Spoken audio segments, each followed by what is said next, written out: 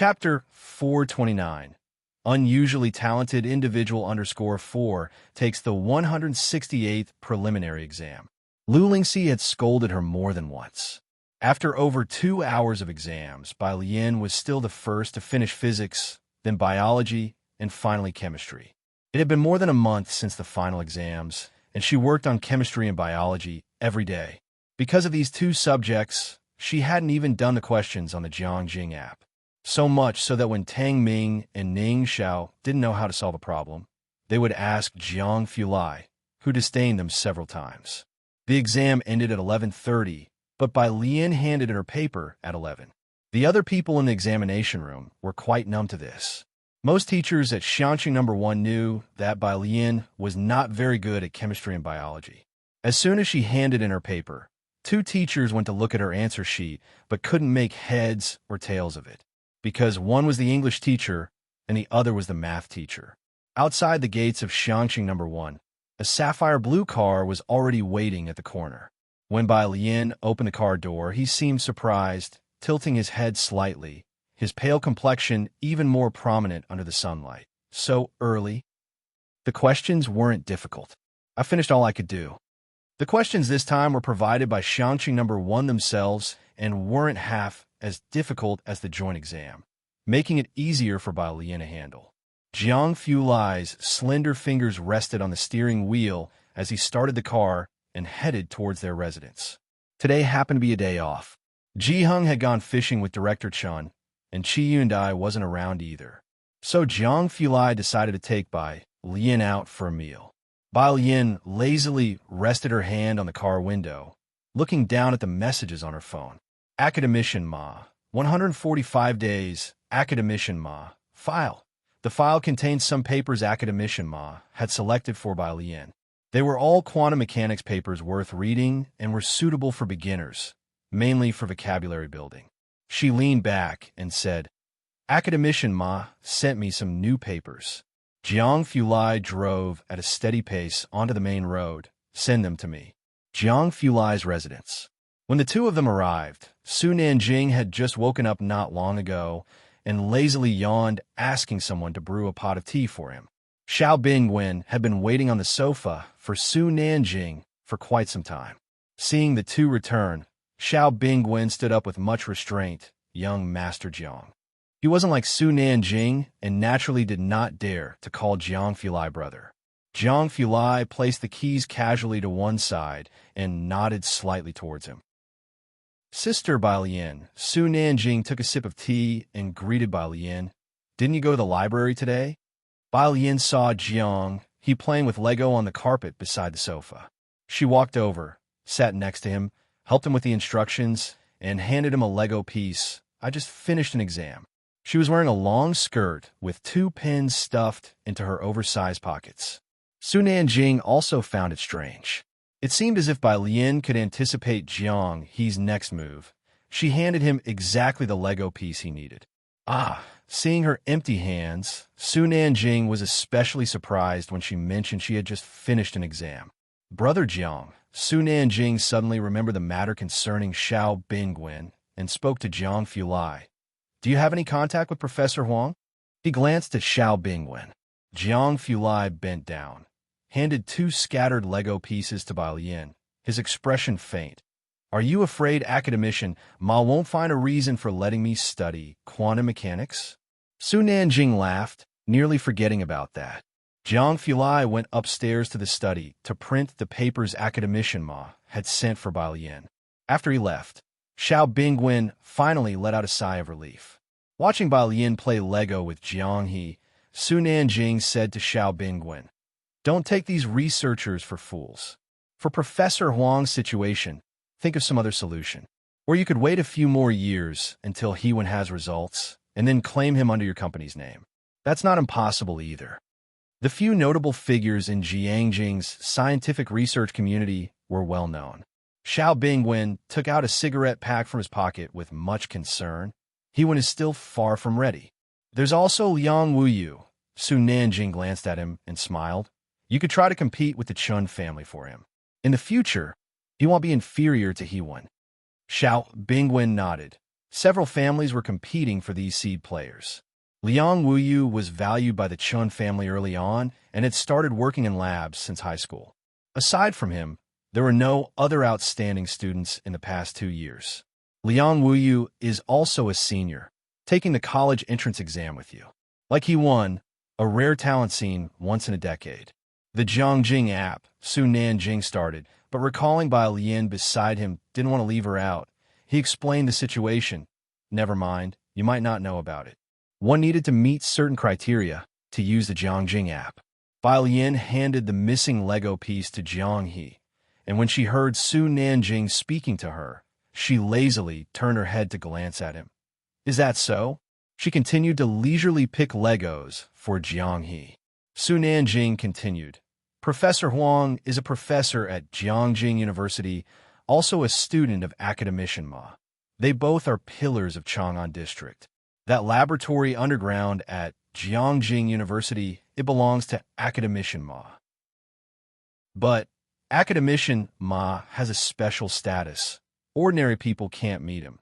So if you, Xiao, really can't find anyone, Xiao Bingwen looked at Su Nanjing, wondering if it was okay to casually discuss Academician Ma's information. He watched Bai Lian slowly playing with the Lego, then reassured himself. Even Academician Ma was beyond his reach, so how could ordinary people understand his significance? Chapter 430.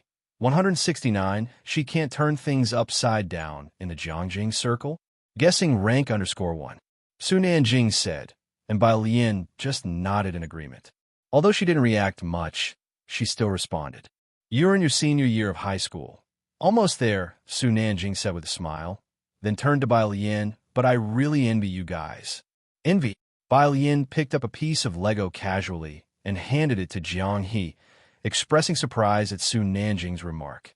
Yes, even though this year's college entrance exam might be harder than last year's, it's still much better than our year. Su Nanjing didn't pay much attention to the college entrance exam, but had heard a bit about it because of Liang Wuyu. Nanjing's year was like a battle of the gods. Xiao Bing went at it on the side. That year was dubbed the toughest college entrance exam, producing a bunch of well-known figures. Su Nanjing laughed. I almost didn't make it into Jiangjing University. Is that so? Bai Lian nodded. Next to her, Jiang He looked up at Su Nanjing. Su Nanjing was somewhat baffled and raised an eyebrow. What are you doing? Jiang He lowered his head again and resumed piecing together his Lego slowly. Upstairs, Zhang Fulai brought down a stack of printed papers. He had them bound and placed them on the bar. My institute had given Bai Lian some introductory papers, some he had read before, and others were recent hot topics. There wasn't much for a senior high school student to get involved with, mainly to lay a foundation for the future. In the hall, the dishes had already been arranged on the dining table. Xiao Bingwen came today to meet Su Nanjing, who had slept until mealtime. Jiang Fulai didn't let him leave and invited him to stay and eat. He dared not sit close to others and took a seat next to Su Nanjing. Are your school's test questions sufficient? Jiang Fulai knew about the tension between Xiangqing and Beicheng, but his reach wasn't that far, and in the end, Xiangqing No. 1 High School had to develop on its own. The Chen family had been a great help to Xiangqing No. 1 High School in recent years, but still, it didn't rise up. Like the Chun family, Jiang Fulai could only offer them some resources. As he spoke, he noticed there were no drinks next to Bai Lian, so he got up, fetched a can of cola, casually opened it, and placed it beside her. This scene didn't surprise Su Nanjing sitting nearby, but Xiao Bingwen was exceptionally astonished, thinking he had to be even more courteous to Bai Lian in the future. After all, even Jiang He didn't receive such treatment now. Taking her time, Bai Lian picked up the cola and took a sip, thinking about the school's issues. For now, yes, most of the students have poor fundamentals and can't handle more difficult comprehensive questions. It wasn't just the senior students affected, but also the freshmen and sophomores. Listening calmly to her, Jiang Fulai's left hand casually rested on the table. After the college entrance exam, based on the exam quality, we'll reassess and aim for provincial key status without too much worry. It was the first time Bai Lian had heard of the provincial key assessment, and she asked some details. Teacher qualifications, school environment, and student performance were all part of the assessment, with student performance being the most critical. Apart from high scores, the school's bachelor's degree qualification rate was also important. Both Su Nanjing and Xiao Bingwen were listening and were quite surprised. Doesn't Xiangqing have a provincial key high school? The two of them were discussing studies. Xiao Bingwen looked at Jiang Fulai, who sat beside Bai Lian, always slightly bowing his head, quietly listening to Bai Lian speak. Although he still seemed enveloped in a chill, this gentle and jade-like demeanor was very different from what Xiao Bingwen had imagined. He felt that Jiang Fulai was just a bit cold, nowhere near as terrifying as the rumors said. Did you get the news about the supplier? Su Nanjing asked casually with chopsticks in hand, starting a conversation about business with Xiao Bingwen. Xiao Bingwen nodded with a smile on his face. Chael, he's involved with the Dawson family. I had a friend check it out locally. It's confirmed. Unable to find a collaboration with Wang Yufeng, they had to find a workaround. The two had been hanging out in bars the past few days, and with Su Nanjing's generous spending, they had gathered quite a bit of information and, through mutual interests, met a contact. Su Nanjing narrowed his eyes slightly. Get him more drinks tonight and probe some more. We want to secure this person. Also, how are the preparations for the Panshan Highway coming along? Almost done. Then let's check it out this afternoon. We have to be ready before the reporters come. Su Nanjing, hearing the news about Chael, was in a good mood. Turning to Bai Lian, he said, Would little sister Bai Lian like to come have a look? There will be people doing bins this afternoon. After finishing her bite of food, Bai Lian looked up at Su Nanjing, her eyes bright. I haven't read today. Su Nanjing, right? That's true. Little sister Bai Lian, the studious good student, probably didn't even understand that his mention of doing bins referred to motorcycle racing. After lunch, Jiang He went for a nap. Su Nanjing took Xiao Bingwen to check out the Panshan Highway and went to the small bar to pick up the keys. Chapter 431. She can't turn the world upside down in Jiangjing? Guess rank _2. His eyes immediately caught sight of the printed papers that Jiang Fulai had left on top. Research paper? Even though it was a stack of English printouts, Su Nanjing instantly recognized the website identifier and said to Xiao Bingwen, I can't understand any of these kinds of documents. Su Nanjing realized it was a physics research paper and complained a bit to Xiao Bingwen. I don't understand it either. Xiao Bingwen had never published in that journal, and it was only after Su Nanjing mentioned it that he learned of it, inevitably recalling what he had seen at Bai Lian's place last time. Was she actually reading scientific research literature? Because of exams, Bai Lian didn't bring any books today and planned to read the new review articles published by Academician in the afternoon. She watched Jiang He lying on the small bed, her hand curled around the literature. Jiang Fulai stood to the side, watching her, and suddenly said, Do you want to take a noon rest? Bai Lian didn't nap because she basically couldn't fall asleep except for that half hour in the library last time. Upon his mentioning it, she also hesitated a bit. Is there another room here? Her gaze shifted towards Jiang Fulai. Remembering correctly, Su Nanjing lived here. I don't sleep at noon. Jiang Fulai turned around calmly, opened his own room. Dressed in black cotton soft home attire, his delicate profile highlighted in a soft haze under the light streaming through the window. Bai Lian looked up. His room was laid with gray flooring. It was a large room with a gray bed in the center and a desk under the windowsill, all in a very cold color tone. The temperature was much lower than that in Jiang He's room. If you want to rest, you can come here. I will work on my project. Jiang Fulai left the door half open, his slender and jade-like fingers resting politely on the iron door handle. Bai Lian walked in to take a look, nodded lightly, and said, Okay. Nighttime. Jiang Fulai took Bai Lian back to Pure Street. Ji Heng and Director Chun had caught quite a lot of fish today, but the courtyard was not as lively as before. Director Chun helped Ji Heng cook in the kitchen. That evening, Ji Heng invited Jiang He and Jiang Fulai to stay for dinner. When Jiang Fulai returned, his room was still tidy, but on the desk by the window, there was a new piece of paper with a half-completed physics thought map. The handwriting on this paper was very neat. Jiang Fulai looked down at it for a while, then carefully folded the paper. She hadn't slept there, but she had read for a long time and written for a length of time. After the people in the courtyard had left, only Bai Lian and Ji Hung remained. Ji Hung hung the fish outside, planning to make dried fish. He did not embroider today, but took out paper and a pen to sketch the designs for the graduation outfits for males, who didn't have many requirements, but Ji Hung had high standards for himself. Under the bright light, his head bowed slightly as he dropped a gentle stroke of the pen. Occasionally, he would glance at Bai Lian sitting under the tree. "Grandpa, if you have something to say, just say it." Bai Lian's fingers rested on the piano strings, her head not even lifting as she tuned. Ji Hung was silent for a moment. Seemingly finding it hard to say, he thought for a long while before hesitantly speaking. "You might be getting a sister or a brother." Ji Mulan was pregnant. Ji Hung had known this news since Friday, but since Bai Lian had exams this week, he hadn't mentioned it. In fact, for the first decade plus of Bai Lian's life, she had always been the only child of the Bai family, and Ji Mulan felt that Bai Qiming had made it clear she was the heir. Who would have thought Bai Shaoqi and Bai Shaoke would come along later? And that's when Ji Mulan realized Bai Qiming had a backup plan. Ji Hung knew Bai Lian had been the only child for many years. The incident with the Bai family had already saddened her into returning to Xiangqing, and now here came this news about Ji Mulan. "Oh." Bai Lian set her hand on the table, her tone nonchalant. She showed none of the sadness Ji Hung had anticipated, which only made him more silent. Ji Hung looked at her a while longer, sighed slightly, and resumed his drawing. He didn't know if Ji Mulan would seriously raise the child. He just felt she was carefully preparing her next masterpiece.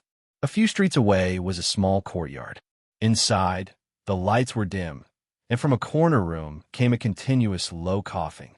The middle-aged man in a black coat had his eyebrows furrowed, a cigarette unlit in his hand, watching the old man on the sick bed with a frown. Ning Xiao sat at the bedside, adeptly helping her grandmother breathe smoothly. Grandma Wang's coughing had quieted down a lot, and sleepiness appeared to loom over her. As Wang Yufeng watched Grandma Wang's eyelashes slowly close, the weight in his heart lifted, but just then his phone in his pocket rang. Fearing that Grandma Wang would awaken, Wang Yufeng quickly hung up and stepped out into the courtyard. Chapter 432 169. Can't she turn the world upside down in the Jiangjing Circle? Guessing ranking _3. Hearing the sound from the room dwindling, he finally relaxed. Clenching the cigarette between his teeth, he pulled out his phone to return the call. "What is it?" His voice was heavy. On the other end of the phone, his confidant, sensing his bad mood, simply said, "How should this year's share be divided? Quite a few people in China have found Lucian and his men. We'll talk when I get back." Wang Yufeng recently had no mood to deal with these matters, the scar on his brow imbued with a fierce aura. "Tell them to tighten up." "Yes, boss," his confidant replied. Wang Yufeng hung up the call, irritated. After waiting a while longer, Ning Xiao emerged from the room. His hair at the front was a bit long, shadowing the gloom in his eyes. "Uncle Wang." His tone was indifferent. "Godmother stopped taking her medicine." Wang Yufeng sought countless doctors for Grandma Wang in the past, but she had long been plagued by illness. Being over 90 and still alive was already not easy. Ning Xiao went to sweep the trash in the courtyard, responding coldly with a Wang Yufeng was not surprised by his cheap nephew's attitude. Watching Ning Xiao's retreating figure, he reached out to light his cigarette. "Your technique is good. It reduced Godmother's pain considerably. Which doctor did you learn from?" Wang Yufeng could naturally tell Ning Xiao's proficiency. "Classmate," Ning Xiao replied sparingly. "Classmate?" Wang Yufeng watched Ning Xiao's back, slightly surprised. He knew Ning Xiao well.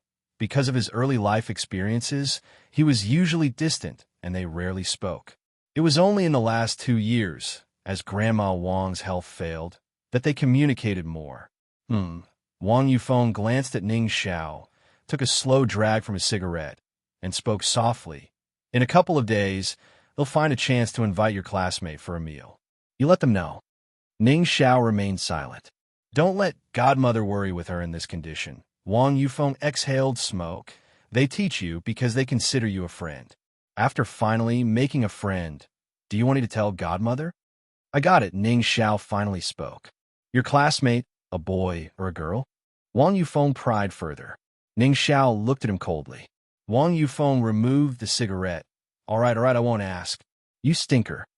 Jiangjing, Su family. Mid-month, the Su family gathered for a meal at the old master's place. The Su family lineage had substantially more people than the Jiang family, and with ambitious younger generations, strife within big families was inevitable.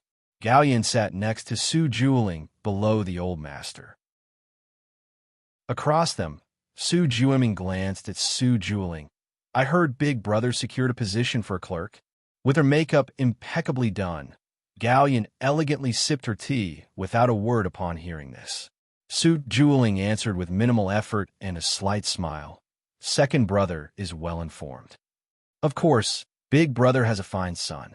Everyone in the clan respects Big Brother. Su Juiming lifted his head with a smirk. I've heard Nanjing has been up to something big recently. Let me congratulate Big Brother in advance. Big move. The old master indeed looked up, directing his gaze at Su Juling with a smile. I was wondering why I haven't seen Nanjing lately. Where'd he go? Among the younger generation of the Su family, many were outstanding, but in Jiangjing, Su Nanjing and Su Jin were particularly well known, particularly Su Nanjing, who had the backing of the Jiang family, and who had always outshone Su Jin. Giving Su Juiming a brief glance, Su Juling reported to the old master, Dad, don't mind the nonsense from my second brother. Nanjing has been off riding motorbikes in some secluded place recently. Less than 10 people knew that Su Nanjing went to Xiangqing to draw blood from Jiang Fulai. You're being modest, Su Juiming turned to the old master. Nanjing wants to give you a surprise. Su Juling frowned slightly. After the meal, on his way back to his own yard, Su Juling finally spoke to Gao Yin. Who did you want that position for? He asked casually, knowing his wife was a person of discretion, which is why he hadn't refused when she brought it up. For our future daughter, Gao Yin, wrapped in a thick military coat over her Cheongsam in the Jiangjing cold, paused as she recalled Su Nanjing's response. Shui Dinga's daughter. She answered. Su Juling was used to Gao Yan's odd descriptions. Daughter? Su Jini? Su Jini, Su Juming's daughter, was currently the highest status socialite in Jiangjing circles. Old Master Su greatly doted on her, and Su Jini was also very promising. Unlike her father, Gao Yin had a good impression of her. After all, with the family's prominence in the Su family, the only ones who could outshine Su Jini were members of the Jiang family. But in this generation of the Jiang family, there was no other young lady but Jiang Fulai. Chapter 433. 169. She can't turn the world upside down in the Jiangjing circle? Guessing rank _4. Gao Yin had been envious of her for a long time. It's not her. I have my eye on a goddaughter for you. It's... Gao Yin laughed softly, then seemed somewhat distressed. She doesn't seem to like us very much, though. Oh. Su Juling was surprised, but not overly confident. Gao Yin had the idea of taking a goddaughter, and throughout Jiangjing, there couldn't be many people who would refuse, right? This was indeed novel, but since Gao Yin was not keen on elaborating, he didn't ask. Lin Uncle, who had grown up with Su Juling, was particularly astonished. Gao Yin wanted to take a goddaughter? Given Su Nanjing's status, if Gao Yin took a goddaughter, wouldn't she turn the Jiangjing circle upside down? After all, a huge part of Su Jini's high status in the circle was because she was a member of the Su family. And the Su family, everyone knew Su Nanjing was a good friend of Jiang Fulai. Back in the courtyard, Su Juling called Su Nanjing, his eyes slightly narrowed. What have you been doing these past few days? You got news so fast. On the other end of the phone, Su Nanjing sat at the bar, elbow resting on the counter, lips curved in a smirk. I've landed a deal that, if successful, means you won't have to worry about lab supplies for the coming year. This was indeed a big deal, and Su Juling narrowed his eyes slightly. You need to be careful with this matter. Your second uncle might know about it. Don't worry, Su Nanjing squinted his eyes. Monday. A few scores were released first. This time, it was an internal exam at Xiangqing No. 1 High School. The questions, formulated by the grade-level academic teams, were not difficult. There wasn't a significant gap in the high scores. Mathematics was relatively easy compared to the final exam. Bai Lian and Ning Xiao both achieved perfect scores, and even Tang Ming aced the test. In Class 15, the math teacher glanced over the students with a smile, instructing the papers to be distributed. Everyone did quite well this time, and the improvement in math is rapid. If you have any questions, feel free to come to me. When Qi came over, saw that Bai Lian and Ning Xiao got perfect scores again after English, muttered terrifying, and returned to his seat. The questions were somewhat easy for Bai Lian and Ning Xiao. Therefore, Bai Lian didn't gain an advantage in mathematics and physics. After school in the afternoon, a group from Class 15 walked together. Not far away, students from Class 8 were also gathered. Class 8 was full of tough kids, either from wealthy families or families with power, many of whom had private tutors. Everyone only checked their own scores for the end-of-term joint exam and did not know other scores. But Ning Xiao becoming first in place of Chun Zhu during a few monthly tests last semester was alarming. Therefore, almost everyone in Class 8 had been taking supplementary classes during the winter break. Winter break was also a chance to pull ahead. The last two subjects' results will probably be out tomorrow. I wonder how much Bai Lian and Ning Xiao scored, said the Class 8 monitor, who used to be close to Zhang Xi's. With a buzz cut, his gaze landed on Bai Lian in front of him, his voice lowered. Did Bai Lian hire a private tutor over the winter break? Upon hearing this, Chun Zhu, who was with Ren Wanxian, also paused in his steps, looking toward Bai Lian's side. No, Ren Wanxian, holding her backpack, squinted toward Ning Xiao and Bai Lian, and finally rested her gaze on Bai Lian. She went to Jiangjing for a wedding. Ren Wanxian knew this from Ren Qian. The Su family had not extended an invitation to the Ren family. Hearing this comment, Chun Zhu was momentarily stirred. He and Ren Wanxian had been staying home, studying with the family tutor from Beicheng, not missing a single day. Ren Qian had high hopes for Ren Wanxian, and the tutor they hired was among the best in Beicheng. Vacations meant relaxation for other students, but for Ren Wanxian and Chun Zhu, it was an optimal time to fill in the gaps. Jiangjing, then you definitely want score higher than her this time, the Class 8 monitor said to Chun Zhu, chuckling. Ning Xiao's family surely can't afford a home tutor, Chun. You had a great chance. These weren't random speculations. Playing for winter break certainly wasn't the same as studying for it. Chun Zhu heard this and just shook his head. Not necessarily. Not far away. When Qi noticed the looks from the students of Class 8, frowning, what are those people from Class 8 staring at us for?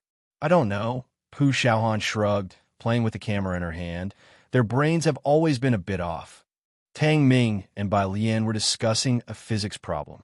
Ning Xiao didn't pay attention to those people. Ning Xiao walked alongside the two, not talking much, only occasionally glancing at Bai Lian. The electric field comes down like this. Bai Lian's hand angled 45 degrees downward, under the sunlight, her fingertips glistening like jade. Looking at Tang Ming, imagine in your head how the path of Q and E would intersect. An idea struck Tang Ming, and he slapped his forehead. Right, how did I not think of that? He took off his backpack and pulled out a practice workbook. Only then did Bai Lian slightly turn her head, fished out Bluetooth earbuds from her pocket, and while putting them on, she languidly looked at Ning Xiao. What did you want to say? It's just, Ning Xiao was inviting a friend to dinner for the first time. His eyes and voice both dropped, very quiet. My uncle wants to invite you to dinner, to thank you. Do you have time? Chapter 434, 171st 3 are some kind of devils. Meet_1. Your uncle? Bai Lian was somewhat astonished. Ning Xiao nodded. Bai Lian remembered that man named Wang. It was the first time she had heard Ning Xiao mention his uncle. Ning Xiao was someone who inherently lacked affection, barely uttering a few words even in front of Grandma Wang. When Bai Lian last visited Ning Xiao's home, Grandma Wang's reaction was very agitated. Is this it? Bai Lian lowered her head to find an English reading app and press play. Just find a time that works for you.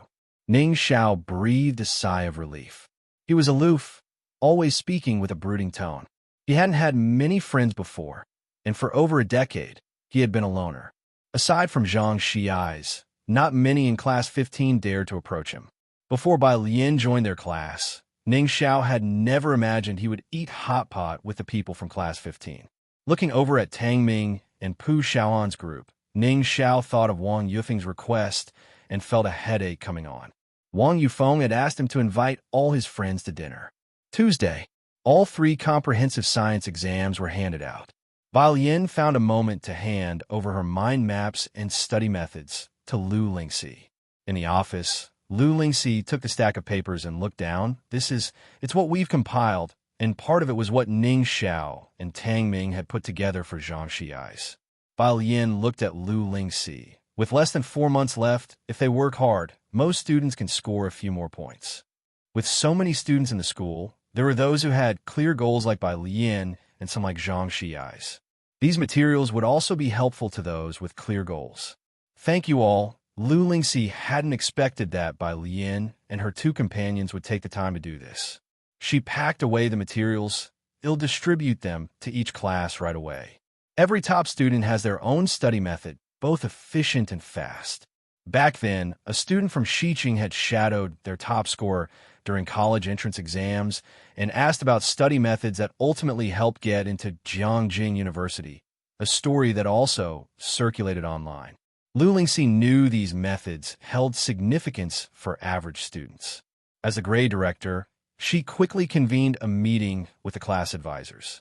The class advisor of Class 8 took these materials and brought them to the class that afternoon, placing them on the lectern. These are study materials and methods provided by Teacher Lu. Anyone who needs to can come to me for a printout after class. Also, the initial test scores are out. You can come check your rankings after class if you're interested. After finishing, he picked up the exam papers and began discussing the physics multiple choice questions. This time, the physics questions weren't hard, and the students in Class 8 performed well. After class, a crowd surged forward to see Chunju's ranking. Chunju, Wan Xian, their seats had been changed. The class president of Class 8, now sitting in front of Chunju, rested his hand on the table and leaned over to look at Chunju, then glanced at Ren Wan Xian, sitting in the row next door. Are you 2 going to print those materials? Chunju's dark eyes were fixed in the direction of the lectern, and he didn't respond immediately. Ren Wan Xian hesitated. Heard through the grapevine, the class president's desk mate, a guy with a buzz cut, Bao Boyu, could barely suppress his laughter, that these study methods and materials are supposedly by Bai Lian and Ning Xiao's group. What? Chunju's desk mate also laughed. I mean, what are they doing? Isn't this awkward? Are they sharing their study experiences? Who's going to print it? If you print it, remember to show me. Bao Boyu glanced at Chunju, then said, I'm definitely not going. The class president didn't make any statement. Both Chunju and Ren Wan Xian had actually considered printing the materials, but upon hearing that it was compiled by Bai Lian and her group, neither of them reacted. Ren Wan Xian turned to Chunju and asked quietly, Are you going on Saturday? Chunju shook his head. Not sure. I don't know who it is, but my dad might go. Go where?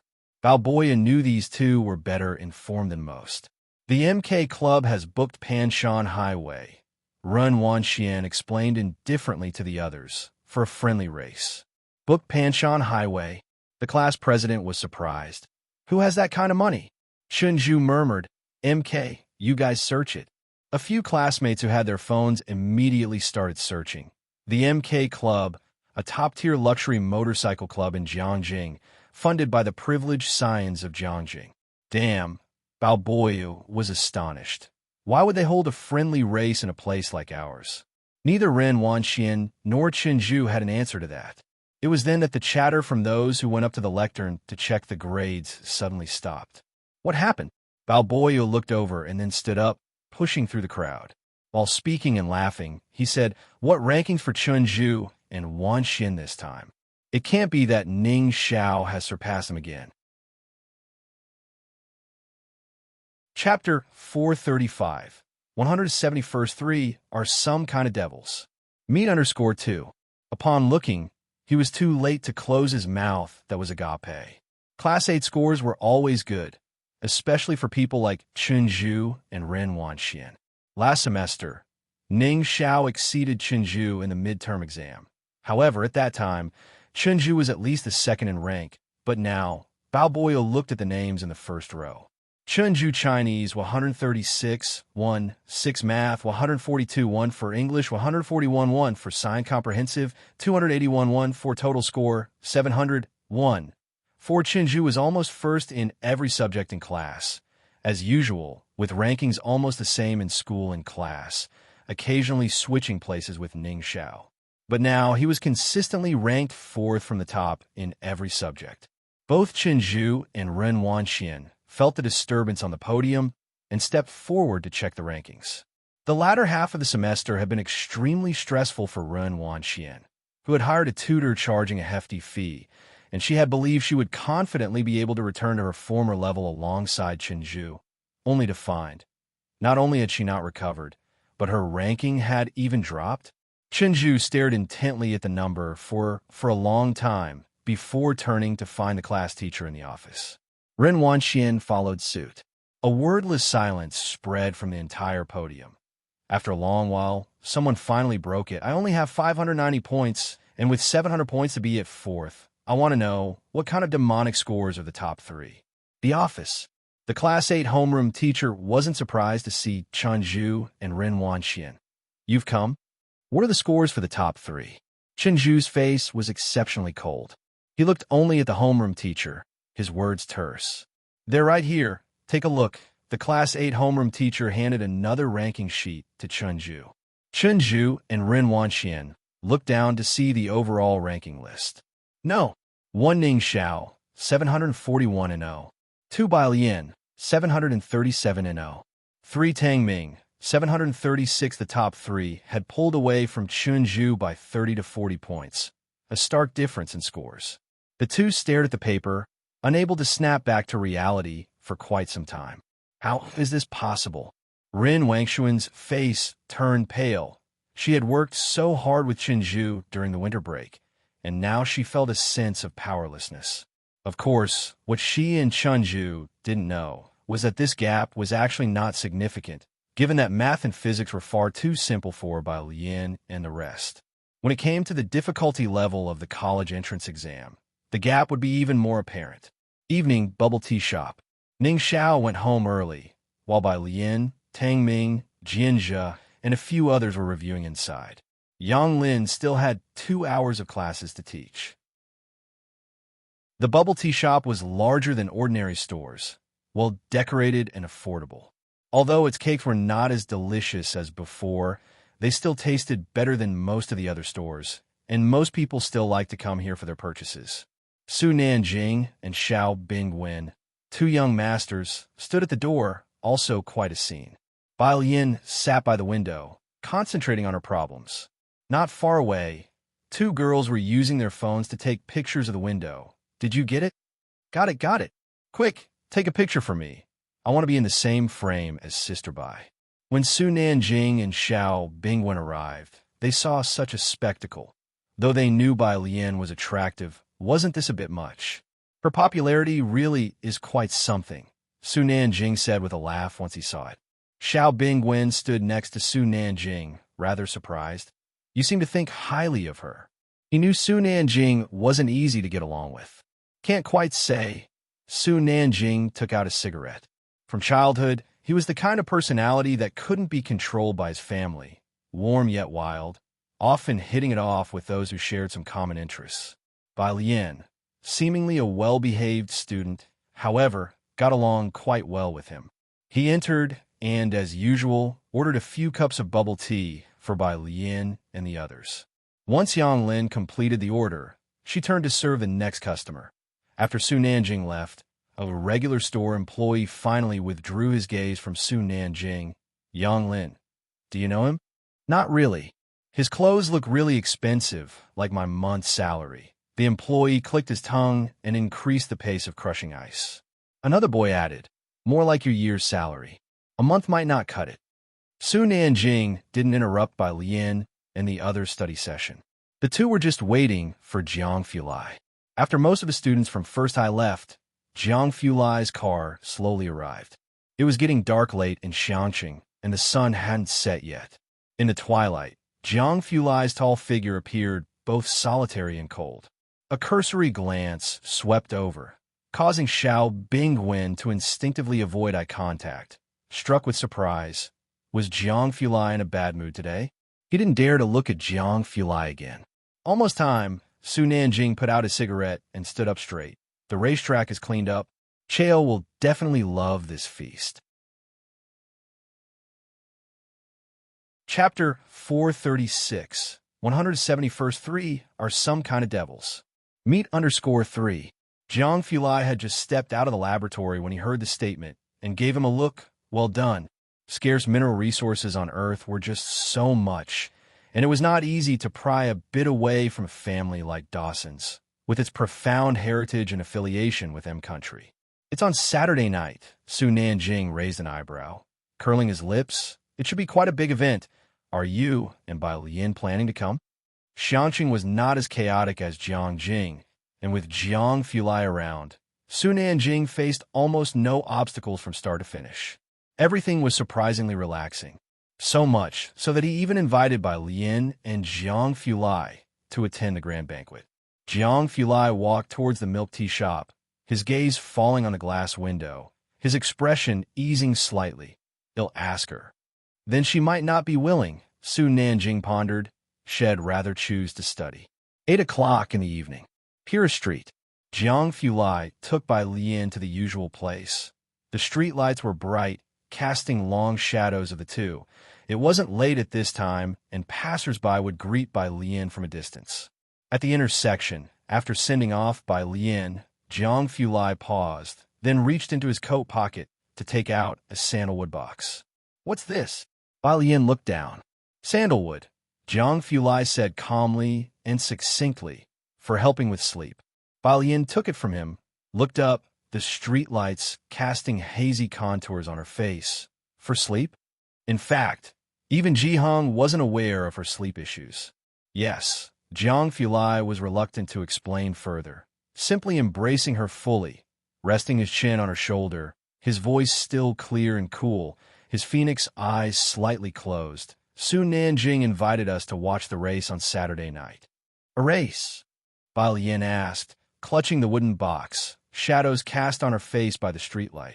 What race? Motorcycle, I guess. Jiang Fulai knew about Su Nanjing's activity, but didn't care much about it. If you don't want to go, let's have hot pot fish head on Saturday. Motorcycles? Bai Lian's eyes lit up slightly. Let's go. This was beyond Jiang Fulai's expectation. He looked down at her, surprised. All right. Releasing his grip, he added softly, go back, good night. Saturday, 11 o'clock in the morning. At Jiang Fulai's residence, the sun was gentle, and a mild breeze caressed the face. Su Nanjing and Xiao Bingwen sat in the wicker chairs outside, talking. Above them was the gazebo and the sunshine. Su Nanjing leaning back, his eyes slightly closed as he tapped his fingers on the armrest. How's Xiaoguo's practice coming along? I've asked Chael to look after the club. This race can't afford a single mistake. Su Nanjing being able to chat with Chael was in part due to sharing the same hobby. Don't worry, our people are keeping watch. Xiao Bingwen nodded, his expression serious. It hadn't been easy to approach Chael, and in all of Jiangjing, Su Nanjing was the first to reach this step. Who could have known that Chael would be hanging around the Azure Dragon Bar and would share the same hobby as Su Nanjing? Ming Dongheng was sitting next to Su Nanjing, his face cold, saying nothing. As the two talked, Bai Lian came out of the house, and Su Nanjing immediately looked over. Hi, little sister Bai Lian. Done with your homework? By his side, Ming Dongheng picked up the keys on the table and stood up. Bai Lian greeted Su Nanjing in a lazy tone as well. It's almost time for dinner. Where are you going? Su Nanjing realized that Bai Lian was about to head out as he looked at Ming Dongheng. Today was the day Su Nanjing and Chael had organized a motorcycle chase. For this, he had prepared for 10 days. The group was planning to go to Panshan Highway just after lunch. Going to dine with classmates first, Lien said, holding a canvas bag, smiling at him. Today, Uncle Ning Xiao was inviting Ning Xiao's classmates for a meal. Su Nanjing looked at Ming Dongheng, saying, "We happen to be heading to Panshan Highway earlier as well. Xiao Ming, don't make an extra trip. We'll take little sister Lien there." Ming Dongheng gripped the keys tightly. Half an hour later, Xiao Bingwen's car stopped in front of a very clean, old-fashioned local restaurant. This street was somewhat ancient and was not frequented by non-locals. Lien got out from the backseat and said goodbye to Su Nanjing. Su Nanjing leaned out to watch as Lien entered, then withdrew his gaze, noticing two burly men who had just gone in and feeling slightly surprised, as they looked like martial artists with extraordinary abilities. So many martial artists in Xiangqing. It was out of the ordinary to see two such figures in a small restaurant. Xiao Bingwen also glanced over. "This place is on the border. Mercenaries are common here." Su Nanjing nodded. The two continued their talk as the car drove away. On the second floor, in a private room, Pu Xiaoan and Tang Ming had arrived 10 minutes before Lien. Wang Yufeng was wearing a more amicable outfit today, and he greeted Ning Xiao's two classmates with a smile. "Ning Xiao has a difficult personality. Please be forgiving of him." Ning Xiao sat by his side, his face cold, silent. "Uncle, it's because the academic god was willing to hang out with us and even explain problems to us." Pu Xiaoan expressed his gratitude to Ning Xiao. "Our class ranked first in the average score for the midterm exams. All thanks to him." Wang Yufeng was surprised. He glanced at Ning Xiao and then asked, "Didn't you say there was another classmate coming? Why hasn't the person arrived?" Ning Xiao looked down at the time. "She's here." As Wang Yufeng wondered how Ning Xiao could be so certain, the next second, the door to the private room was knocked on 3 times, and Tang Ming, who was sitting by the door, opened it. Chapter 437. 171. Are your requirements high? Second update, _1. Wang Yufeng knew the last one to arrive was the student teaching Ning Xiao the techniques. By Tang Ming's side, Pu Xiaoan's eyes also lit up. "Lien is here." Ning Xiao by Wang Yufeng's side also sat up straight. This made Wang Yufeng feel strange. It seemed that the last student was the leader of this little group. Just who was this person that could even captivate someone with Ning Xiao's personality? Just as he was thinking this, the person outside had already walked in. The newcomer was dressed in a loose lead-white top and dark blue long pants, which looked somewhat like national-style training attire. A pair of wooden hairpins held up the long hair at the back of the head. She was casually carrying a canvas bag, with wisps of hair falling lightly across her forehead, and her ink-dyed eyebrows and eyes appeared relaxed yet cool. Although her style was different, Wang Yufeng recognized her. Wasn't this the girl who had saved him in the alley and then met his godmother? What a coincidence. "Lien." Wang Yufeng stood up and smiled at Lien. "So you're also Ning Xiao's classmate." Pu Xiaohan turned curiously. "Uncle Wang, you know each other?" "Yes, we met at my godmother's house." Wang Yufeng did not mention the incident in the alley, only saying, previously when his grandmother accidentally fell, it was Lien who brought her. Ning Xiao didn't know about this. He once again thanked Lien, who had just transferred to their school at that time, and he did not know her yet. Pu Xiaoan and Tang Ming, who were still a bit restrained, were initially somewhat afraid of Wang Yufeng due to the tattoos that were faintly visible on his neck, but now that Lien had arrived and they all knew each other, the atmosphere immediately relaxed. "Classmates, at Uncle's We Chat." Wang Yufeng took out his phone, amicably adding Tang Ming and Pu Xiaoan's WeChat. "If you need anything in the future, you can look for Uncle." "All right." Both obediently took out their phones. When Wang Yufeng heard that Pu Xiaoan was a senior, he was momentarily stunned, and then looked at Ning Xiao. "You're a senior already?" He felt a bit embarrassed. He had brought back practice problems for freshmen on this trip. "Ning Xiao, what else?" Wang Yufeng felt a bit embarrassed and changed the subject. "Is the college entrance exam coming up soon? All 4 of you need to work hard." After the meal, Wang Yufeng seemed particularly happy, and they only finished eating a little later than planned. He and Bai Lian lingered behind, and Wang Yufeng took out a cigarette. My godmother's condition is not good. She is conscious less and less, and I don't know how long she can hold on. You should spend more time with Ning Xiao. The last time Bai Lian took her grandmother's pulse, the signs had already been faint and weak. As they talked, the group parted ways at the door. Wang Yufeng watched Bai Lian and the others leave, and then thought that he hadn't yet asked about Ning Xiao's grades. Where are you planning to apply? He turned around, asking casually. He planned to arrange things for Ning Xiao in Advanced Ning Xiao, Jiangjing University. Wang Yufeng, seriously? Although he didn't finish middle school, he knew that this was not a university just anyone could get into. At 6 in the evening, Bai Lian and Jiang Fulai arrived at Panshan Highway. The Panshan Highway in Xiangqing is located in the north of the city. Although it was only 6 o'clock, the entire Panshan Highway was already lit up with colorful lights and banners, and the grandstands on either side of the starting station had been renovated, sparkling in splendor. In the middle of the road were motorcycle enthusiasts from various countries. This was the second time Bai Lian felt there could be so many people. She was holding her phone. Miss Jiang, you're here. Su Nanjing didn't have time, so Xiao Bingwen, accompanied by others, came down to bring Bai Lian and Jiang Fulai to the viewing platform. There are 3 layers in the spectator stand. The bottom layer had seating for regular spectators, as well as media reporters. The middle was for monitoring facilities and a giant screen, which would project live footage for those below. Many people were below, recording the giant screen with their phones. The third floor was the VIP room, with a small section for a tea break room in the middle. Xiao Bingwen took Bai Lian and Jiang Fulai to the viewing platform, instructed the people outside to take good care of them, and then hurried away. Bai Lian saw there was a balcony and walked over. From the balcony, she could see the cheerleaders below, the huge screen opposite, and the audience on the first floor.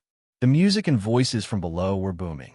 Jiang Fulai stood beside Bai Lian for a while, leaning slightly against the balcony, his eyebrows lowered. I thought you weren't interested in these kinds of things. It's all right. Bai Lian casually propped her hands on the balcony, her gaze fixed on a black motorcycle below, a hint of a smile playing on her lips. I've watched it sometimes. Outside, someone knocked on the door. It was Xiao Bingwen's man, Xiao Ilei. Mr. Jiang, Miss Bai, here's some refreshments. He placed a small dish on the little table on the balcony. Seeing that Bai Lian and Jiang Fulai had no other instructions, he went back downstairs. He was very respectful. The sun was gradually setting, and street lights were lighting up one by one, illuminating the entire Panshan Highway as if it were broad daylight, making the crowd below even more excited. Jiang Fulai wasn't interested in motorcycles. He took out his laptop and placed it on the table, talking to Bai Lian while also checking his computer. The friendly match would start at 7:28 p.m. At 7 p.m., after Su Nanjing and Xiao Bingwen finished greeting people, they finally found a chance to say hello to Bai Lian and Jiang Fulai. Su Nanjing sat opposite Jiang Fulai and drank a large glass of water. It's not easy. Chael seems to love this scene. He's chatting with the racers downstairs. Jiang Fulai closed his laptop and started to talk business with Su Nanjing. Is everything arranged? You still don't trust me? Su Nanjing smiled. Jiang Fulai didn't say anything, just gave him a light glance. Su Nanjing, that matter with physics doesn't count. Bai Lian was still lying lazily on the balcony, listening to English and looking at the cars below. Xiao Bingwen stood by Su Nanjing's side, his posture also much more relaxed now. Just at that moment, someone knocked on the door. Xiao Bingwen went to open it. It was Xiao Ilei. He whispered something in Xiao Bingwen's ear, and Xiao Bingwen's expression suddenly changed. What's wrong? Su Nanjing, holding a glass, looked over casually. Xiao Bingwen's expression was cold. Xiao Wu went back to Jiangjing. Su Nanjing gripped the glass tightly, his tone becoming particularly dangerous. Back to Jiangjing? When did he leave? This afternoon he said he wanted to take another lap to familiarize himself with the route. Xiao Bingwen pursed his lips. He must have gone back then. No substitute racer? Jiang Fulai tapped his fingers on the table, narrowing his eyes. Su Nanjing shook his head, looking quite troubled. There are not many in the club who dare to run this stretch. Besides Xiaohua, there's one other person, but he can't run the whole thing. I personally recruited him. I didn't expect him to leave at this time. Jiang Fulai's gaze fell on Su Nanjing, coolly asking, "Do you know who's behind this?" Su Nanjing tilted his head back and gave a bitter smile. It must be an inside job. Thanks to Su Juming's reminder, Su Nanjing had also prepared well for Su Juming's moves. He took precautions against the people around Chael and made sure nothing happened on his watch. The only thing he didn't expect was betrayal from within his ranks. This business matter was crucial.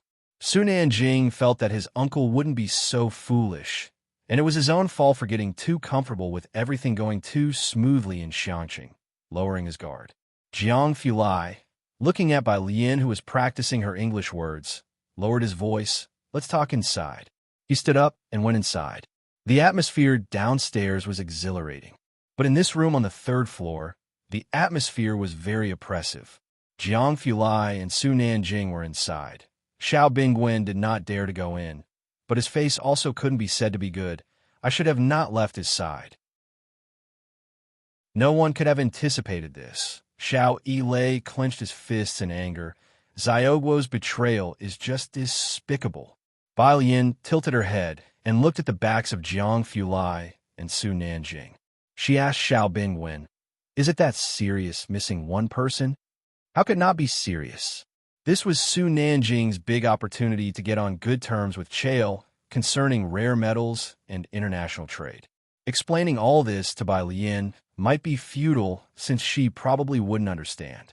Xiao Bingwen, pressing at his brow, suppressed his irritation and explained to Bai Lian, "If this matter isn't handled well, things will be even harder for Nanjing and the Su family." The Su family members scrutinize his every move, and his uncle has always been against him. Bai Lian took off her headphones, her hand lazily resting on the balcony, listening to Xiao Bingwen's explanation. It was now 7:18 p.m., and the staff knocked at the door. "Third young master Chael, is asking when you will come down." As soon as the words were spoken, the atmosphere in the room sank even lower. The match would start at 7:28 p.m. Chael must have already reported this incident to Grandpa, Xiao Yilei added from the side, and then he sighed. If only we had a racer familiar with the route right now. There were no motorcycle clubs in Xiangqing, and the routes on Panshan Highway were complex. There weren't many who ran them, so finding someone familiar with the route on short notice was not easy. After Xiao Yilei finished speaking, Bai Lian thought for a moment. How high are your requirements?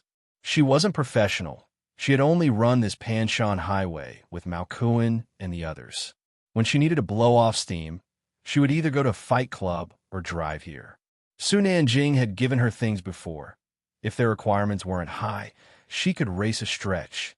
Of course, she wasn't professional, but she was wild enough. Chapter 438, 172, Wild Blueberry _1. It's not high level. They're all amateurs, Xiao Bingwen said softly, and it was precisely because of this that no one expected issues to arise. There are 9 racers. Chael likes the number 9. Just completing the race is enough. Su Nanjing found 3 capable racers, one of whom was his most trusted Xiaohua, while Xiao Bingwen had people keeping an eye on the other 2, excluding Su Nanjing's most trusted Xiaohua. Chael may act like brothers with Su Nanjing, but striking a business deal wasn't easy, or else Su Nanjing wouldn't have gone to such great lengths to construct a racetrack. How important it was to accompany Chael goes without saying. Even Su Nanjing was on edge. Despite having invested so much to raise the caliber, they were 1 short at the final moment.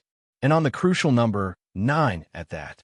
Bai Lian turned off the app on her phone and slowly flexed her wrist. Then I can do it. Xiao Bingwen was pondering the likelihood of finding a substitute to complete the full race when he heard Bai Lian's statement. What? He looked Bai Lian up and down. Compared to Jiang Fulai, Bai Lian was undoubtedly more introverted, with a loose white shirt on her exuding a mysterious artist vibe. So much so that when Bai Lian spoke, Xiao Bingwen never associated her with riding a motorcycle. Inside the house, Jiang Fulai was wearing a casual white jacket today, his naturally stern aura more prominent.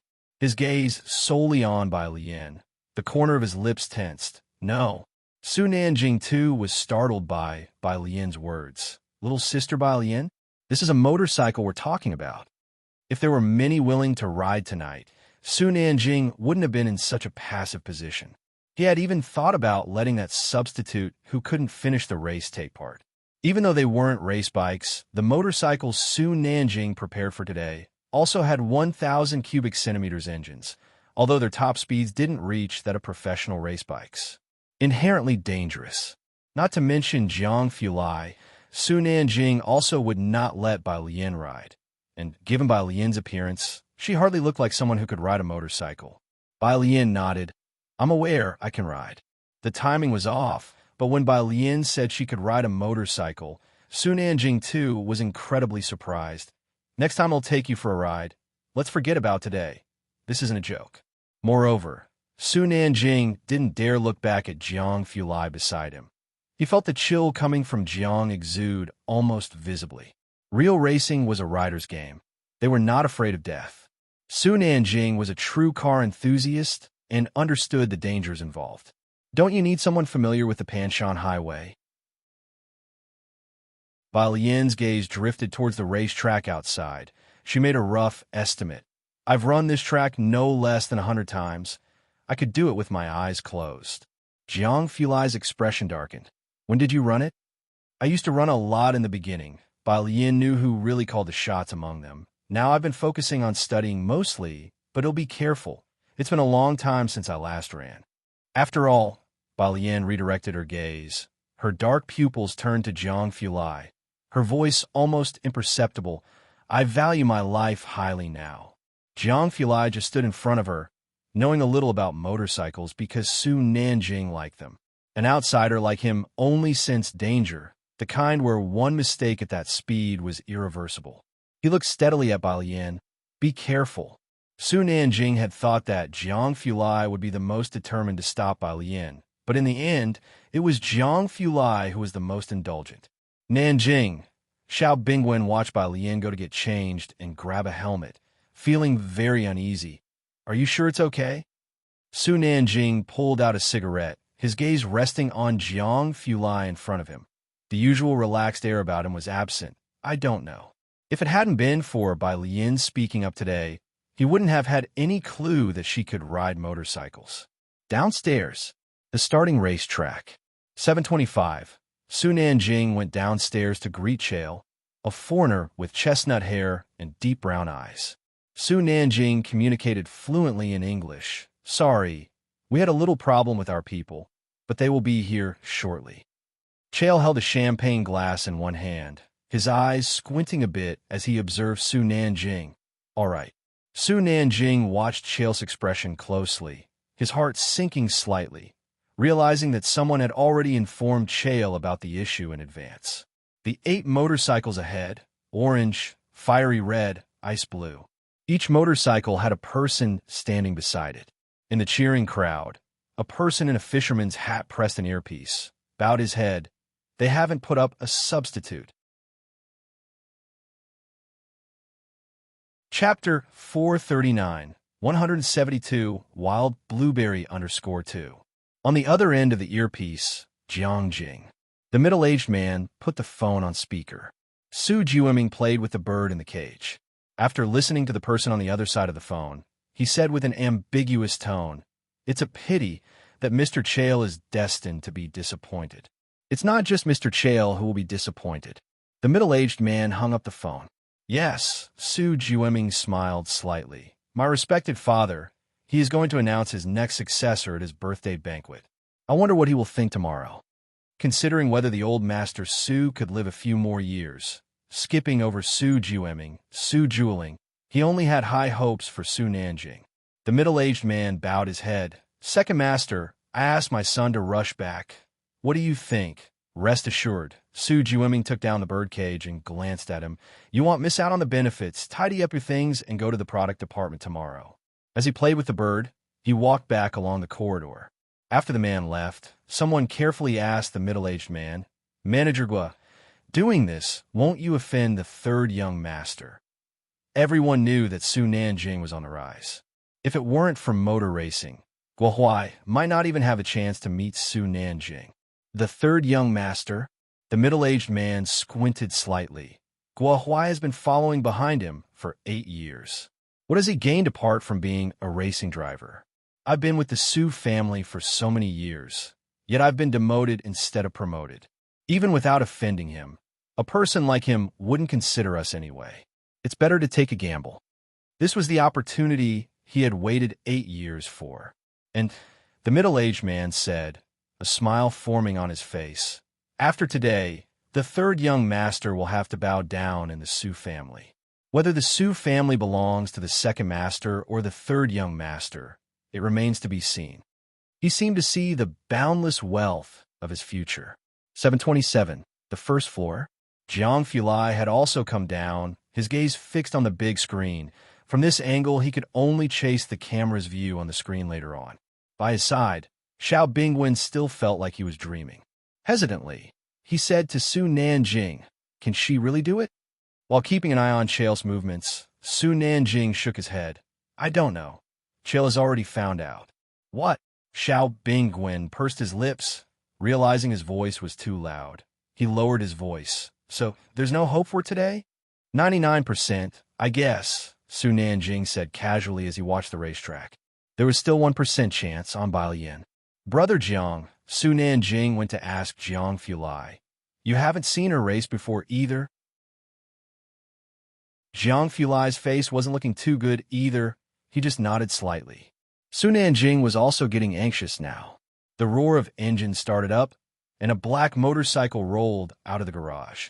The person on the bike wore a black and white motorcycle suit, a black helmet, which wasn't very form-fitting.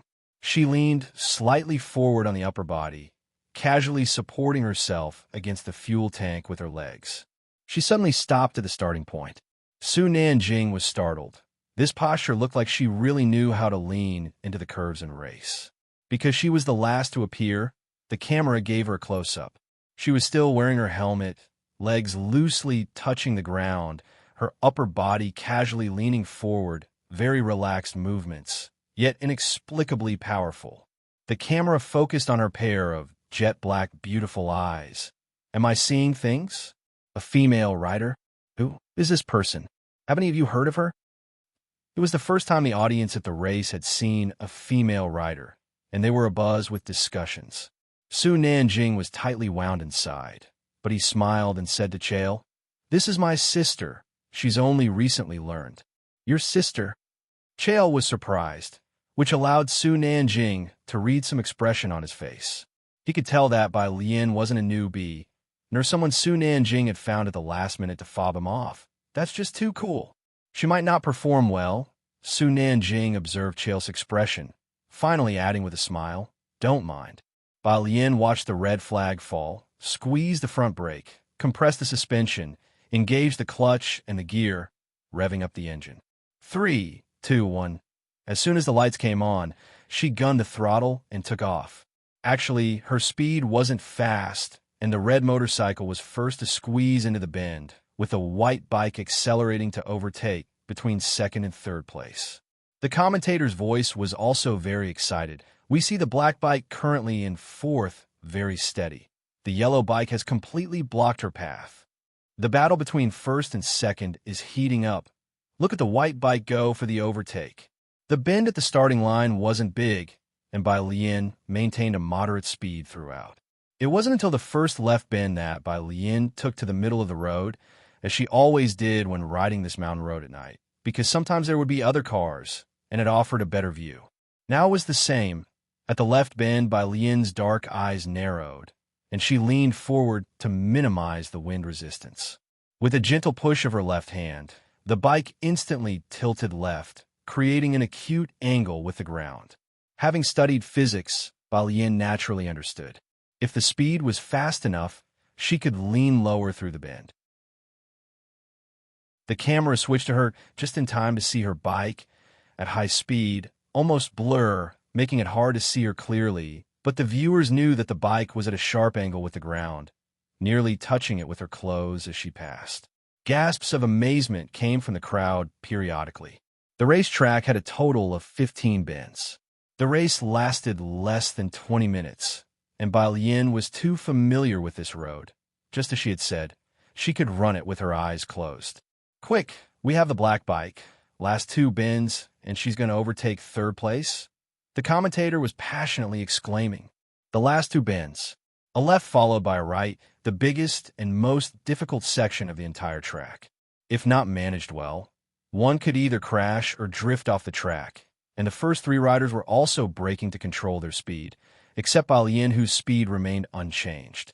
She rested her heels on the foot pegs, adjusting her posture to control the bike's center of gravity. The black motorcycle under her command was like a nimble warhorse, leaning into and pressing through the bends, leaving a trail of sparks and flash on the outer track. Look, she's passed one. Let's see if she can hold on at 3rd place. On the final lap, the camera was fixed on her. With the high-pitched screech of rubber on asphalt, the red bike stopped at the finish line, followed swiftly by the black bike cutting through the bend past the original 2nd place yellow motorcycle, Z's. Stopping at the finish line. On the big screen, the intense battle made it impossible to pay attention to anyone else. All eyes saw the black bike resting next to the red one, with the rider in a white and black racing suit casually resting one hand on the cool-colored fairing and the other pulling off her helmet, as her legs supported her against the ground. Her dark hair was loosely tied at the back of her head with a band, and under the slanted white lights, the loose strands were lifted by the wind, turning her tumbled dark hair luminous with a pale yellow glow. Her cool gaze inadvertently swept towards the camera, aloof yet wild. It was a rebelliousness etched in her very bones. Chapter 440.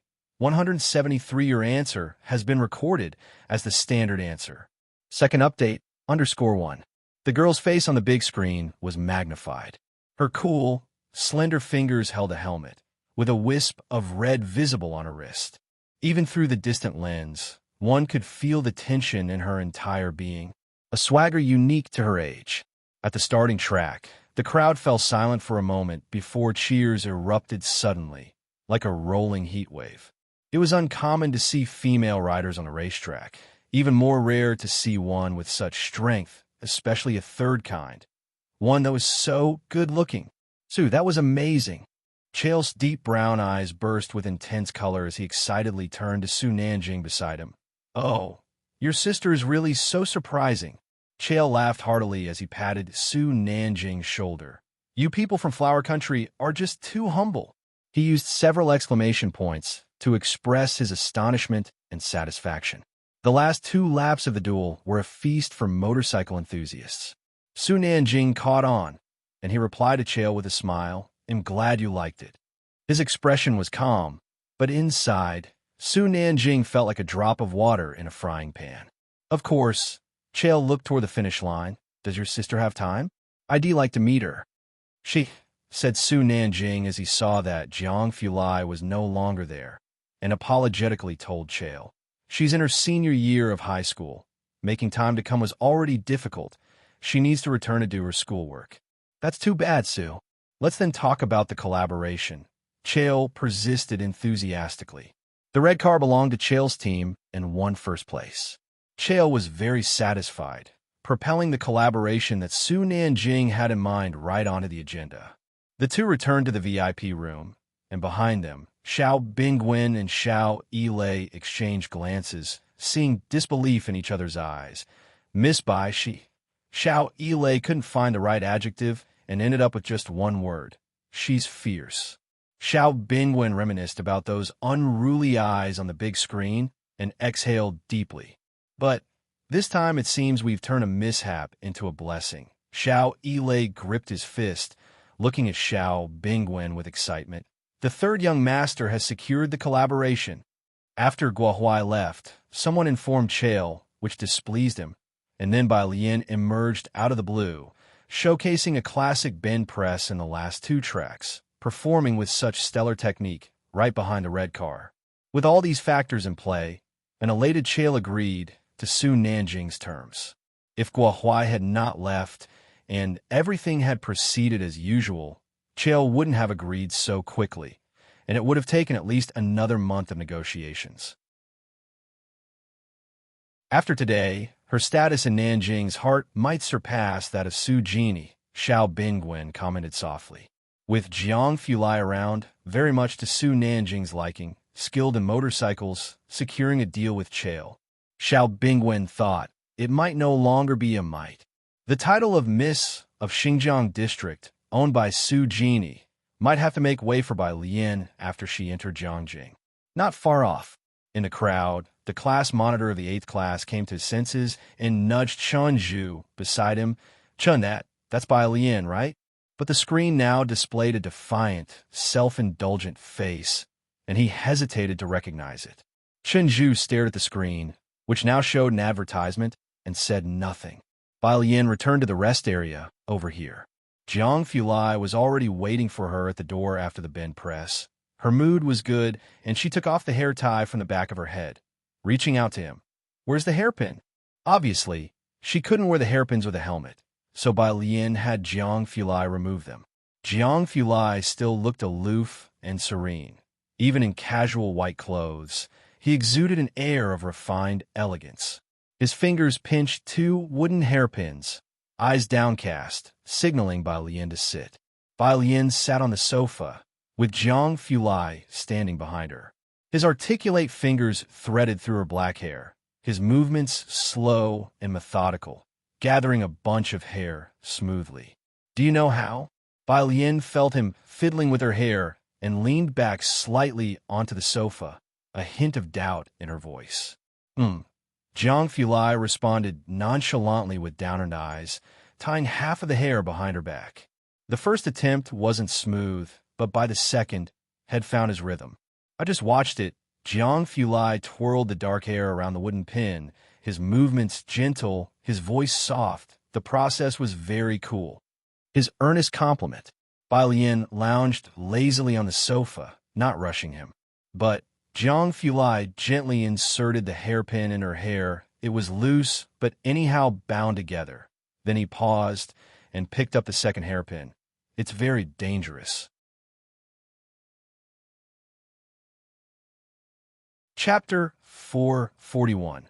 173. Your answer has been recorded as the standard answer. Second update, _2. He paused, then uttered 3 words. Su Nanjing knew how to race, but Jiang Fulai had never seen a racing scene before. Today was because it was Bai Lian's first time watching. The whole process was extremely perilous.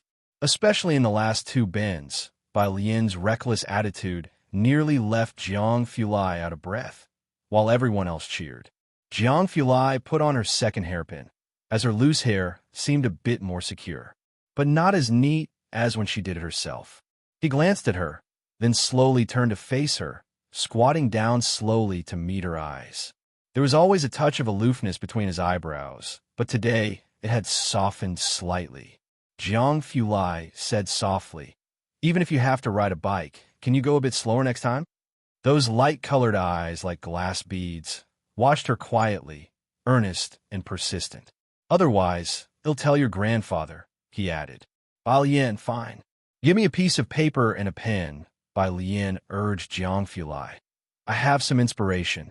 The life and death speed had sparked a burst of creativity in Bai Lian that she was eager to record while she still remembered it. When Su Nanjing and Xiao Bingwen finished up and returned, Bai Lian was writing something on a piece of paper, sitting by the window with her head down and a lamp shining above her. Well, even a bit. Jiang Fulai glanced at Su Nanjing and Xiao Bingwen. Su Nanjing walked over for a look. Not leaving now. Bai Lian was drawing something. Likely numbers, certainly something Su Nanjing had never seen before. Xiao Bingwen didn't dare to wander off, staying quietly to the side. His current demeanor towards Bai Lian was even more respectful than before, as she had displayed enough to command respect. "Let's wait until she's done." Jiang Fulai reopened his laptop, the fluorescent light casting a cool glow on his face. Without urging, Bai Lian could only roughly jot down her inspiration. 9 o'clock. Xiao Bingwen drove back. Bai Lian and Jiang Fulai sat in the spacious rear seat. Yin Lu's next song was promising. It was only then that Bai Lian felt in the mood to open the app, causing the screen plugin to activate as well. She randomly opened her account. The monthly rankings scrolled down, and 1 Liang Wuyu for 8800 and 2 Su Jiue for 5112 and 16. Ning Xiao 35587 and 37 Song Min 32589 and 43 Tang Ming 30178 and 261 by Xiaoqi 22493 and 852 by Jian 0. What should have been an overwhelming flood of private messages was now nowhere to be seen. Bai Lian's app hesitated for a moment before restoring smooth operation. She glanced at her points, clicked into this month's question bank. With each question worth 100 points, she hadn't done any, and the first one she came across was mathematics. A problem asking for the range of values for blanks. In a quadratic equation with one variable, ABC represents a triangle. She needed to find a range of BC. Scanning over it, Bai Lian roughly knew how to proceed and opened the drawing board on her phone to begin calculations. In the driver's seat, Xiao Bingwen turned on the music. In the car, Yin Lu's voice started to play, making Bai Lian instinctively look up. In the passenger seat, Su Nanjing was now vigorously attentive to Bai Lian's every move. Seeing her look up, he immediately perked up. "Sister Bai Lian, you know this song too? It's by the singer Xiao Bingwen likes." Yin Lu. Xiao Bingwen glanced at the rearview mirror and replied politely. Bringing up his favorite singer, he added, "This song would sound even better played on a guzheng." As the guzheng was mentioned, Su Nanjing remembered that Bai Lian could play it too. He said to her with a smile, "Sister Bai Lian, he has a childhood friend who's studying the guzheng with a famous teacher. Maybe he can introduce you to her sometime." "You mean Shua?" Xiao Bingwen's expression softened a bit at the mention of this person. "That's right," Su Nanjing told Bai Lian. "There are many good guzheng teachers in Jiangjing. If you're serious about wanting to study the guzheng," he chatted on. Bai Lian lowered her head, turned to the next problem, and said candidly, "I'm just interested in the guzheng. I hadn't thought about studying it seriously."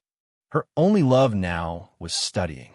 Otherwise, why would Director Jian think that the only option was for her to return to Jiangjing? Being good at guzheng can be useful too. Xiao Bingwen picked up the conversation. "Shuha is very talented, and her teacher holds her in high regard. I heard she's going to meet with old Master Chun." Su Nanjing shrugged. He wasn't particularly interested in the guzheng, but had heard of Lung Shu's reputation. They arrived at Pure Street. Jiang Fulai escorted Bai Lian down. Su Nanjing looked at the low houses on Pure Street, guessing that Jiang Fulai would be a while before returning, so he got out of the car to smoke by the door. Xiao Bingwen came down on the other side.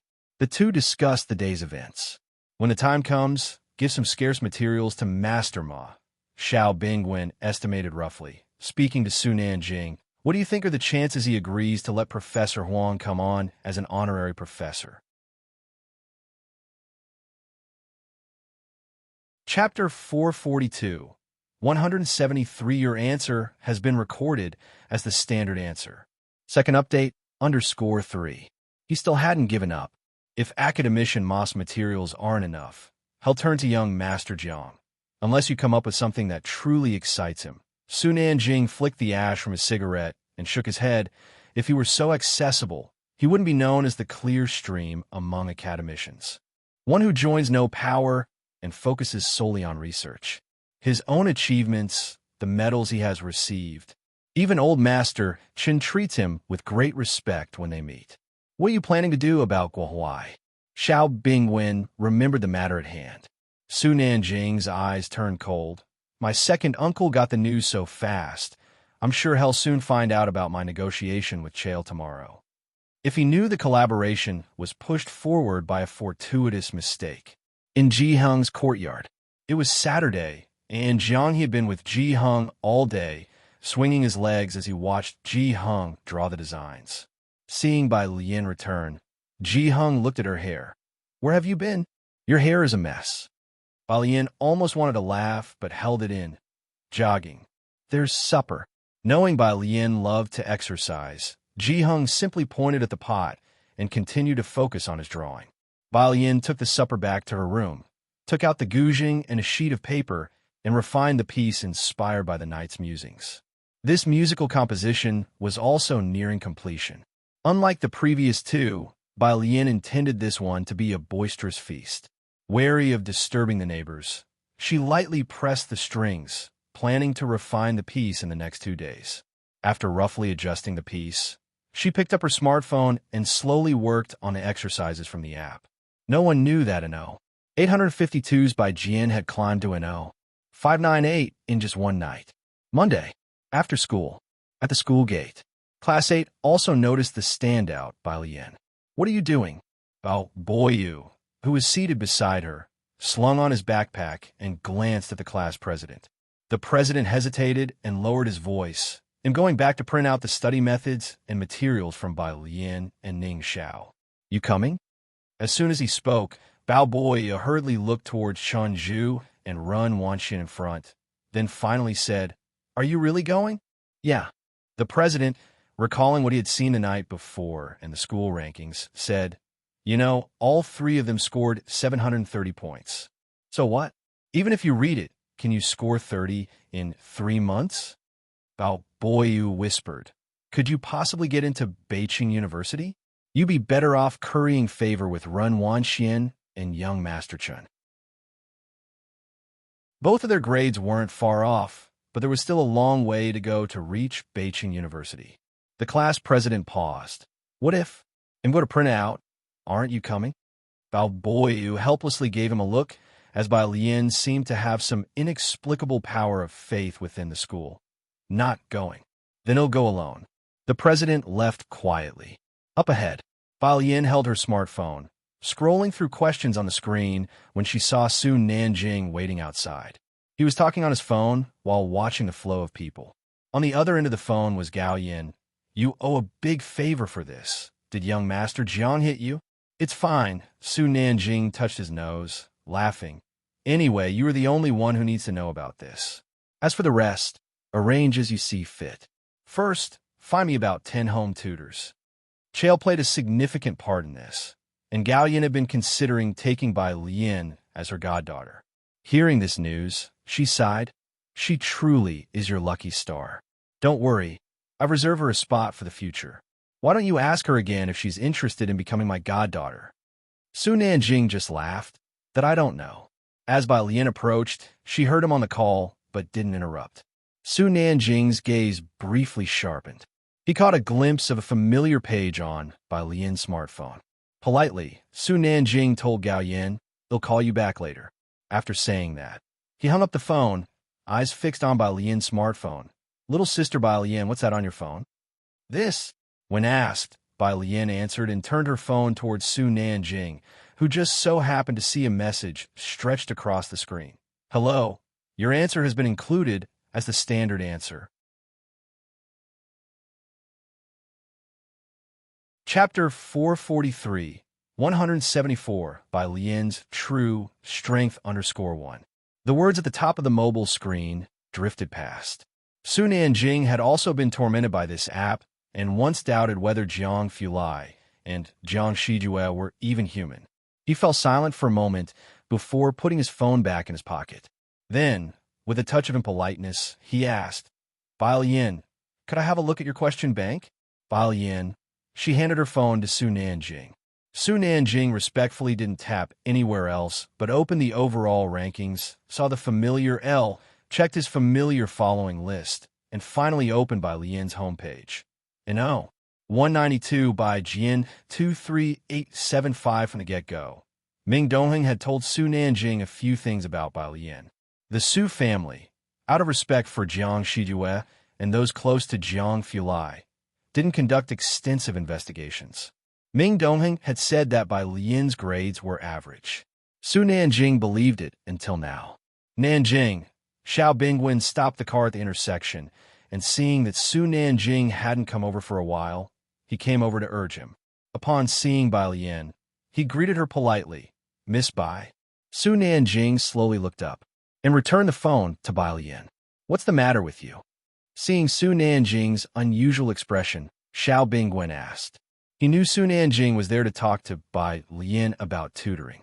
Su Nanjing took a deep breath. Her ranking on the Prep Camp app is 192. What? Xiao Bingwen looked at Bai Lian's phone in astonishment. Bai Lian nodded her head. Yes, 192. What about it? Even Tang Ming had made it into the top 50. Bai Lian felt that compared to others, her ranking was also within a normal range. Schools here probably don't understand the significance of this ranking. Jiangjing University is open to the whole world, and the foreign exchange students inside are often lured by other students to stay in Jiangjing, making the competition fierce.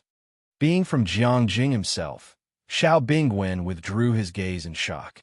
Therefore, on the app, domestic students who make it into the top 500 have a chance to get into Jiangjing University. In the top 200, it means you're not only capable of getting into Jiangjing University, but also of choosing a very good major.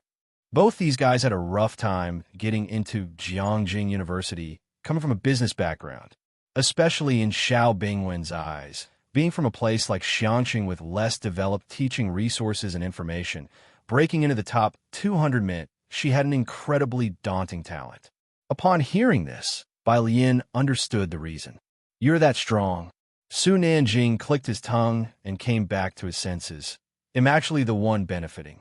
When you apply for a research position in the future, you'll go straight to our senior management. He casually made a promise to Bai Lian, which made Xiao Bingwen take another look at Bai Lian. Bai Lian gripped her phone but gave no response, only asking Su Nanjing, "What did you need me for today?" Su Nanjing, "Just passing by to check on you." Tutoring? He was too embarrassed to say it. Bai Lian, such a random visit, even more outrageous than young Master Jiang. All right, then I'm heading to a classmate's place. Seeing that Su Nanjing had no particular business, Bai Lian waved to him and turned to go to the Zhang family's home.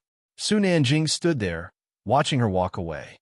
After Bai Lian left, Xiao Bingwen exhaled. Nanjing, she really is. No surprise, Su Nanjing murmured. 192? Should have figured it out long ago. Anyone young Master Jiang takes an interest in, where's there not a freak? How could those two know that Bai Lian hadn't even finished this month's questions? This 192 ranking was merely the result of Bai Lian refreshing the app for one day after a rest on her weekend. Thinking this was Bai Lian's limit, they had no idea that this wasn't her true strength. Today, the Zhang family didn't have much product to unload. Only Bai Lian and Pu Xiaohan had come, and everyone else had gone back to do homework. The two sat in the courtyard, eating the fruit washed by Mother Zhang. Xiaolu will probably finish shooting by the end of the month, Mother Zhang said to Bai Lian with a smile. When she mentioned Yin Lu, her eyes shone with pleasure. She'll be back in Xiangqing after the shoot. Yin Lu had been filming for nearly 4 months. Her acting skills and foundation were solid, and she carried herself well. It was only her line delivery that sometimes couldn't keep up. She held her own, even against seasoned actors. If it had been up to her alone, her scenes would have been completed long ago, but due to other actors, it was delayed until today. Bai Lian finished a cherry and nodded. I see. Keeping diligent with her studies, Yin Lu usually didn't bother Bai Lian. Bai Lian hadn't checked on Yin Lu's progress recently, but Mother Zhang had seen her several times. She and Xiaoza owe a lot to you. Mother Zhang looked at Bai Lian and then at Pu Xiaohan.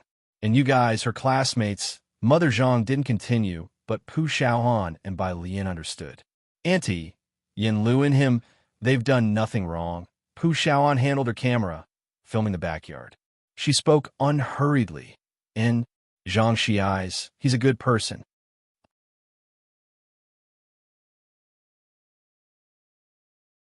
Chapter 444, 174 by Lian's True Strength _2. Zhang Shi's imprisonment this time was largely related to Yin Lu, yet Zhang Shi's parents never blamed Yin Lu. Bai Lian listened quietly, picked another cherry from the plate beside her, and finally opened WeChat. She sent 2 images to Warden Jian. New song, Warden Jian. So soon? On the other side of the mobile phone, Jian Zhongyo put down his pen and picked up his phone. Not far away, a man and a woman stood up. Teacher, Lu Jiao, Shua, keep practicing. I got something to deal with. Jian Zhongyo raised his hand to signal them to carry on, then turned and walked back to his house on the campus. On his way back, he opened up Bai Lian's lyrics and composition. The first image was the lyrics.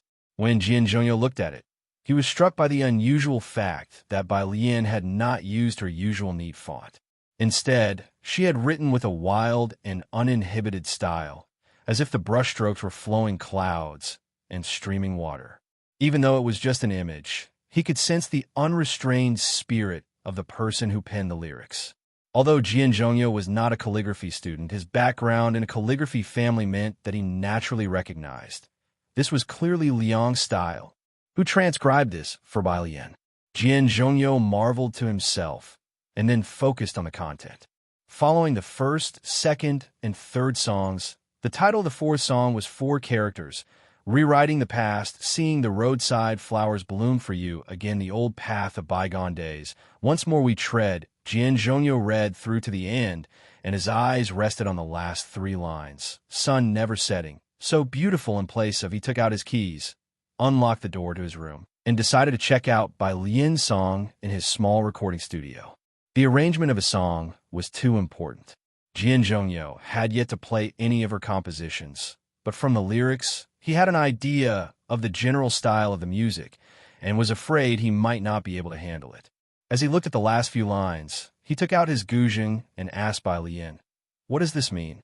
Bai Lian replied swiftly, "The name sounds good. I'm thinking of snatching it for myself. Jian Zhongyo, this child, why is there such a scent of bloodthirstiness?" Bai Lian, what do you think? Can you arrange this song? This song was entirely different in style from the previous two. Jian Zhongyo looked at the lyrics and melody, feeling inspired and faintly sensing a lethal edge, a song that could possibly be firing in style. Jian Zhongyo marveled at the composition and thought it deserving for a high school senior to have written. He dared not claim that he could do a good job arranging it. This one was a bit of a challenge. Warden Jian, I'll try my best.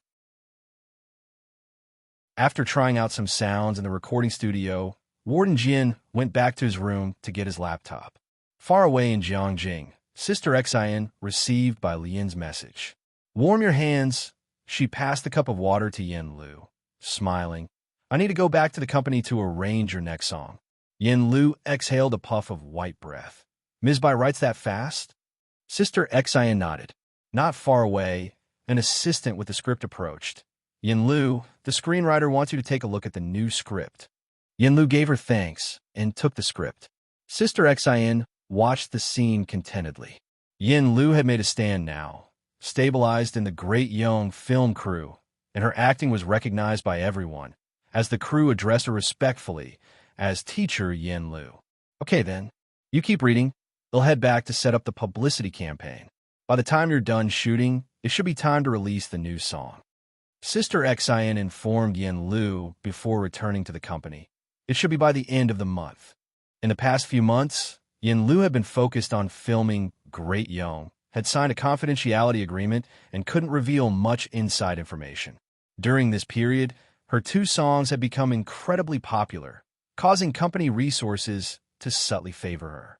Those with potential could get access to better resources. At Beicheng, the headquarters of Yin Lu's company, Yin Lu is releasing a new song at the end of the month. The boss, upon hearing this and looking at Sister Xian, became even more amiable. "Great. The company will coordinate with you on everything."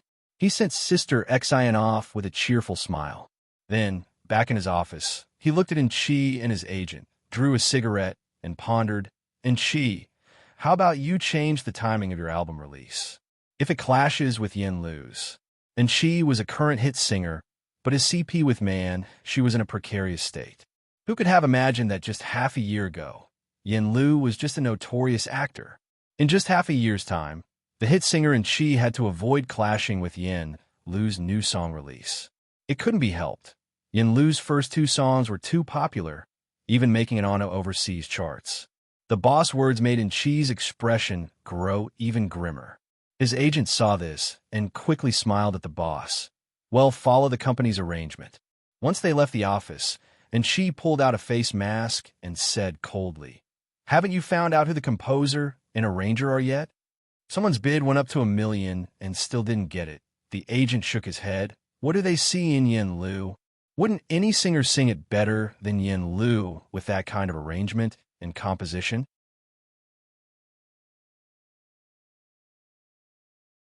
Chapter 445, 174 by Lien's True Strength _3. Compared to professional singers, Yin Lu's singing skills are quite ordinary. It's also quite strange. If you say Yin Lu has a financial backer, you don't see her flooded with resources. After thinking it over, the only envy-worthy thing is her composing and arranging skills. What do you think? If you were still hyping a CP with Yin Lu, would she tell you who they are? The manager asked Enchi softly, or maybe let you sing instead. Upon hearing this, Enchi fell silent. Rarely, Enchi felt some regret, because what the manager suggested wasn't impossible. Everyone knew Yin Lu was quite generous with people before. Look into it again, find out who's behind her. Enchi put on his mask and lowered his brows and eyes. At the end of February, in Xianqing, Ba Yin had not been busy with anything else for the past half a month, just focusing on problem solving. Saturday afternoon, Ba Yin was doing homework by the fish pond in the garden, with Jiang He sitting next to her doing a puzzle, while Ba Yin neatly wrote answers on a blank sheet of paper with a pen. The app, apart from sending out 20 problems every month, also features a challenge question bank. Each time you complete a challenge question, your points multiply. Jiang Fulai's unlimited points were gained just like this. Ba Yin didn't have an advantage in chemistry. She did more challenge questions, and most importantly, the challenge bank was all math problems. Su Nanjing came over to take a look, and having been away from high school for a few years, had nearly forgotten all these complex numbers, joining Xiao Bingwen in admiration. Sister Ba Lian's handwriting is really nice, truly befitting a top student. Xiao Bingwen didn't dare come too close, but he had seen Ba Lian's handwriting once or twice.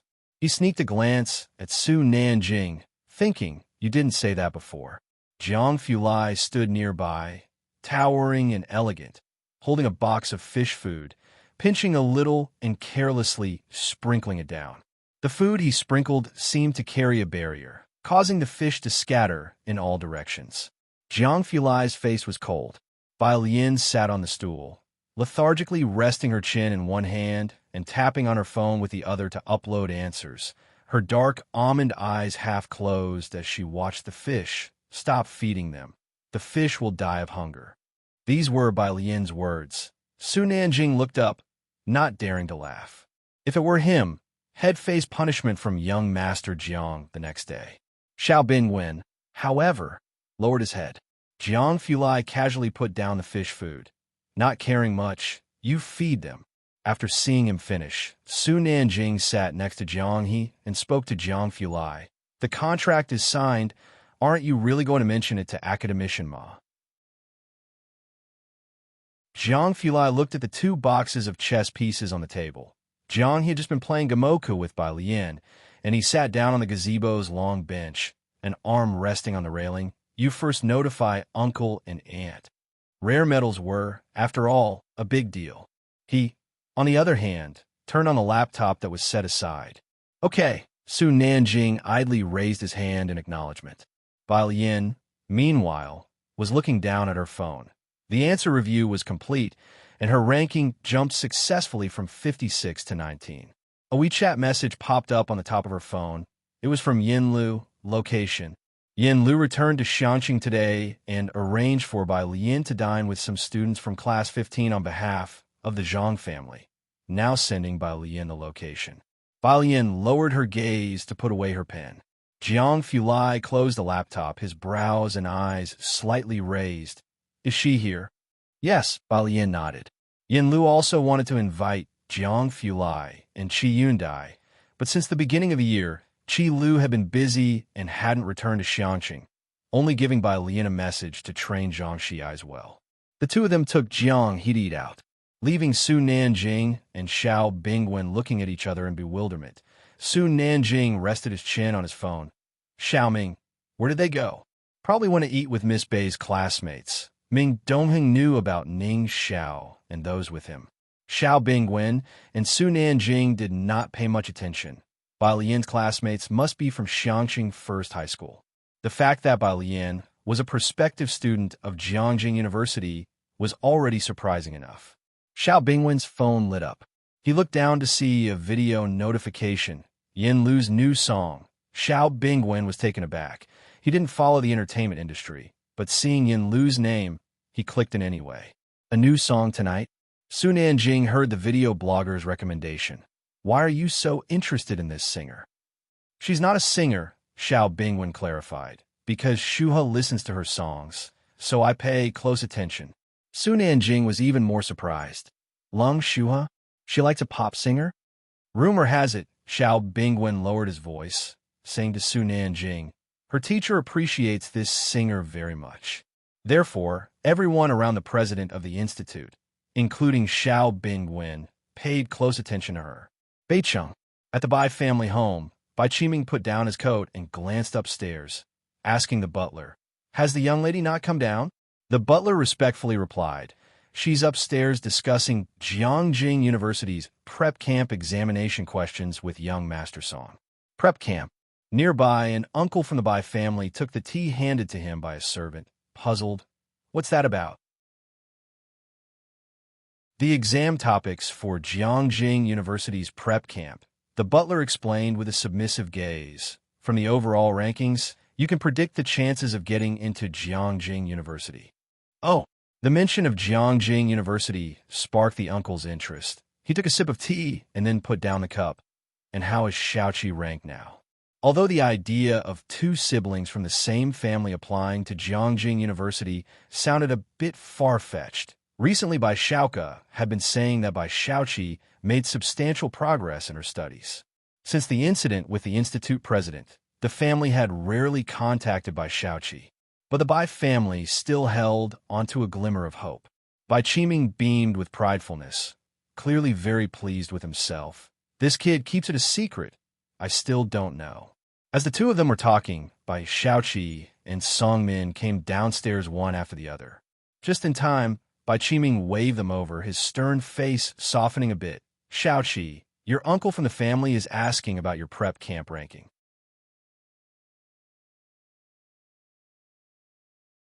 Chapter 446.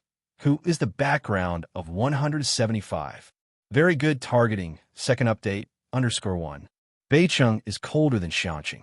Bai Xiaoqi wore a plaid coat, while Song Min walked beside her in a knitted sweater, both of them with beautiful features. Standing together, they looked like a golden boy and a jade girl. Listening to Bai Qiming's words, Bai Xiaoqi's expression remained subdued. I was just about to show you. She came downstairs and handed the white phone to Bai Qiming. Sitting opposite Bai Qiming and the great-uncle with Song Min, how did it go? The great-uncle asked Bai Qiming when he took the phone, glancing over, which rank? Bai Qiming opened the app and saw the ranking. 199 by Xiaoqi 31478 rank 199, which should not be low, but Bai Qiming and the great-uncle did not understand the app. They just looked up at the two opposite them. What does rank 199 represent? The great-uncle also fixed his gaze on Bai Xiaoqi, waiting for an answer. Bai Xiaoqi just smiled. Song Min took out his own phone, his demeanor cool. It means Xiaoqi can get into Jiangjing University. Really? Bai Qiming could not help but stand up. He clenched the phone, and although he tried to restrain himself, the smile that spilled out from the corners of his eyes was evident. Bai Xiaoqi let out a slow breath. For the whole month of February, since returning from Xiangqing, she had hardly slept at all. She had been letting Bai Xiaoke tutor her nonstop, and not even when Bai Lian was still with the Bai family did Bai Xiaoqi work this hard for Bowtie's sake.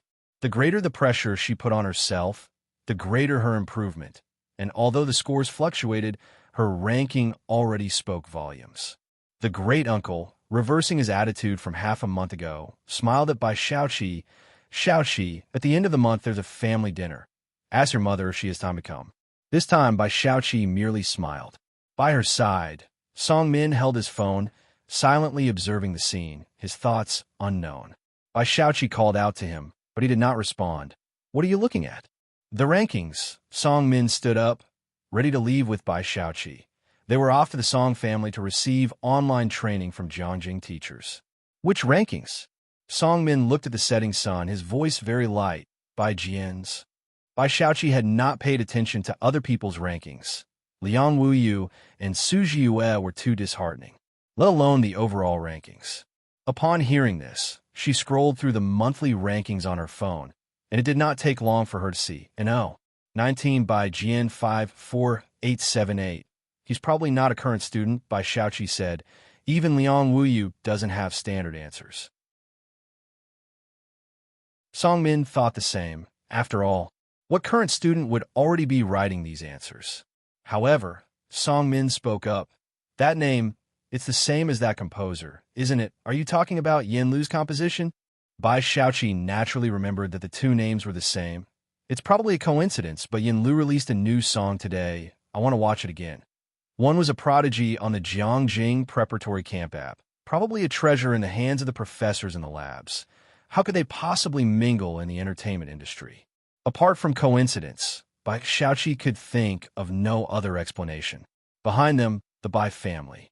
With a teacup in hand, the great-uncle watched the two with a smile. Qiming, don't you think these two make a good match? Meanwhile in Shanxing, in a hot pot restaurant, the male assistant sat on the first floor, looking upstairs. Xiao Tian, who is Sister Lu meeting with, to be so formal. He was a new assistant and bodyguard found for Yin Lu by Sister Xian, as there were some things Xiao Tian, a girl, was not suited to handle. Xiao Tian, playing with the menu, said, a friend of Sister Lu. With Sister Lu's current status, the male assistant marveled. Those friends are lucky. Hey, everyone online is guessing the identity of the arranger and the composer. Do you know anything? Xiao Tian handed the menu to the waiter, casting a glance at him. Just friends of Sister Lu? You should know how tough her journey has been. I think Director Wan has been really kind to Sister Lu. The male assistant scratched his head. That's because Sister Lu is talented, Xiao Tian replied nonchalantly. Stop asking, or Sister Xian might give you a thrashing. All right then, the male assistant said, his eyes catching the sight of two adults and a child, suddenly commenting, Xiao Tian, don't you think these two have an even stronger aura than Sister Lu? Xiao Tian looked up to see a somewhat familiar back. The girl wore an ice blue blouse, its hem embroidered with plum blossoms in the snow, and feeling the gaze upon her, she lazily turned to look their way, her brows slightly lifting. Xiao Tian inhaled sharply. It was that miss who had visited the set before. Upstairs. Today, Yin Lu had invited a group of young people. Zhang Mama had not come. Pu Xiaohan, Ning Xiao, Wang Qi, the cultural committee member, along with Bai Lian and Jiang Fulai. There were 11 of them in total. Yin Lu wore knee-high boots, a mid-length coffee-colored coat, her hair cut short and dyed smog blue, casually pinned to one side behind her ear, revealing a snow-white ear, efficient yet charming. This was the look for her new music video.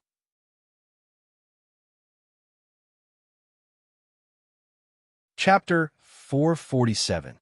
Who is the background of 175? Very good targeting. Second update, _2.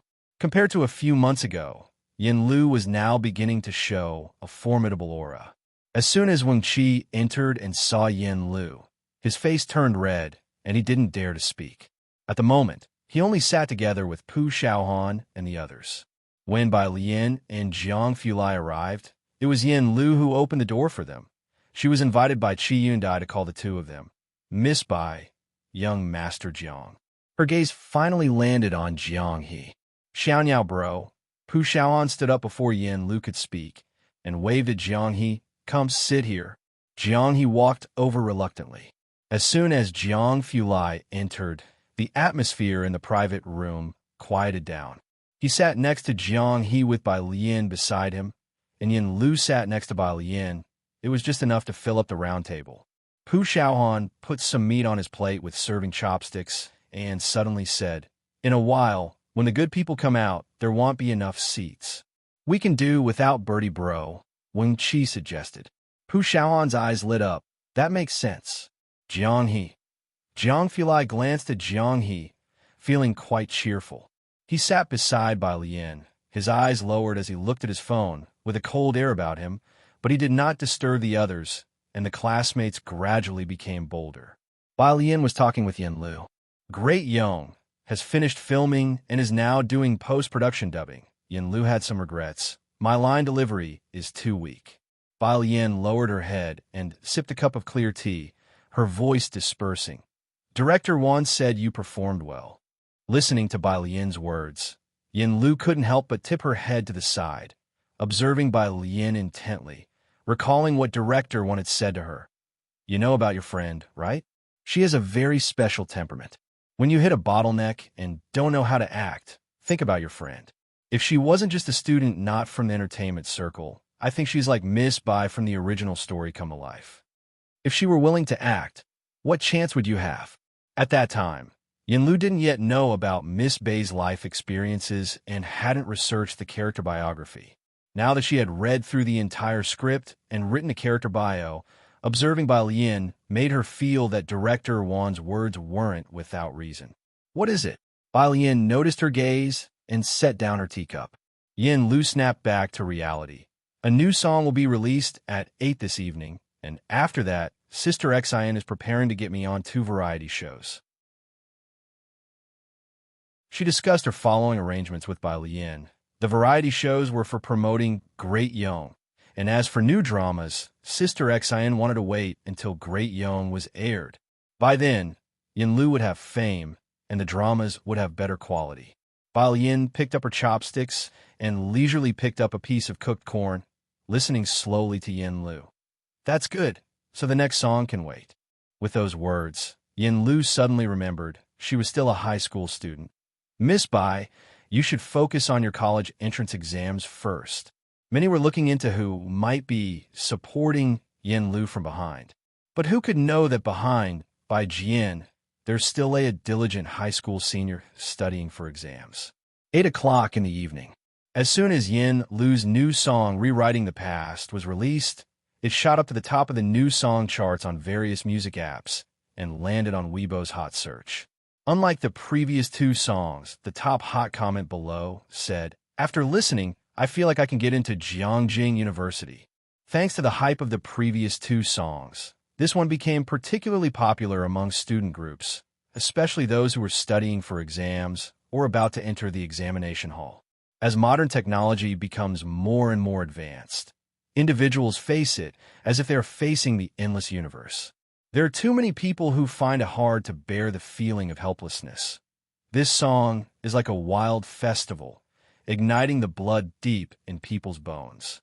This song had a huge impact, even more fervent than the last gambling with liquor. Beicheng in Chi Studio.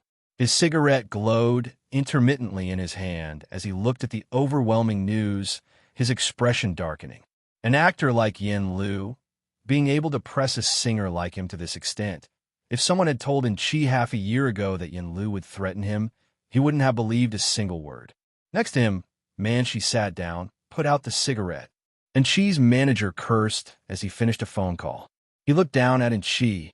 Chi, hold off on releasing your song. Her momentum is too strong.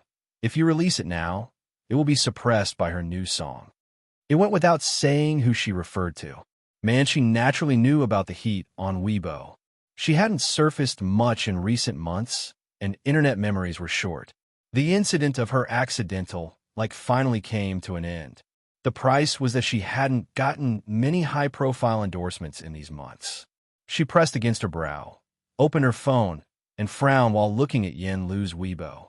Yin Lu was nearing 10 million followers, not a lot, but Manchi saw that the top 3 hot searches on Weibo were all about Yin Lu. Her lips pressed tightly, realizing that rising to fame is really simple. She clicked on a hot search, scrolling through the comments. The phone of Chi's manager rang again, and after he answered, his face darkened completely. Come Here Friend has decided to invite Yin Lu. Come Here Friend is a variety show that invites friends over to chat and cook a meal together, and it was currently very popular online. The manager had had drinks with someone from a variety show twice. It was unexpected that they would invite Yin Lu. Everyone knew that Yin Lu's Great Young was in editing and would likely air during the summer break, and this top 3S production would 99% be a hit. The entertainment circle serves dishes according to the playback of productions, and this time, it was Enchi's turn. Enchi stubbed out his cigarette and stood up. Man's Eye's finger stopped on a comment as she was scrolling and suddenly paused.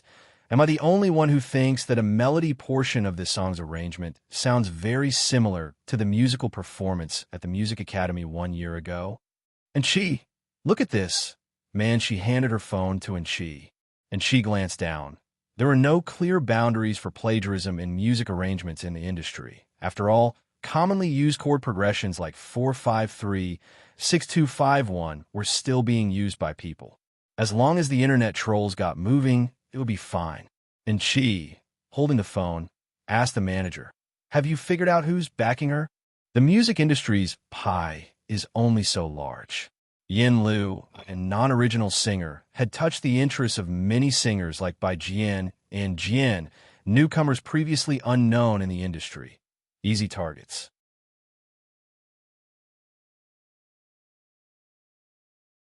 Chapter 448, Behind the Scenes Mastermind, the teacher found for Alien_1. Logically speaking, there are no secrets in the circle. The word and music composer and arranger behind, Yin Lu really just came out of nowhere. Looking back, there's no similar style to be found. Nowadays, with hip-hop and rap prevailing, there are only so many people in the traditional music circle. The agent suspected it was a couple of top-tier artists who created alternate accounts to pave the way for Yin Lu. But no matter how long they investigated, they couldn't match these two with any known lyricist or music arranger in the circle.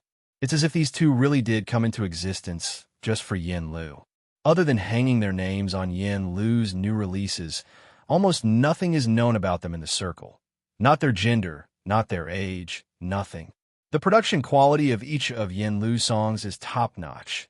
As well, the flute, pipa, and guzheng sounds, taken individually, each would be worth listening to on repeat. It's simple why Yin Lu's third song immediately blew up. From the lyrics to the music, to the arrangement, to the singer, everyone involved seems like an expert. But oddly, no leads could be found. They didn't even know where Yin Lu recorded the songs. To say Yin Lu doesn't have a powerful backer seems baffling. Yet to say Yin Lu does, well, she hasn't even landed any global endorsements yet, save for a single new product, solid foundation paste. Neither in Chi nor Man, she was interested in it. First, her ambiguous history with CEO Lu was all over the place, and there was no talk in the circle of her being particularly close to anyone. The agent shook his head. Yin Lu's background was easy to check.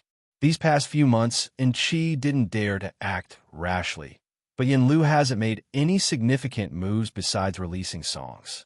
This time, not willing to be overshadowed by Yin Lu's new song, Chi decided he wouldn't remain passive any longer. He lowered his head. "I understand." Chi knew people at the Jiangjing Music Academy. "Do you have a summary of your school's performance competitions over the years?" Xiangqing. In the private room, Pu Xiaohan and others were also watching Yin Lu's new song. Wang Qi, sitting beside Pu Xiaohan, excitedly shared the link in the class group and put on his headphones. "Come to your senses," Pu Xiaohan said to Wang Qi with a smirk. "Weren't you a fan of Manchi before? You almost got into a fight with Zhang Erbi. How come you're a fan of Sister Lu now?" Wang Qi had a deep memory of that slip of the hand incident. He quickly gestured to Pu Xiaohan, relieved only after making sure Yin Lu hadn't noticed them, and said somewhat embarrassedly, "Youthful ignorance, you know." From their few encounters, he felt Yin Lu was a decent person and quite charming. Understandable. "Let's eat."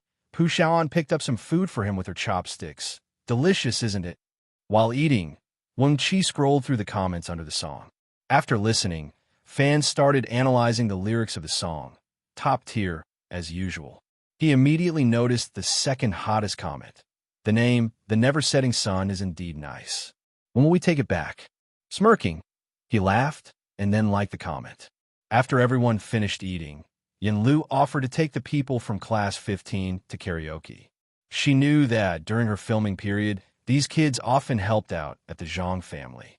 Pu Xiaoan was the first to refuse. Sister Lu, let's wait until after our college entrance exam. Recently, everyone's been tortured by Alien and the study gods notes to the point of sleeplessness. The learning atmosphere in Class 15 has been good lately, probably moved by Lin and Ning Xiao's study schedules. There is also Lu Lingxi's heartfelt advice during the class meeting. High school and college indeed provide the best opportunities to break out of your original social class. It's hard to enlighten these students, but Bai Lian makes a good poster child. That's true. Wang Qi sullenly crushed his can of cola. I'm also trying hard to study. Alien, when you guys ascend later, can you take me with you? Bai Lian raised an eyebrow, giving him a look. Wang Qi was genuinely a bit sorrowful. I'm seriously afraid that after the exams, you'll either go to college in Beicheng or Jiangjing, leaving me here chanting Makabaka. Listening to their conversation, Yin-Lu realized that the group around the table were candidates preparing for exams. After finishing their meal, Bai Lian and Yin-Lu lagged behind. The other students were discussing problems up front. Jiang Fulai was following close to Bai Lian, listening to Wang Qi and Pu Xiaoan discuss a math problem for a while. For about a minute, he couldn't help but glance at Wang Qi and Pu Xiaoan. Touching the back of his head and sensing a chill, Wang Qi said, "So if you substitute the trigonometric function, why is this problem so perverse? 2/3 times the square root of 3. Before he could finish, Jiang He, who was being led by the hand by Pu Xiaoan, looked up slowly and said, 2/5 times the square root of 3. Huh? Wang Qi and Pu Xiaoan stopped their discussion.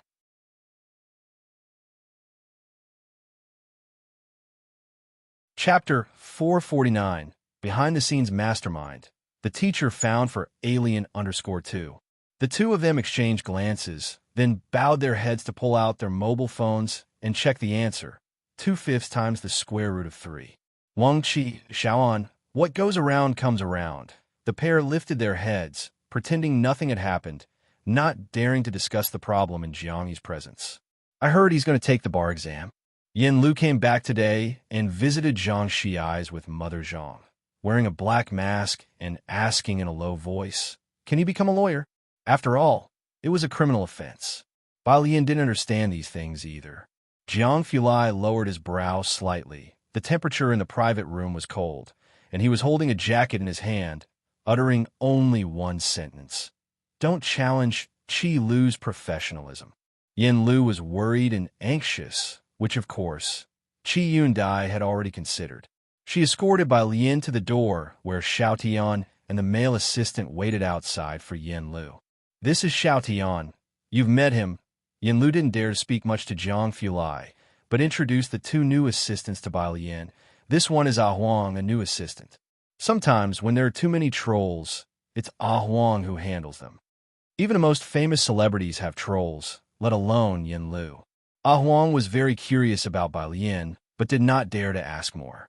After Bai Lian and Jiang Fulai left, Ah Huang asked Xiao Tian in a low voice, they're actually friends with Sister Lu? Who is this Miss Bai? How come Sister Xian hasn't signed her? With that aura and appearance, wouldn't she become a star if she entered the entertainment industry? Miss Bai is not interested in the entertainment industry, Xiao Tian replied. Otherwise, she would have been snapped up long ago, wouldn't she? Yin-Lu looked at the two of them. You can also take a couple of days off. It wasn't late after dinner. Jiang Fulai drove Bai Lian home, whereas Xiaoan was going to Ji Heng's place to shoot new material, so she went with Bai Lian. Tomorrow would be March, and Ji Heng had already finalized the designs for the males and females and began cutting and making clothes. Nearly 40 pieces of clothing needed to be rushed out by May, which was a bit of a tight schedule for 2 months. When the 4 people arrived at Ji Heng's courtyard, there were 3 people in the courtyard of Ji Heng. Seeing Xiaoan, Ji Heng introduced these ladies. These are embroideresses from around here because there are too many clothes, and I was afraid we wouldn't make it in time for your graduation photos, so ask them for help. Handcrafted clothes have a long production time. This is great, Xiaohan said excitedly to the three new embroideresses. Can you appear in the shot? Aunt Shun, having been briefed by Ji Hung, nodded to Xiaohan with some reservation. We can. Xiaohan immediately took out her camera from her bag and began filming details under the courtyard's lights. She planned to edit a video from the start of Ji Hung, making the clothes until the whole class was dressed and had their graduation photos taken, which would be very meaningful as a keepsake. For this time's labor costs, Xiaohan contributed most of the funds, and only a small portion came from the class fund. It's probably because Class 15's class fund was never depleted.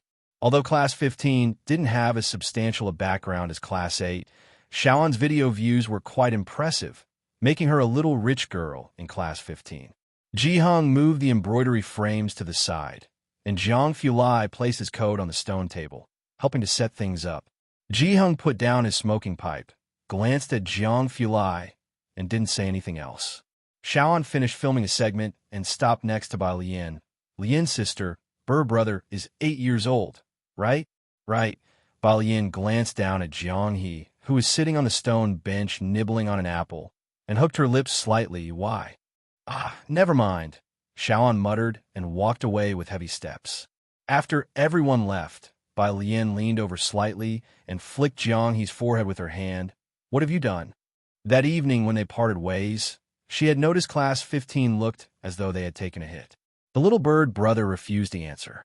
Rewriting the Past topped the new song chart overnight. Besides the composition and arrangement, the lyrics of the song also trended on the hot search. The sun never sets. Xiao Bingwen looked at the last line of the lyrics and found it interesting as well. Next to him, Director Chun, who was speaking respectfully to Su Nanjing, heard the words and laughed, not quite understanding music, but this phrase he caught on to. Haha, stealing the idea. I love it, I'll go have a listen. Director Chun didn't usually listen to songs. He just tuned into the radio when driving. He didn't pay attention to Yan Lu's new song. Now, however, he started searching for this new song on his phone. Beside him, Xiao Bingwen watched Director Chun, thinking that such an idea was really like something a Chun family member would have, a bandit-like idea, but the lyricist probably didn't mean it that way, right? Jiangjing, Su family. The evening still featured a family dinner. Ever since the Guohua incident, all the people Su Jueming had planted next to Su Nanjing had been removed, which Su Jueming had anticipated. He would not have resorted to this if Su Nanjing hadn't made such a big move this time. With no one left inside, it became difficult for him to keep tabs on Su Nanjing. Although no one said anything out loud, Su Jueming knew that the Jiang family must have had a hand in the purge of Su Nanjing's inner circle. He really has some good luck. Su Jueming gritted his teeth inwardly. Had paid a heavy price and still hadn't gotten close to Jiang Shijue. At the dinner table, some were praising Su Jueming's son, Su Jin, who had just discussed cooperation with the official research and development department. The elder Mr. Su glanced at Su Jin and nodded in approval, offering a few words of praise. Not bad. His appetite was poor, and he didn't eat much, only looking up to ask Su Juling, "How is Nanjing doing lately?" Gao Yan sat next to Su Juling, her eyes downcast and silent. Su Juling was modest. "Big brother, don't be modest," Su Jueming said to Su Juling with a smile. "You must be negotiating a big deal, but keeping it from Dad. Is it supposed to be a surprise for him?" There indeed was a surprise. Su Jueming bowed his head, hiding the cold sneer at the corner of his mouth. He had really set Su Nanjing up for a fall in the Su family from early on. Not to mention the elder Mr. Su, even other members of the Su family all knew that Su Nanjing was up to something big. Having been away from home for more than half a month, Su Nanjing had also been somewhat neglectful of the Su family affairs. Plus, with Su Jin recently chalking up one accomplishment after another, it inevitably led the elder Mr. Su to some contemplation when comparing them. "No big deal," Su Juling said with a smile, turning to his father. "This matter was supposed to wait for Nanjing to come back and tell you himself. But since you asked, he'll tell you now." Nanjing has negotiated a rare metal supply partnership with a foreign company. They will ensure a supply for the coming year, and the contract was just signed the day before yesterday. The moment these words were out, the laughter and chatter around the dinner table instantly vanished. A look of surprise and joy spread across Elder Mr. Zu's face. He sealed the deal? Good, good, truly worthy of being a member of the Su family. He was so pleased that he asked someone to fetch his prized daughter red wine to uncork. Are you sure it's the Dawson family? Su Juming's fingers, hanging by his side, clenched slightly, his smile freezing for a brief moment before instantly returning to normal. Younger brother, would you like to see the contract? Su Juling asked with a smile. We're going to deliver next month. You'll know then when you see it. All right. Su Juiming struggled to form a smile at the corner of his mouth. Aside from saying all right, he had no other words to offer. The Dawson family, the largest supplier in the world, almost monopolized the entire market. If Su Nanjing had indeed secured a deal with them, his standing in the Su family would only skyrocket. He had taken a great risk by having Guo Huai come back.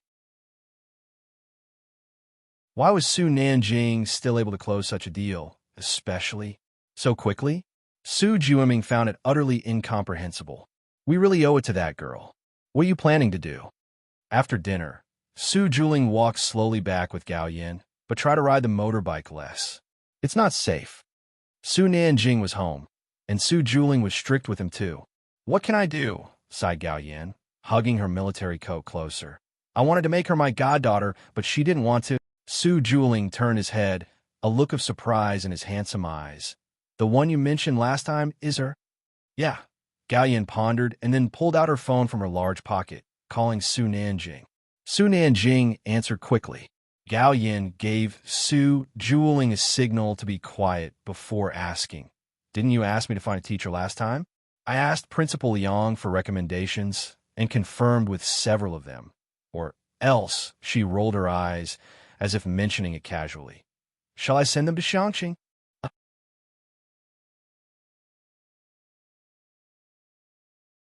Chapter 450, 177. The True Arrangement, Dean Jian. Anger, second update, _1. Gao Yin had known about Bai Lian for a long time.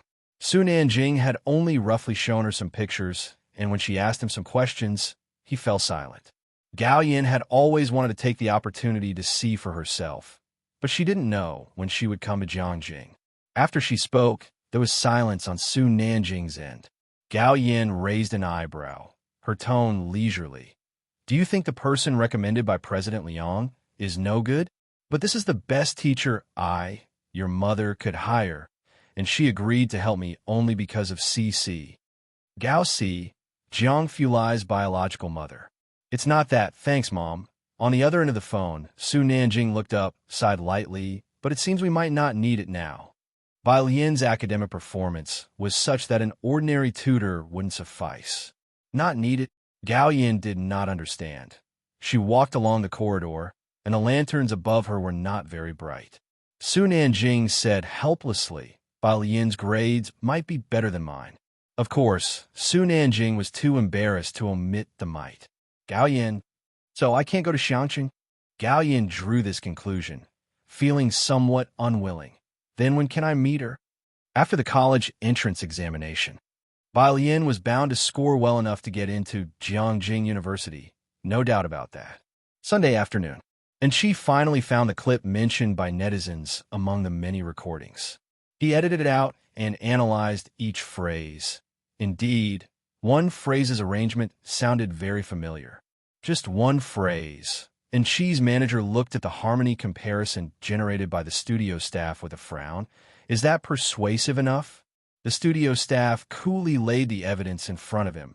It depends on how we operate this. So, what do you say? Should we go for it? And Chi's manager did not think for long. Most of the company's resources were currently invested in Yen Lu. Major music platforms were promoting Yen Lu's new song. And Chi's resources had decreased significantly, and even Come Here Friend was inviting Yen Lu, threatening in Chi's top brother status. Resource allocation was finite. Contact all major entertainment bloggers and get everything ready to launch. And Cheese Manager made the final call. Remember, after all accounts have posted, to immediately get the top comments pushed to prominence. That way, the first thing the public would see would be the top comments, swaying even those with doubts. They had done this kind of manipulation before. Monday, Yin Lu's song had just been released Saturday evening, and Shansha #1 high school's radio station began playing Rewriting the Past right after classes on Monday morning. This song was more popular than anyone could have imagined, from its lyrics to its melody. Bao Yin was eating with a group from Class 15 in the big cafeteria.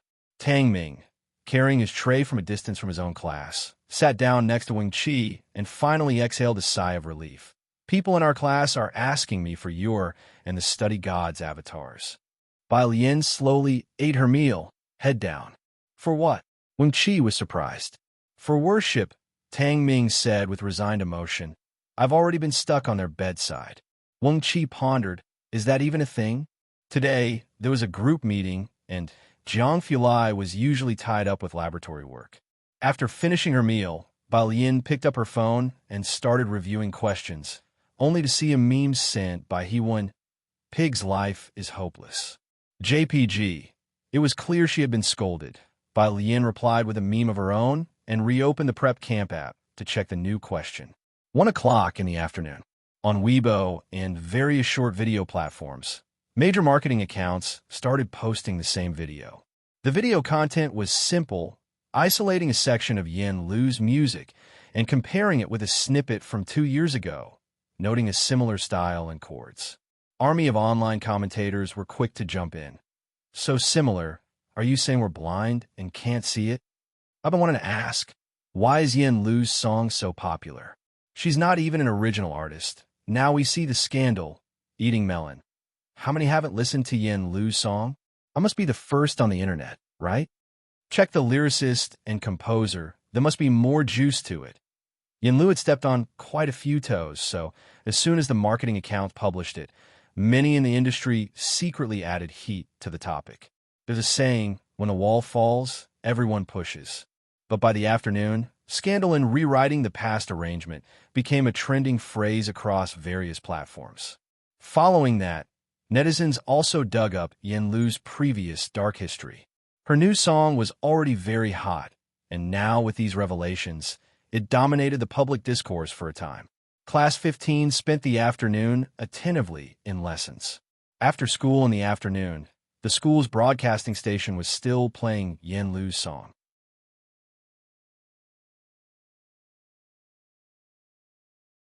Chapter 451, 177, The True Arrangement, Dean Jian.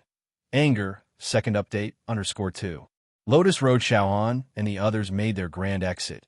Yang Lin heading to the milk tea shop, while Bai Lian followed Ning Xiao and the rest to the Zhang family's backyard, where a truck was already parked at the entrance. A group of students finished moving the flower pots in just a few minutes. Mother Zhang brought out 2 plates of watermelon and set them on a small table in the yard, organizing everyone to have some fruit. Let's have dinner here today. In 2 days, Xiaolu will be going to record a program and won't be able to join us. She tied an apron around herself. Sure, Balian took a slice of watermelon and took out her phone to message Ji Hung. It'll just let my grandpa know. As Balian was looking down a text, someone knocked on the yard door. Yin Lu tucked her hair behind her ears to answer it. As soon as Ah Huang saw Yin Lu, he spoke anxiously. Sister Lu, were you not on your phone? Sister Xin said she couldn't reach you and sent me to check. I went to visit a grave this afternoon and didn't bring my phone. Yin Lu was on vacation, and Sister Xin had mentioned there were no activities planned for her lately. As she went to fetch her phone, she asked, what did Sister Xin want from you guys? Xiao Dian was about to speak, but then noticed students from Xiangqing #1 middle school sitting in a row in the backyard, each holding a slice of watermelon, eating, and curiously watching them. Balian, however, was not sitting. She stood under the shade of a tree, her blue and white school jacket casually open. One hand held a slice of watermelon, the other a phone, and she was looking down at text. As they talked, Balian had just finished sending her message and looked up at Xiao Tian and Ah Wang. her pale face slightly lifted, an air of languor about her. The setting sun tinted her wispy hair with a hint of gold. Despite the urgency of the moment, the sight of Bai Lian calmed Zhao Shen's nerves. "You two take a break." Bai Lian put her phone back in her pocket and then bit into her watermelon without looking up. Next to her, Mother Zhang handed watermelon slices to Xiao Tian and Ah Huang as well. Ah Huang, holding a slice, had no appetite whatsoever. Inside the house, as soon as Yen Lu picked up her phone, she saw numerous missed calls from Sister Exant, Time Entertainment CEO, and others. She was about to return Sister Zin's call when the CEO of Time Entertainment called. Yen Lu, the CEO of Time Entertainment, exchanged pleasantries. "You must be aware of the situation online. It's quite significant this time, and the PR department wants you to make a Weibo post right away. Deny any connection with the arranger, so this incident seems unrelated to you, minimizing the issue." But Wang Xin disagrees. "Please persuade her to deny any connection." Yen Lu replied politely, "I can't do that." The CEO of Time Entertainment had expected Yen Lu to be more clear-headed than Wang Xin, but she was more resolute than Wang Xin, frowning. "With a lyricist and composer on hand, there's no need to worry about an arranger. Don't be stubborn about this. I'll have a look first." Yen Lu didn't want to explain too much and gave a brief answer before hanging up to call Sister Xin. Sister Xin quickly explained the whole situation. There was only one chord progression that was marginally similar, completely unrelated to the main melody, and definitely not plagiarism.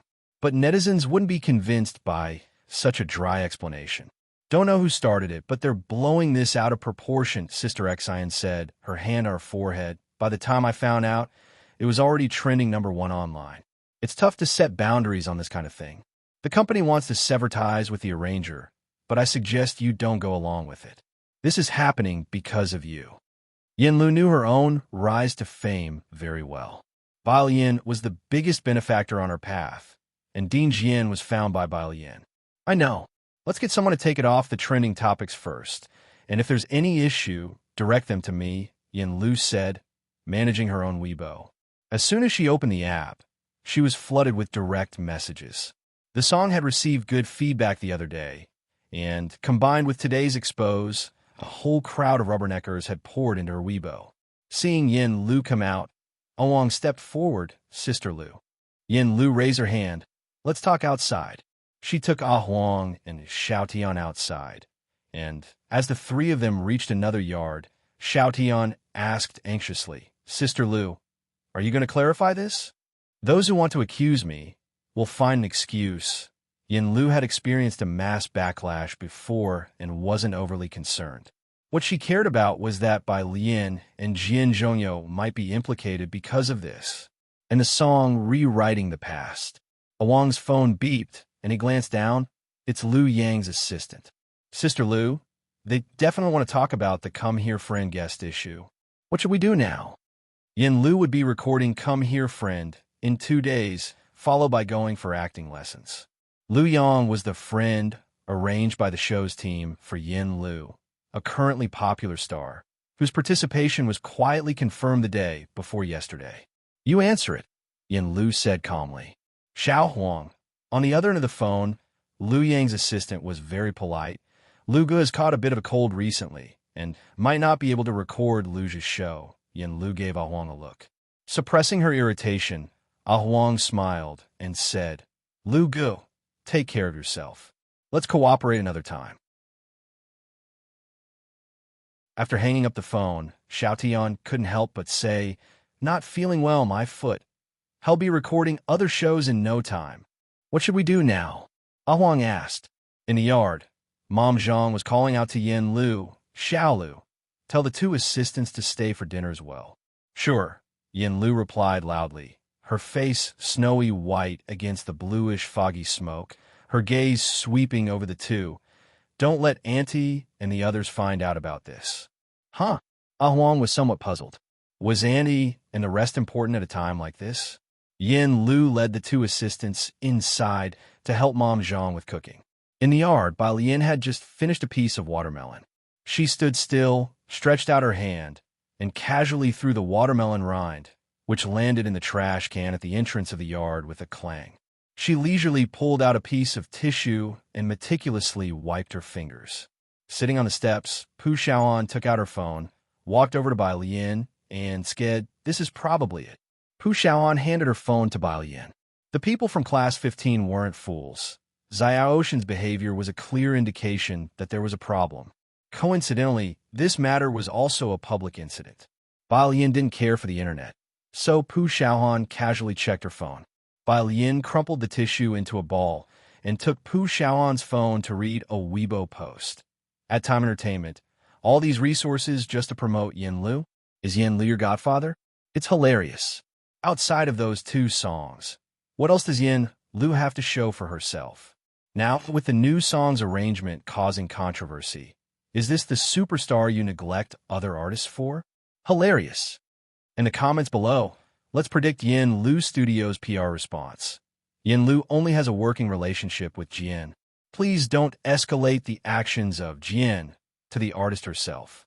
Yin Lu also strongly condemns such behavior and has already terminated her collaboration with Jian. Doghead. This comment was effectively sealing off all of Yin Lu's potential escape routes. Pu Xiaoan, being half involved in the entertainment circle, picked up a piece of watermelon and crouched down to eat it, saying, with so many of Lu's rivals mobilizing their big marketing accounts and blocking all her paths, do you know this Jian? You know him too. Bai Lian glanced over and then took out her phone from her pocket, took a picture of Pu Xiaoan's phone screen. She was nonchalant. I know him. Pu Xiaoan quickly ran through who she knew, thinking there was only one possible person she was aware of, and then it hit her. Holy crap. Jian Zhongyo? After taking the photo, Bai Lian casually opened WeChat and sent it to Jian Zhongyo. Bai Lian.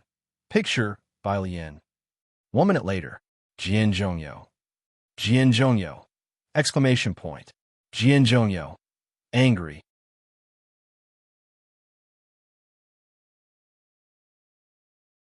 Chapter 452, 178 Brother Jiang intervenes _1. Young people's world is something Jian Zhongyo doesn't quite understand. He couldn't name a single hot star if asked. It was the start of the school semester, and he had even sneaked out for a trip during the holiday, with many tasks awaiting him. Today was Monday, and he had just finished a meeting when he received a message from Bai Lian. As soon as he opened the picture, he saw the bold black letters. Rewriting the past, arrangement controversy explodes. He squinted his eyes and sent Bai Lian several symbols. The older generation could handle videos, but many Weibo functions remained a mystery to him, so he scrolled through somewhat slowly. At that moment, Bai Lian sent another message. Controversy? He hadn't found out what the controversy was yet, but he replied quickly.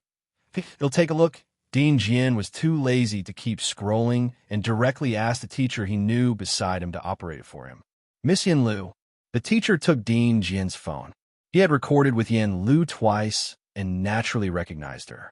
Don't worry, we'll check it for you. It took the teacher just a few minutes on Weibo to understand the whole story. The barriers within the arrangement community aren't that high. Actually, before this, most people wouldn't go specifically digging into the arranger of a song.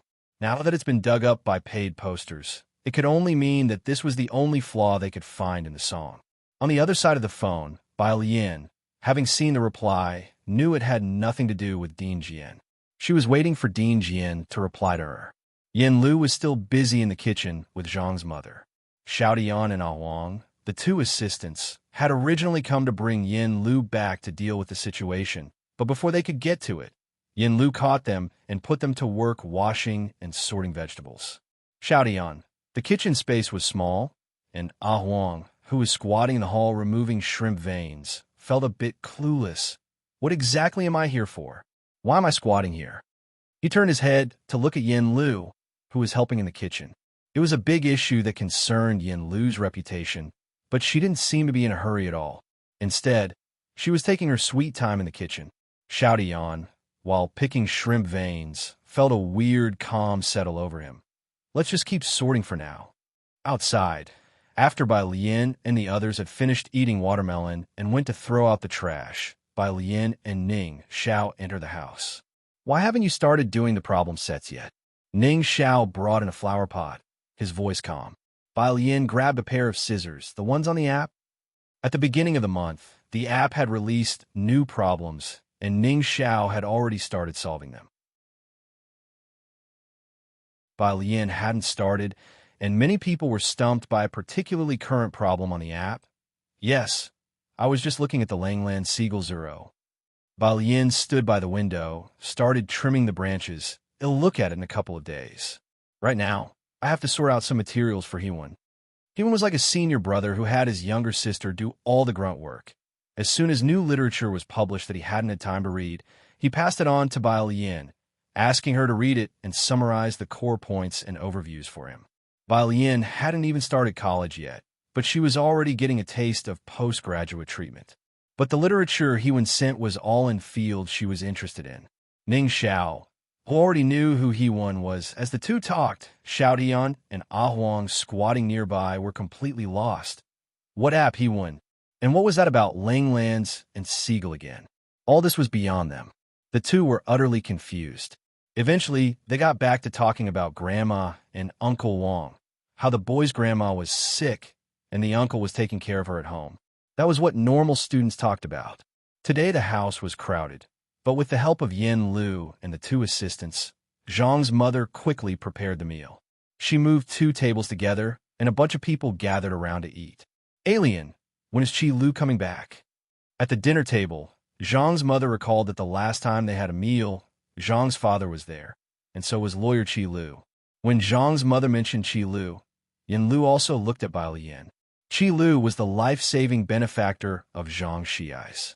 Bai Lian, holding chopsticks and picking up a stalk of bok choy, said upon hearing this, "Next month."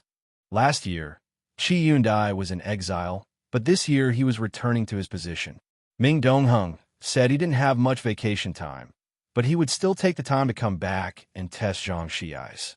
Around the dinner table, they chatted about this and that, but no one brought up Yin Lu's issue.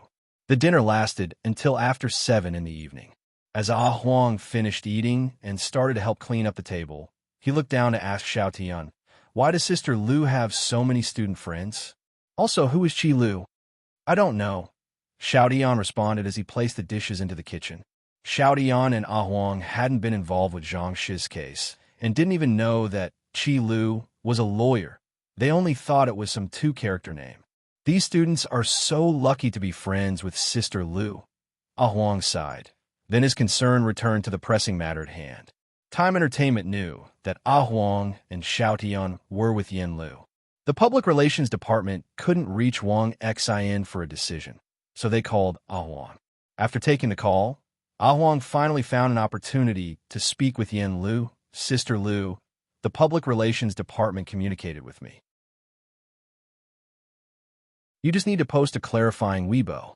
A Weibo post clarifying that she had nothing to do with the arrangement. Yin Lu shook her head, offering no explanation. If this matter isn't clarified, with such a fuss, Yin Lu might lose a lot of resources. Ah Huang couldn't understand it at all and said, "Xiao Tian, what do you think Sister Lu's team is thinking? Who exactly made the arrangement?" Xiao Tian shook her head. Yin Lu recorded the songs herself, so she didn't know who wrote the lyrics and music. Within the entire Time Entertainment, probably only Sister Xin and Yin Lu knew about it. At 8 o'clock, a group of students bade farewell to Mother Zhang. Jiang Fulai's car had just stopped on the opposite side, waiting for her. As Bai Lian walked toward the car, her phone vibrated a few times. Principal Jian had finally figured out the ins and outs of the situation. He didn't send a message. He called Bai Lian directly. Pressing the answer button, Bai Lian walked towards the light across the street. "Principal Jian, I found out." Jian Zhongyou didn't beat around the bush. He was still sitting at his desk, reaching out to click on a long recording. "There's a video on the internet from a previous internal performance of our school, and I conducted that performance. I checked the records of that performance at the school." Principal Jian didn't have a vivid memory of that performance, and it was only after seeing the video online that he realized he had such an arrangement to his credit. It was indeed Jian Zhongyi's own stylistic hallmark. There was nothing much to say. Jian Zhongyo could only sigh. The netizens, or rather, Yin Lu's aggressive moves, were too powerful.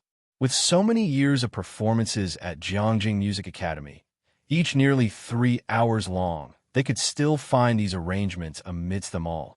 What do you plan to do?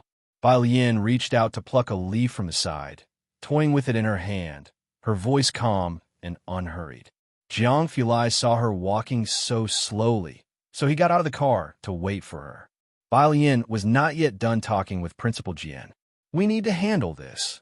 Principal Jian also calmed down, having lived long enough to know that with such intensity behind it, there must be someone stoking the flames. Otherwise, even if it's clarified, a lot of people won't be notified. Everything needs attention. Spreading rumors takes just a mouth. Debunking them runs you ragged.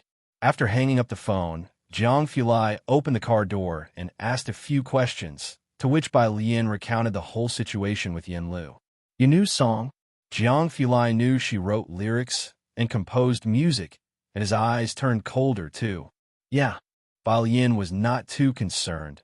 She got into the car and began to check the academic paper Hewen had sent her on her phone. Jiang Fulai, seated beside her, raised his hand to signal Ming Dongheng to drive, his eyes narrowing slightly. Don't let Principal Jian act rashly on this matter. Give me Yin Lu's agent's contact information. Rewriting the past had already been labeled impure, and clarifying it completely wasn't something Principal Jian, an outsider to the circle, could accomplish. Bai Lian opened Sister Zin's WeChat and sent it to Jiang Fulai. Jiang Fulai reached out to open it and added her as a friend. Why are you looking at this? Jiang Fulai waited for Wang Xian to accept, his gaze glancing over at the new academic paper Bai Lian was viewing. It looked familiar. Hewen gave it to me. Upon hearing this, Jiang Fulai knew what Hewen was up to. The light was turned on in the back of the car, and he sat under it, dressed in a black shirt and black trousers, his refined facial features especially cold, and he just tugged at his lips at the comment. Hewen, who was at a research base dressed in a sterile suit, suddenly sneezed. A male student in the laboratory glanced at him.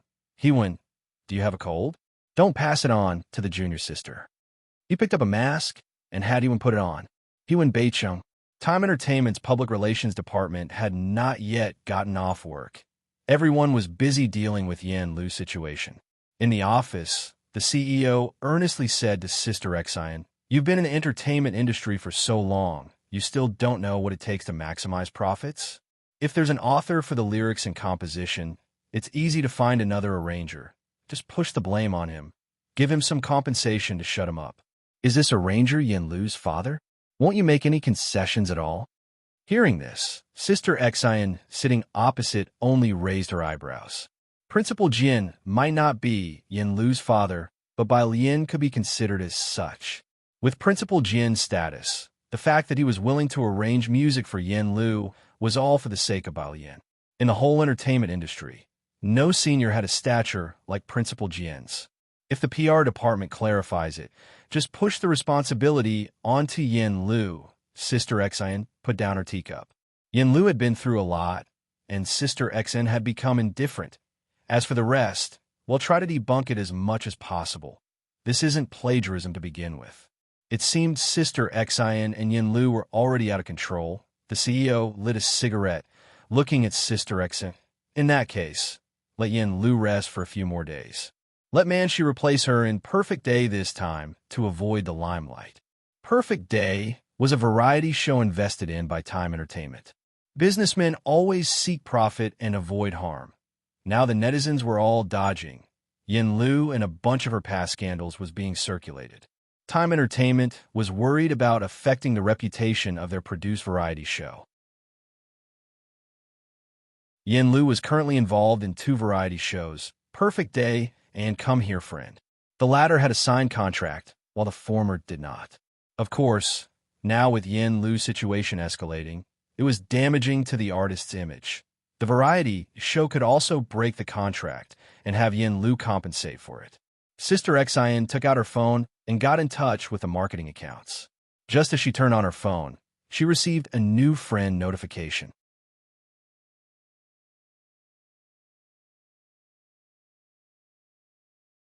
Chapter 453. 179 might be, because I composed the music myself. Second update. _1. Shinji added by Lien to her private account, which was known to few people. She opened her friends list, and although there was no information on the other party's certified page, the account name consisted of 3 words, Jiangfulai. Just a profile picture and a name, and Shinji felt a chill down her spine for no apparent reason. Back when she was in Xiangqing, she had never heard anyone call out the name Jiangfulai.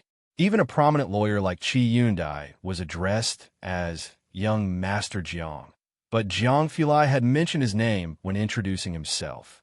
Shinji remembered the pronunciation, but not the characters. Now, she finally matched the characters with the pronunciation. She reached out to accept the friend request and took the initiative to send a greeting. Jiangfulai on the other end didn't reply, but recommended a business card to her. Jiangfulai. Add him. Shinji didn't dare to ask who this person was and directly added the stranger as a friend.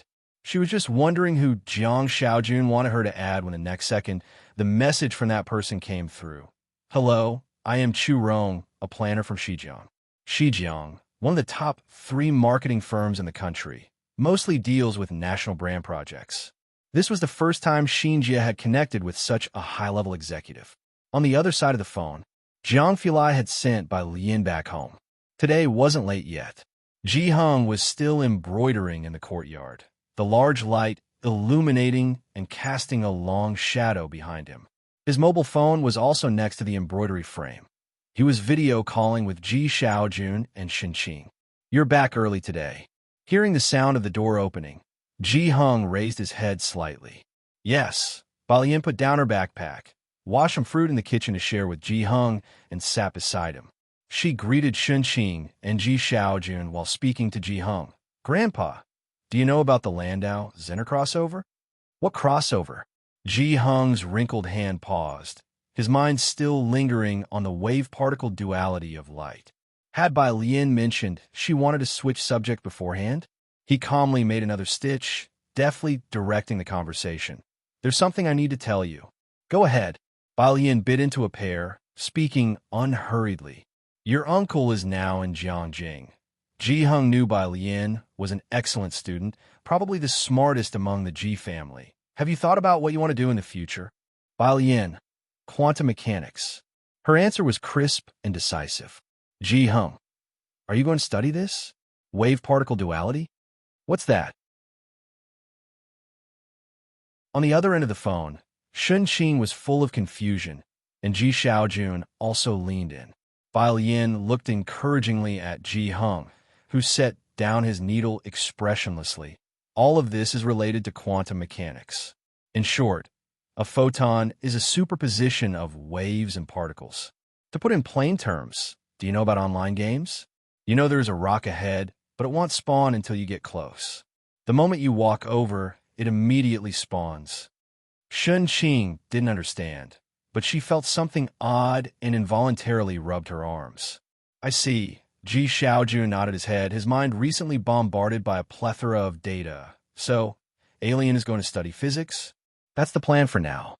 Bai Lien finished the pair. Uncle, is there something you need? Shinqing chimed in from the side. He wants to find you to help him with the data analysis. Ji Xiaojun, Ji Hung picked up a needle again. Let's wait until after Alien's college entrance exams. Nearby, Bai Lien didn't bring up the crossover again, and Ji Hung finally relaxed. Meanwhile, with Jiangfulai in the study, his phone was lit up with a hands-free call activated. On the other end, Jiang Ziju's voice sounded puzzled. Marketing? Yes. Jiangfulai reached out, picking up the cushion on the carpet with 2 fingers and casually tossed it onto the sofa. His voice was indifferent. The person is all I need. Okay. Jiang Shiju arranged it, curious about what it was but didn't dare to ask. Are you coming back next month? Jiangfulai paused for a moment. Coming back. He ended the call, returned to his seat, and turned on the computer. The glow from the screen cast his face in a stark white light. He logged directly into WeChat. The request from Director Jian had been accepted, and the person had sent Jiangfulai a video and a document. The video was an internal performance from Jiangjing Music Academy, and the document listed the names and times of the performers involved. He edited a segment from the video and took a screenshot of the list with director Jian's name and the school's seal. Jiang Fulai. Do you mind if it's revealed that you are Jian? Jiang Fulai knew that director Jian had used the pseudonym Jian to collaborate quietly with Bai Lian on music, purely for the music's sake, but had not expected that after the song became popular, such a situation would arise. At that time, Yin Lu was still relatively unknown, and director Jian didn't want to label the song with something as significant as director Jian.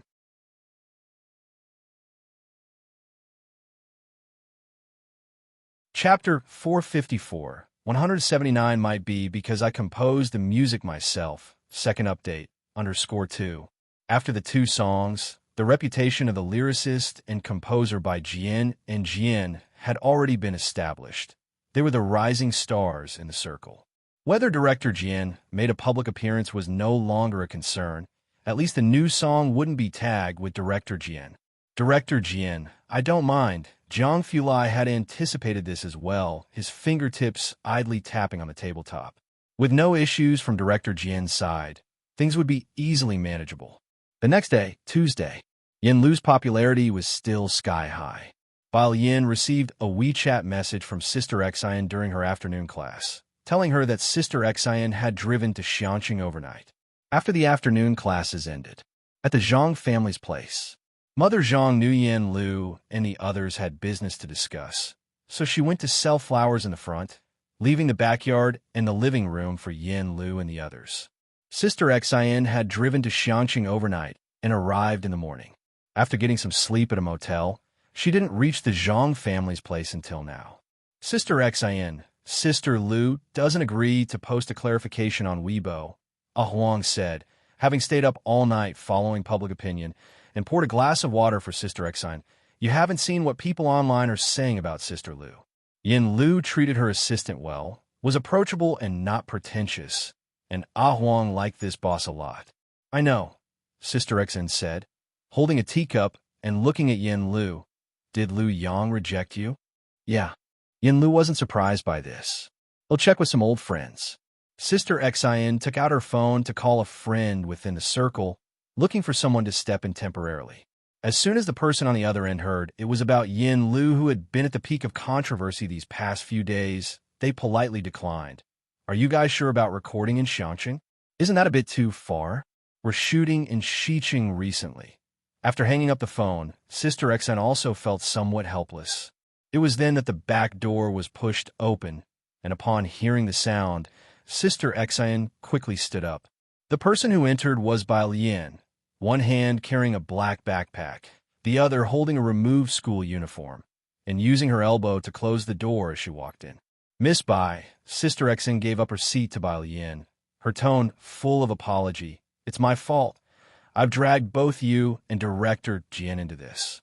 It's my fault. Yin Lu also felt very sorry. She hadn't expected the incident to disturb Bai Lian, who only loved studying. There are too many marketing accounts smearing me, and I've given them plenty of material in the past. It's okay.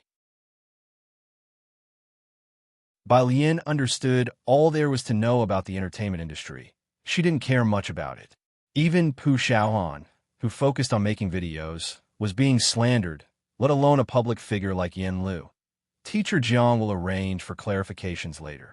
Sister Xian paid attention to Bai Lian's expression, and seeing that she didn't mind, Sister Xian finally relaxed. I know. Jiang Fulai had mentioned this to her the night before, but Sister Xian still hadn't seen Jiang Fulai remove the trending search. Nor had there been any movement from Chu Rong in her contact list. For Sister Xian, the important thing wasn't the dirt on Yin Lu, but rather Bai Lian and director Jian. Since neither of them would hold a grudge against Yin Lu because of this, she could rest assured. Across from her, Huang watched Sister Xian and Yin Lu treating Bai Lian, the high school student, with such respect that he was inwardly surprised. As Sister Xian was speaking, her phone lit up. She glanced at it, and her face lit up with excitement. Yin Lu, Teacher Mei Yi is willing to be the guest star for this episode. Teacher Mei Yi? Yin Lu was very surprised. How could he come? Bai Lian also looked up when she heard the name. She had been to the set of Great Young. The teacher Mei in question was the actor who played Bai Zhongyu. Maybe he sees potential in you. Sister Xian, handling her phone, was clearly very excited. He'll talk to his agent about the variety show first. Bai Yin looked away and lazily at her phone as Jiang Fulai sent her a WeChat message. Do you want to register on Weibo? Bai Yin? Question mark. Jiang Fulai. Screenshot. After opening it, Bai Yin saw a topic about Bai Jian. She didn't have a Weibo account, but after 3 songs, the fan count for the Weibo topic had already surpassed 100,000. She was rarely lost in thought, and as she downloaded Weibo, she suddenly remembered that she was leaving more and more of herself in this era. As Bai Lian was registering on Weibo, Jingjing was pondering. When Jiang Fulai received Bai Lian's Weibo account, it was a simple one-letter name, Jian. Just like Jiang he felt a little guilty every time he saw this character. After following Bai Lian, his phone rang. It was from Chu Rong, young Master Jiang. Chu Rong's voice was very respectful on the other end of the phone. When Shi Jiang was close to running out of business, it was the Jiang family that invested in it. The marketing accounts and the popularity have all been arranged. Their team had planned out the strategy overnight.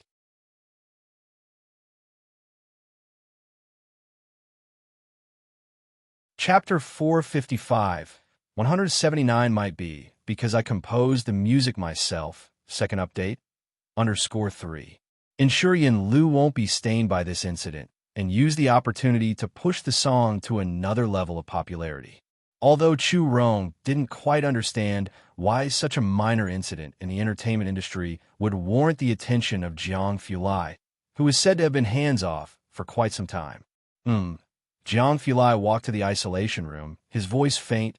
Okay, they'll have Dean Jian post on Weibo. Jian Zhongyo did have a Weibo account. When Jian Zhongyo received the message from Jiang Fulai, he was still at school. He stopped in the middle of the path, logged into his Weibo account, which he had just registered the previous night at Jiang Fulai's request, with only a few bot followers, but it was already verified. A big V verified so quickly. A teacher beside him looked at Jian Zhongyi's V-verified account and didn't understand. Jian Zhongyo hadn't even posted a single Weibo. I don't know. Jian Zhongyo opened Weibo and posted as per Jiang Fulai's request. Beicheng, Time Entertainment, Man Shi and Enchi's teams met up. Man Shi, Enchi's agent smiled. Perfect day will still be yours, right? Man Shi pressed her lips together, nodding with a cool smile. I guessed as much. Enchi's agent then turned her head with a smile. I thought they would clarify that Yin Lu had nothing to do with the arrangement. I didn't expect Wang Xin to be so stubborn, actually refusing to agree. Enchi removed his sunglasses. Are you sure she doesn't have someone backing her? With the situation turn out like this, we haven't heard of any PR firm stepping up for her. His agent, who was antsy just yesterday, finally relaxed. Don't worry. Rumors have been circulating on the internet that Yin Lu had the support of a high-level executive from Zhongguang Group. Compared to Zhongguang Group, Time Entertainment was like an ant to an elephant. Although paparazzi had been stalking Yin Lu for months, they hadn't caught a glimpse of the rumored sugar daddy. Yin Lu's issue was still trending on Weibo without any forceful measures to remove it from the hot search. It seemed the rumors were just that, rumors. The group was quite relaxed together. Enchi's agent laughed and said, Enchi, why don't you and Man Shi go out for a meal in a couple of days? He'll arrange for someone to take pictures. To ride this wave of public opinion, Enchi's studio had spent a lot of money. As they were talking outside, an assistant hurried in with a phone in hand. Mr. Enchi, something's wrong. Look at the hot search. Making a big deal out of nothing. Enchi's agent frowned. What happened? Everyone in the room took out their phones and opened Weibo. Weibo was a bit slow. Netizens thought the Yin Lu incident had come to an end, but little did they know that at 6 o'clock today, another bombshell dropped. The top hot search was time to eat melons, followed by the word explode. Click in and you see that several major marketing accounts had reposted a Weibo post from someone named Jian with the emoji of eating melons, VGN. Maybe because I composed the music myself. Image, / at Black Friday. Screenshot. So similar. Do you think I'm blind not to see it? Was this the mysterious composer? Everyone was taken aback. Then they went to check Jian's Weibo verification. Jian Zhongyou, Dean of Jiangjing Music Academy, National Team's Chief Guzheng Player, Royal Music Academy. Looking back at Jian's 2 screenshots, the first was the comparison made by netizens of that music performance. The second was a list of that performance with 3 words in the column for the guidance teacher, Jian Zhongyou. And there was an official stamp behind it. The top trending comment was very direct. What the hell? The legendary self-plagiarism? Isn't the biggest bombshell that Jian is actually Dean Jian? The arranger is Dean Jian. Damn, who wrote the lyrics and composed the music? Who? Who could have made Dean Jian willingly arrange the music? Why not take a look at his following list?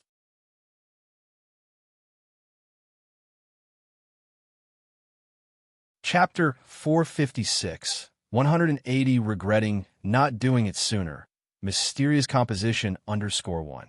Netizens mostly came for the excitement, and the vast majority of them did not recognize Dean Jian. But there were some professionals in the comments section providing explanations, along with striking and vivid contrasts. The status of the Dean of Jiangjing Music Academy might not be known to those who don't study art or mingle in this area. But when you compare him with the president of Jiangjing University, it becomes crystal clear to everyone. Yen Lu had a 3S+ level drama waiting to be aired, and beyond that, 3 songs that had broken through the music industry in China this year. No one could have imagined that the obscure arranger would be someone like Jian Zhongyou, who was detached from the entertainment circle. Jian Zhongyou could be called a master, an artist who could perform at national events. Perhaps many netizens still couldn't imagine Dean Jian's status in the world of national music. But Enchi and his entourage, who had been to the music academy for lectures, were well aware. Enchi's agent felt like he was going insane, his hands trembling. The arranger for Yen Lu is him? From the very first song? Why has there never been any hype on Yen Lu's side? This didn't make sense. Enchi went to Jiangjing University for a single lecture and got through to so many marketing accounts. Yen Lu's arranger is Jian Zhongyou, and Wang Xian doesn't pay for internet trolls and marketing accounts for promotion. He was the same as most netizens. If the arranger is Jian Zhongyou, then who else could even be mentioned in the same breath as him for songwriting and composing? Enchi's agent clicked on Dean Jian's following list. The short video app was suitable for the elderly, so Dean Jian was often active on the video app. This was his first time registering on Weibo, and his account was only following 3 people. Yen Lu, the official Weibo of Jiangjing Music Academy, and as Enchi looked at the last one, an account with a system-generated gray avatar and the name Pick. The Weibo account was obviously newly registered, with no posts, but already had 100,000 followers. Beside him, Enchi also stood up incredulously. The arranger is Dean Jian. Then everything made sense. Right, he also follows Yen Lu, Enchi's agent said, somewhat dazed. No wonder Wang Xian would rather Yen Lu be suppressed than issue a clarifying Weibo post, even letting Yen Lu give up perfect day. This all-in gamble had resulted in a total loss for their side, as the millions invested earlier had completely turned into traffic for Yen Lu. That was the top artist in national music, a height in art they in the entertainment industry could never reach in their entire lifetimes. Thinking about the earlier marketing Enchi had done because of his visit to Jiangjing Music Academy, the agent couldn't help but glance at Man Shi beside him. Man, she was a first-tier actress created by Time Entertainment, and at the beginning, he had chosen her for Enchi over Yen Lu because of her popularity. Now, however, the agent was beginning to regret it. If they hadn't backstabbed Yen Lu, would this popularity also include a part for Enchi? Would they perhaps also have had the chance to have Dean Jian arrange music for Enchi? Once some thoughts appeared, they couldn't be contained, and even Man Shi standing to the side could sense this. Xiangqing. After Sister Xian finished a phone call with teacher Mei Yi and confirmed the filming location and celebrity guests with the directors of Come Here Friend. With teacher Mei Yi coming, You won't have much pressure, Sister Exine said, coming back from the yard with her phone in her hand. Will you be filming here? The show crew might give you a script. A script? Bai Lian heard for the first time that even variety shows required scripts, and she looked up, surprised. Sister Exine was also helpless. There's only teacher Mei Yi among the celebrity guests. The other groups probably have several friends from within the circle. Yin Lu's everyday life is dull, while other artists watch shows, have numerous friends, talk about life. She spends every day reading books and studying acting with her teacher. I'm afraid she'll invite teacher Mei Yi over, and they'll spend a couple of days reading books. Can you imagine the audience watching them read for 2 hours? As she spoke, Sister Exine looked toward Bai Lian. Since she met Bai Lian, Yin Lu had been reading books more diligently than the average high school senior. In the Great Young Drama's promotional clips, most of the snippets of Yin Lu were of her reading books or scripts and observing her seniors. Take them to visit Wallow Street, Bai Lian suggested. However, as a phenomenally popular tourism street, it was always crowded and might not be suitable for long-term shooting. Bai Lian tilted her head, looking at Yin Lu, as her fingertips tapped on the table, slowly starting to think. Perhaps because she felt guilty about not keeping a closer eye on Zhang Xi's, Bai Lian had been feeling remorseful about his year in prison and became even more caring towards Yin Lu and Zhang's mother. Sister Zin's phone rang again. It was the CEO of Time Entertainment. As soon as she picked up the call, the delightful voice on the other end rang out. Sister Exin, look at you, not letting us know sooner that the arranger is Dean Jian.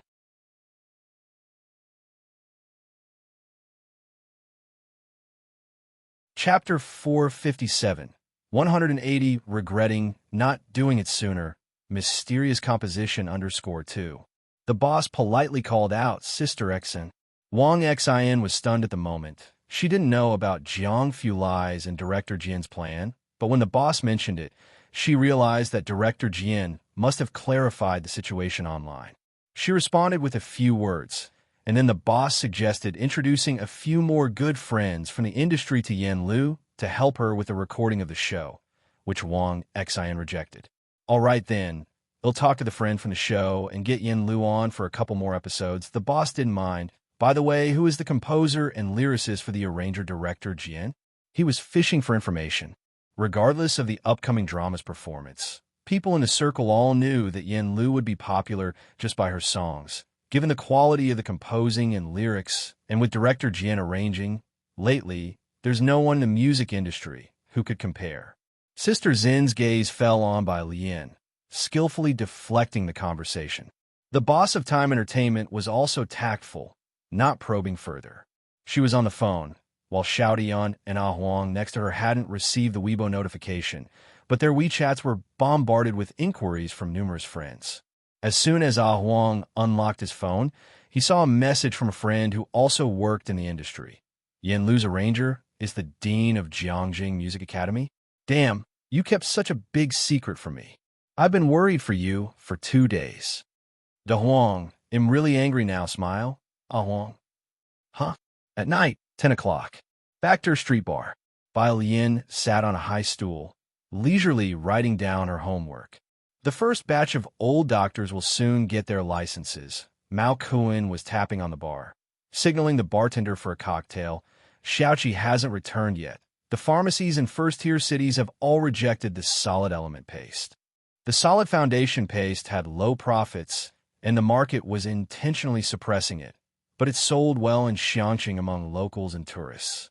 The rest relied on Mao Kun's ability to move merchandise at the underground fighting ring. Only the medicine usage there was too vigorous to break into the mainstream market. But he said he's going to do something with sinking. Mao Kuan didn't understand these things. The Luo family is the domestic medicine emperor, financed by our country to suppress other Chinese medicine markets. Sun Chun explained as she came over with a tray. So Mr. Xiaoqi decided to first penetrate the lower-tier market, only going into rural and 18th-tier city pharmacies. He's already found dozens of distributors. The people of Xiangqing all knew about the large-scale purchases of Chinese herbs, and many of them had not gone out to work this year. staying to grow medicinal herbs and enchanting. Once the market opened up, everything else would be easier to handle. Bai Lian was listening on the side, not quite understanding, but after Sun Chun's explanation, she got it. This was a long-term battle. There wasn't much Bai Lian and Mao Kuan could do to help. Bai Lian only asked them to teach her the set of acupuncture technique for myopia once they got their traditional Chinese medicine licenses. I have a fight scheduled for Saturday, Mao Kuan mentioned to Bai Lian after their conversation. Sis, are you coming to watch? Mao Kuan didn't fight very often now, but the fighting ring had invited him because he was so popular. A fight. Bai Lian wrote down another line under the light, remembering what Sister Xian had said. Is it hard to get tickets for the fight? That's for outsiders. I'm practically one of the family at the ring. Mao Kuan took a sip of his cocktail. He had never been to high school, but he was curious. Are high school assignments really that numerous these days? Every time Bai Lian was at her busiest, she had to write homework, always homework. Having finished her work, Bai Lian did not check her answers, but leisurely turned the page. Can you bring people into film? She explained that Yin Lu needed to record a TV program. Wallow Street was too crowded and Yin Lu couldn't visit often, but Bacter Street was full of international folks and no one would recognize a domestic, minor celebrity. There were also many interesting things. Sister Xian thought Yin Lu was too dull and worried the show wouldn't have a good effect. Mao Kuan didn't know. He muttered into his phone for a while, then said to Bai Lian, but they can only have 5 tickets. However, the footage needs to be screened by the fighting ring after post-production, since many things in Bacter Street shouldn't be revealed to the public. They'll have Xiaowu follow them, so they won't cause any trouble. Xiaowu was now a well-known small-time player in Bacter Street. 5 tickets meant that most of the variety show crew couldn't come. Got it. Bai Lian nodded in agreement. Behind them, Sun Chun returned to the bar, picked up a lemon, and thought to herself, bringing people here to shoot a variety show, aren't they going to be scared to death? Are you about to leave? Bai Lian suddenly remembered this and turned her head to look at Sun Chun.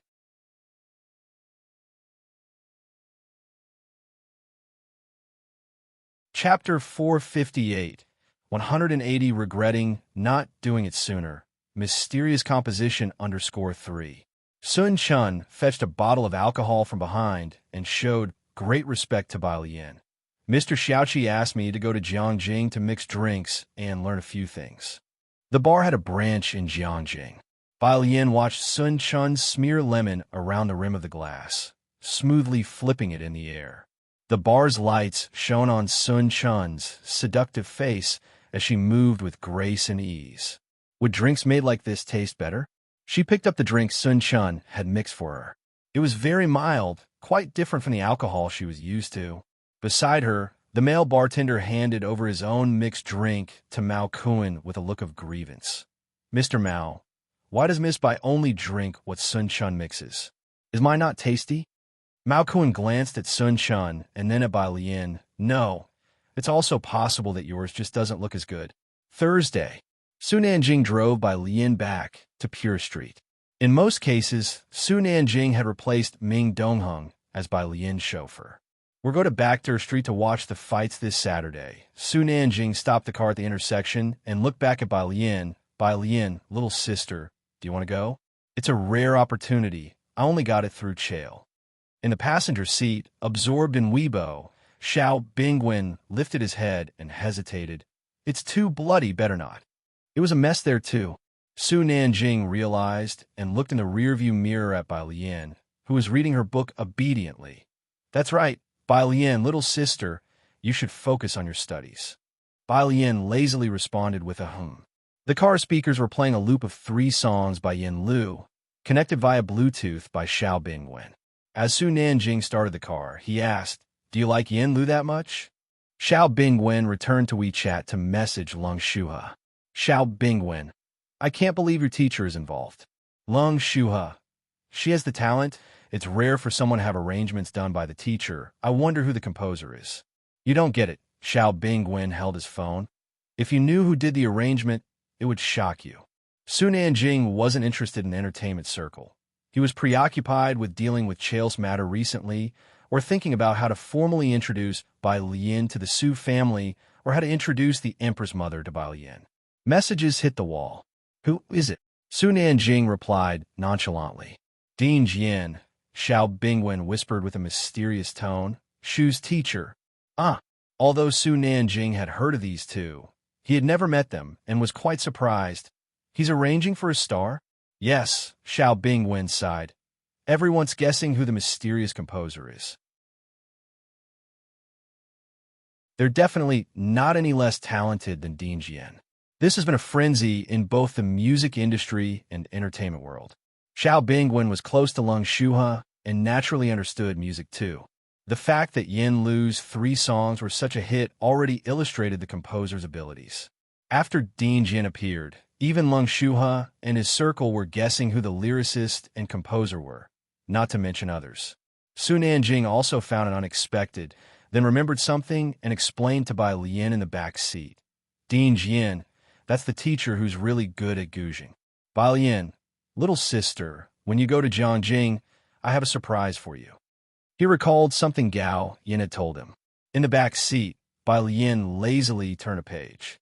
The car arrived at Pura Street. Bai Lian said goodbye to Su Nanjing. Next to Pura Street's trash cans, a blonde-haired man squatting and smoking stood up when he saw Bai Lian. With a cigarette dangling from his mouth, he pulled a few tickets out of his pocket and handed them to Bai Lian. Bai Lian reached out to take them. Inside the car, seeing Bai Lian interacting with a ruffian with yellow hair, Su Nanjing couldn't help but sit up straight, his gaze following as the yellow-haired man gave Bai Lian something. "Hey!" Su Nanjing sat up, his eyes narrowing slightly, and tapped Xiao Bingwen's shoulder. "Doesn't the thing in her hand look familiar?"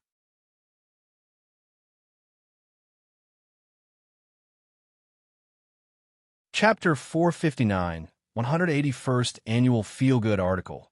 Alien offers tickets. Second update. _1 Xiao Bingwen was messaging Lung Shuha while casually browsing Weibo. Lung Shuha.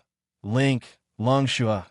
This big shot's Weibo. He clicked on a link and saw a Weibo post with the word found, with only 1 following, which was the Douyin platform, but already had 2.01 million fans, all active ones. Is this the Weibo of the lyricist and composer? Xiao Bingwen followed the account and heard Su Nanjing's voice, and when he looked up, he saw Bai Lian slipping the blue ticket back into his school uniform pocket. "It does look a bit like your ticket," Xiao Bingwen paused. It looked very much like a Fight Club ticket, but she seems to have many. Those tickets could only be obtained by Su Nanjing through Chail.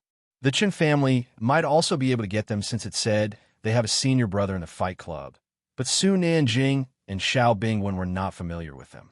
Even so, Su Nanjing had only gotten 3 tickets. At a glance, Bai Lian seemed to have many. It couldn't be, right? And, considering Bai Lian's demeanor, she did not seem like someone who would go to a gory place like a Fight Club.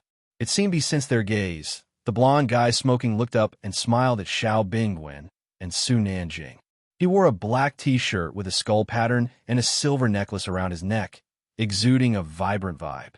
Xiao Bingwen, it shouldn't be.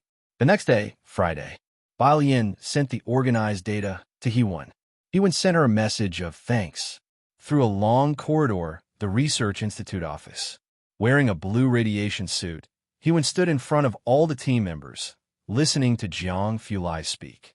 The underground laboratory was naturally cold, with cold white lighting and surrounded by high-tech machinery. Jiang Fulai was sitting in his seat with the computer screen displaying academic papers in front of him. One hand rested on the armrest while the other pointed at the computer screen, his prominent nose adorned with glasses and lips tightly pursed. His cold, white fingertips paused on an example, and he slightly turned his head. Adhesive forces and repulsive forces have opposite curvatures. One causes space to contract, and the other causes it to expand. Are you using this example to discuss positive and negative energy? What should I say to you? Should I encourage you to bravely challenge Dirac? He chuckled disdainfully, and others in the know understood that it was directed at Hewan, who lowered his head even further. Hewan, after Jiang Fulai finished looking over everything, he stood up with his phone. Is this the review you organized? He glanced again at the printed documents in Hewen's hands. Hewen, yes, new literature. Jiang Fulai gave him a cold look. You don't need to write acknowledgments. Once Jiang Fulai left, other team members approached, imitating Jiang Fulai's words, and then patting Hewen on the shoulder, brave enough to challenge Dirac. That's Hewen. You're our lab's next Dirac. Today, only Hewen was rebuked, while the rest reveled in his misfortune. Hewen, holding several papers and smiling, said, Say that one more time, and next time Jiang Shao invites us to eat, you all can order for yourselves. The others, Hewen turned back to his station, picked up his phone, and vented to Bai Lian, got scolded today, running with tears, running with tears, running with tears, Xiangxing No. 1 Middle School. When Bai Lian saw Hewen's message, she had already finished school. She glanced down at his reply. Hewen often got scolded, and she was used to it by now. In class 15, a bunch of people gathered, with Pu Xiaoan speaking loudly. We don't have to go to Aunt Zhang's place for the next few days. Yin Lu is going to record a show there. Bai Lian slowly followed behind the group. She was looking through the questions on the Jiangjing app. Upon opening the app, she saw cries of anguish all over the public screen, but Bai Lian wasn't paying attention and just kept brushing through the questions, most of which were fill-in-the-blank. Wang Qi, Pu Xiaohan, and the others had been in the midst of a heated discussion.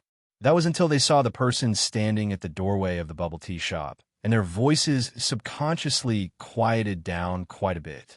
When Bai Lian looked up, she saw Jiang Fulai standing in the corner outside the bubble tea shop.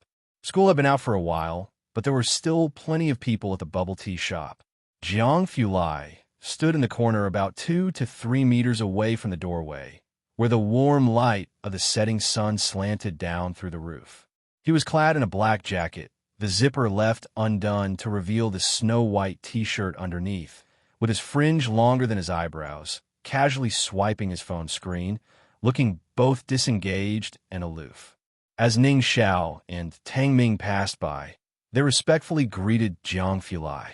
Jiang Fulai looked up indifferently. I'm going to see Yin Lu. Bai Lian didn't go into the bubble tea shop. Instead, she shielded her eyes from the still somewhat glaring sunset with her phone and slightly raised her head.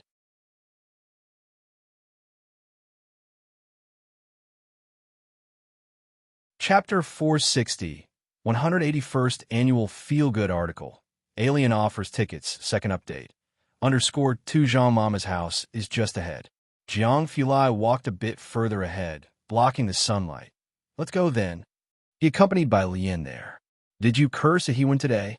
Bai Lian asked with her mobile phone in hand, a bit curious. Jiang Fulai's eyes were cold, and he answered casually, if describing facts is considered cursing. From his tone, Bai Lian knew Hewen would be criticized again next week, so she changed the subject. Are you going fishing with my grandpa tomorrow? Jiang Fulai had spent the whole week in the lab. There were 2 days off for the weekend. Hearing about going fishing with Ji Heng, Bai Lian still wasn't clear how the two had gotten in touch. Zhang family. Mei Yi and his agent had already arrived. The agent was a middle-aged man, slightly overweight. He looked around the Zhang family's backyard and whispered to Mei, You've got a good eye. Mei Yi came to Xiangxing to record a show with Yin Lu. His agent had disagreed at first. Back then, the old storms of the book world were too intense, and he didn't want Mei Yi to get caught up in them. Who would have thought that under those circumstances, Yin Lu would not only make a comeback, but also turn it into her own popularity. These past few days, she had been the center of attention on various social media platforms. The netizens even jokingly referred to it as the feel-good hit of the year.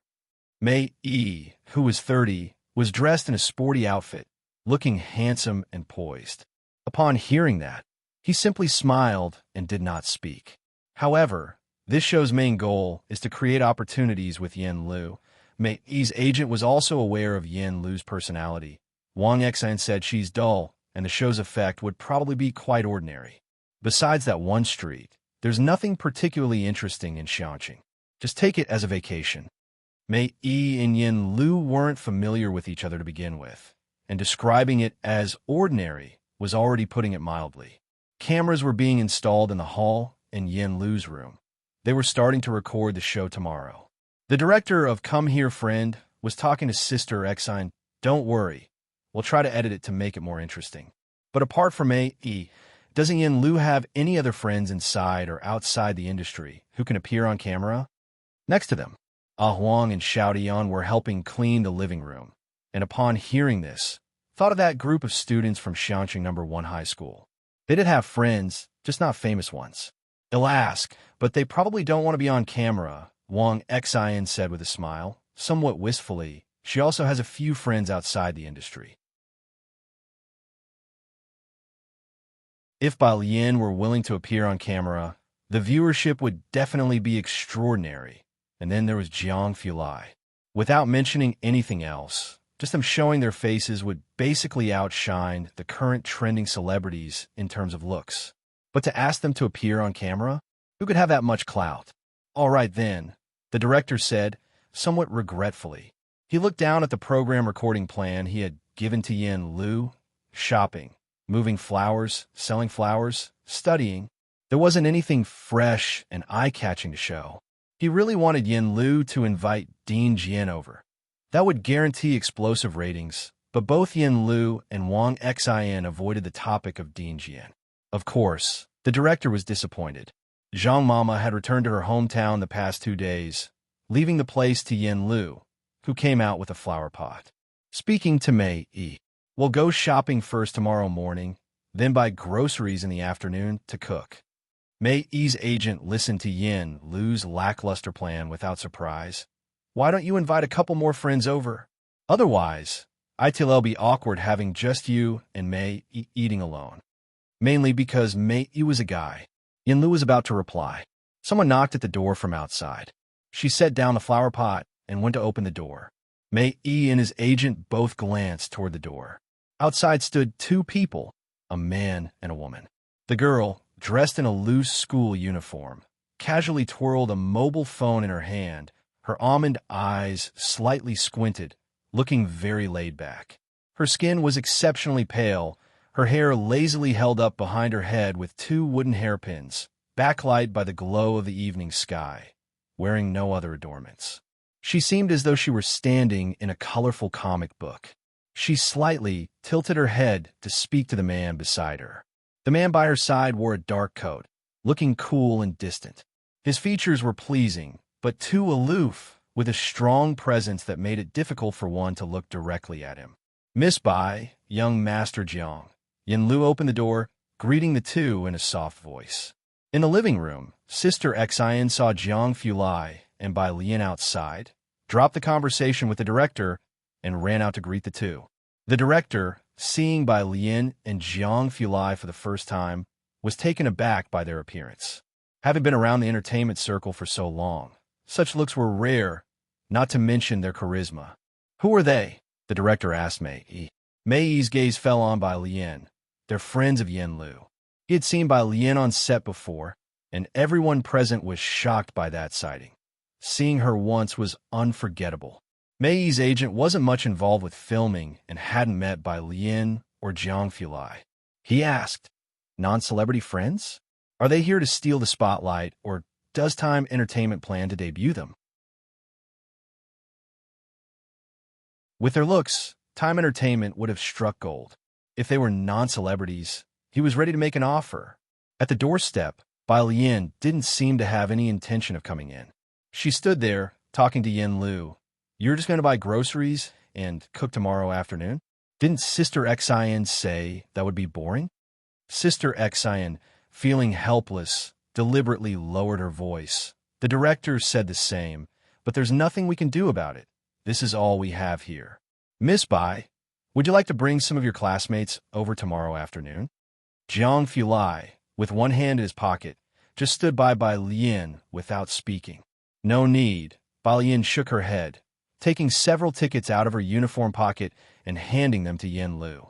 Bai Lian had heard that right now there were a lot of fans of the white tank top. It was surely better than Yin Lu entertaining the viewers with book reading at home. What are these? Yin Lu, unfamiliar with them, instinctively accepted the tickets. Bai Lian curved her lips slightly. You can go here tomorrow afternoon. These are tickets, and someone will meet you at the entrance to guide you. It shouldn't be boring. Jiang Fulai glanced down. It wouldn't be boring, but it might randomly scare someone to death.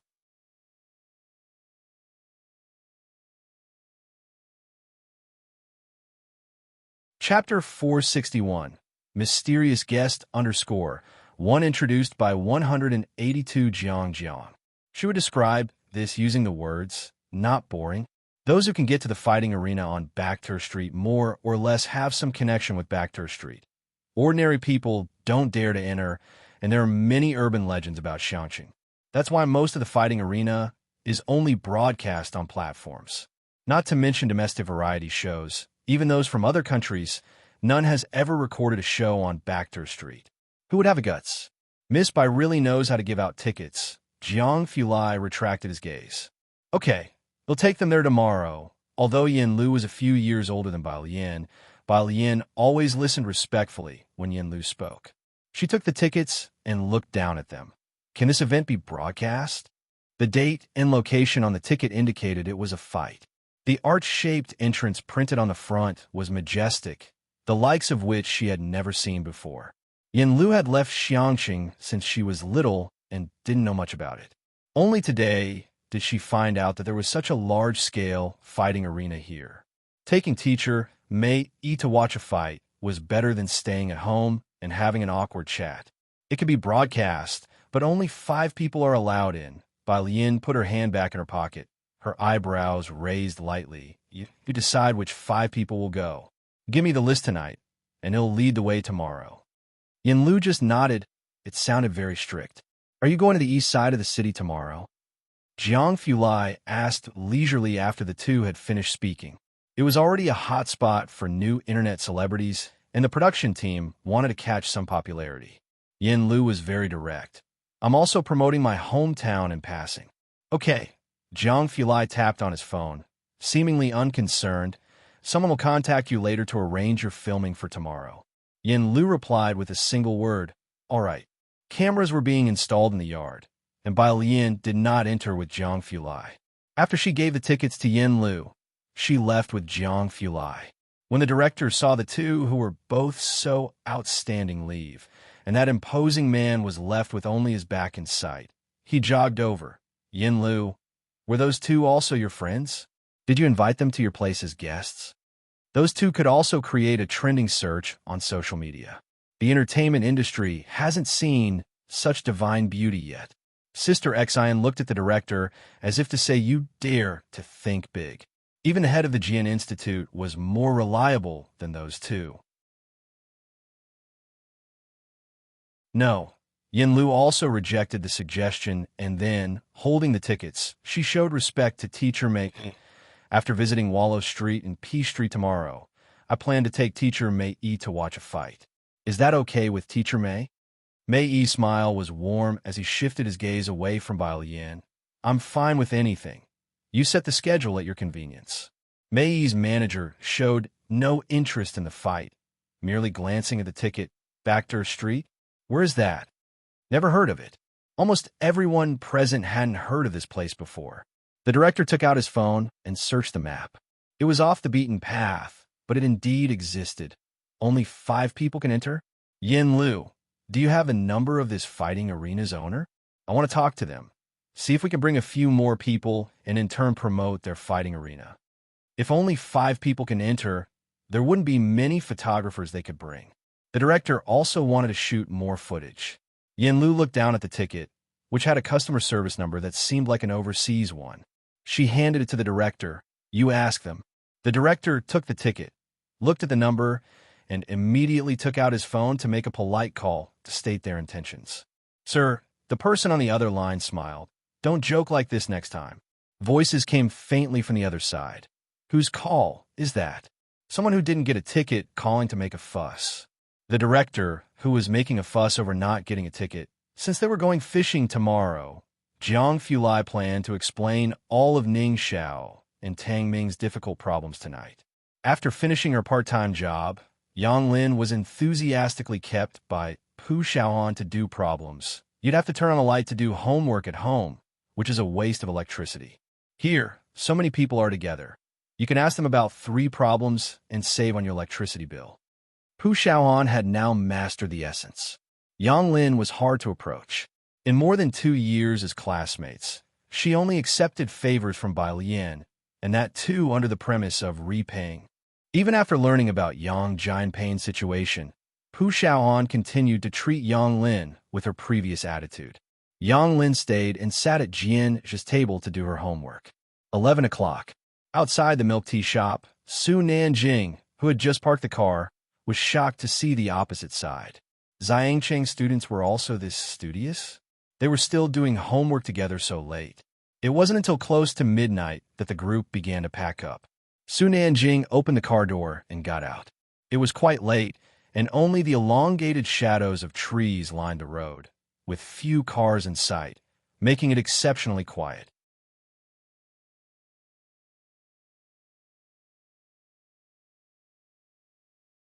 Chapter 462, Mysterious Guest _2, introduced by 182 Jiang. You send them home.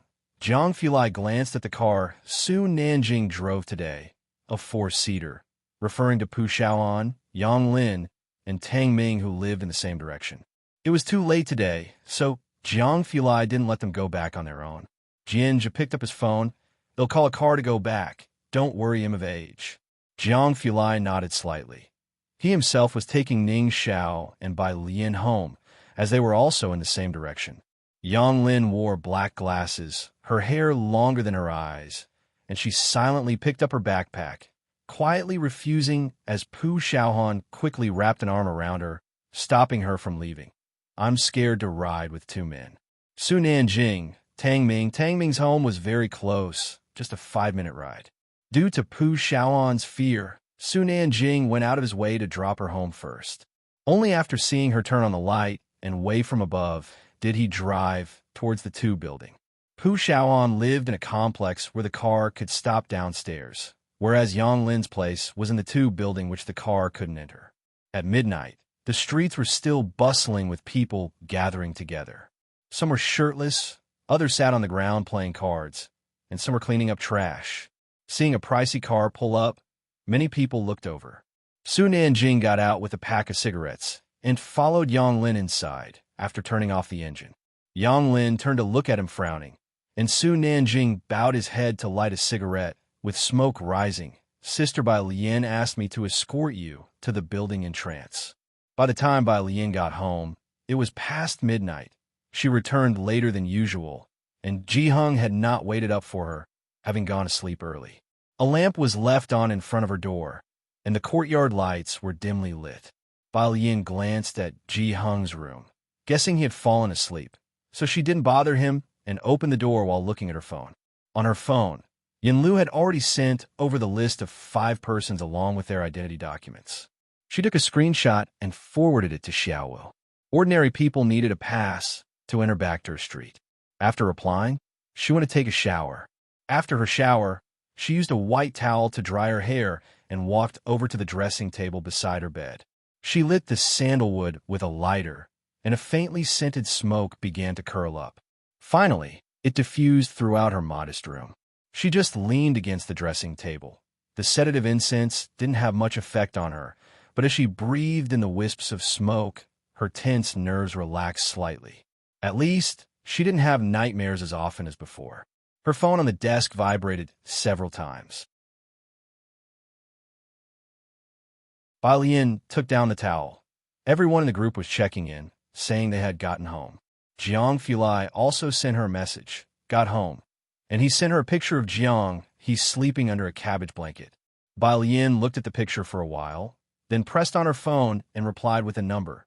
On the other side of the phone, Mr. Jiang, who had just grabbed his pajamas, looked down at this one for a long while before expressionlessly closing the bathroom door. Early Saturday morning, Ji Hung was going fishing, and both Jiang Fulai and Chief Chun arrived very early. Jiang He, carrying a small bag and dressed in the blue mandarin jacket Ji Hung had made for him, followed energetically behind Jiang Fulai. Bai Lian and Ji Hung were both up. Ji Hung was brushing his teeth by the outdoor sink. Chief Chun, who brought breakfast on his way, set it down on the stone table and greeted the two. Bai Lian lazily raised her hand in greeting, grabbed a bottle of milk, leisurely inserted the straw, and watched Ji Hung thoughtfully. Ji Hung spit out the mouthwash and took the initiative. Xiao Jiang, what size clothes do you wear? Jiang Fulai was momentarily startled. Then after a moment, he seemed to understand. I don't know. Ji Hung leisurely finished brushing his teeth and washed his face outside. Then that's perfect. Go inside and bring out the tape measure. It'll measure you. And when I'm free in a couple of days, it'll make you a suit too. After brushing her teeth and taking her measurements, Bai Lian diligently recorded them and asked about Jiang Fulai's preferences. She was too busy to chat with Bai Lian. It wasn't until after eating that a few people prepared to leave with their fishing gear. Bai Lian handed Ji Hung his fishing rod, and as he took it, she suddenly spoke. Didn't you forget the chemical bond? Jiang Fulai stood by, not daring to speak. Director Chun didn't understand, but since Jiang Fulai remained silent, he naturally dared not say anything either. Jiang, he simply blinked and stared at Ji Hung. Ji Hung, Bai Lian left with them, taking bus route 12. After they watched her board the bus, Jiang Fulai and his group got into the car parked by the roadside. Ming Dongheng had been in the driver's seat the whole time, not getting out. Director Chen opened the door to the passenger seat and sat down. The door in the back automatically opened. Right after Jiang Fulai sat down in the back, he leisurely took out the laptop on the table, and Ji Hung suddenly asked, seriously, who came up with so many chemical bonds? Can he really remember all those regulations? Why can't AlCl3 be an ionic compound? Jiang Fulai, Director Chun. Jiang, he silently hugged his pillow, honestly saying, aluminium chloride is a special case. Ji Hung, he silently picked up his pipe and opened the car window, as if the one who had just gone crazy wasn't him. 8 o'clock. Come here, friend, began recording. Yin Lu got up at 6 in the morning, bought breakfast for Mei Yi, watered the plants at home, and then sat in the yard to read a book while waiting for Mei Yi to wake up. The production team, watching Yin Lu, sat motionless in the yard reading for half an hour, all in silence. Mei got up at 7 and called Yin Lu's sister, while Yin Lu naturally referred to him as Big Brother. Their interaction wasn't awkward. They seemed like actual siblings. After eating, Yin Lu took him to buy milk tea near the school. The milk tea shop had just opened, and Yin Lu turned to Mei Yi, saying, the cakes here are delicious, but they were even better before.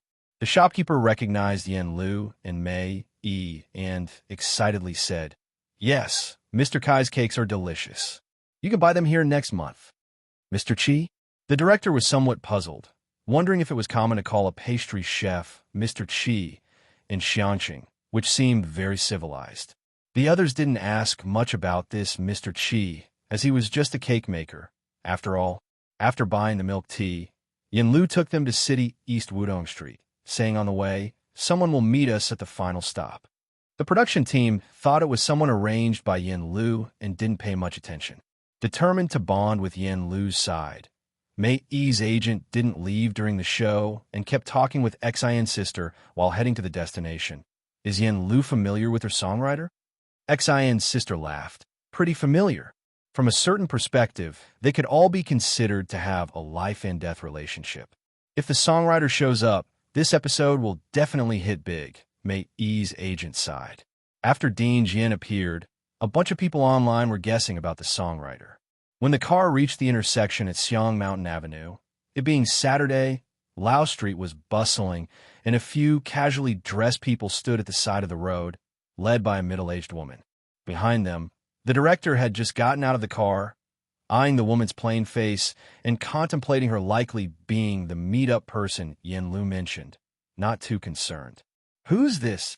Mei Yi's agent turned to look at Xian's sister, curious.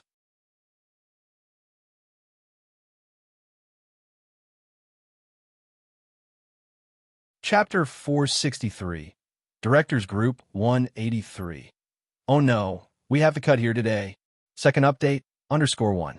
Xinjia also hadn't seen her before and simply stood to one side with a bottle of mineral water. She shook her head at Mei Yi's manager. Seeing Yin Lu and the others getting out of the car, the middle-aged woman took a couple of steps forward to shake hands with Yin Lu and Mei. Miss Yin Lu, Mr. Mei, welcome to our enchanting. Today's schedule has been arranged for you. This is... Mei looked towards Yin Lu. He didn't know her and was just waiting for Yin Lu to introduce her. Yin Lu didn't know her either, and Jiang Fulai didn't say. My name is Sun Dan, the woman said with a hearty smile, measuring the distance appropriately and her demeanor efficient and decisive. I was transferred to the Xiangqing Culture and Tourism Bureau last month. I am very happy that your program could come here. As she spoke, she had someone from behind hand over Zhang Cheng's cultural and creative gift bags to the crew. The director was somewhat surprised. Was it actually someone from the official Cultural and Tourism Bureau? Sun Dan didn't stay in front of the cameras for long. She had someone take in Lu and Mei to tour around and went to greet the director proactively. I heard your variety show is an online series. She had quite a commanding presence, which made the director respond subconsciously, yes, it's a bit difficult to get on satellite TV. Their show was an online series, which could generate more heat if it went on satellite, because some older people don't watch online shows. Is that so? Sun Dan pulled out her phone. It'll leave you a number. Later, get in touch with Director Zhang. For lunch, he'll treat everyone. It's only proper to play host since you've come to Xiangqing. Sun Dan had someone lead them inside for tourism, and then she hurried off again. After the people left, the director exchanged glances with Xinjia and Mei Yi's manager, saying, Director Zhang? The only Director Zhang I know of is... The director was initially going to ask Xinjia, but seeing her also looking bewildered, he turned to ask the several young people wearing cultural and creative t-shirts whom his son was. You mean Director's son? The young man scratched his head. She's the head of our Culture and Tourism Bureau. She just transferred from Jiangjing last month.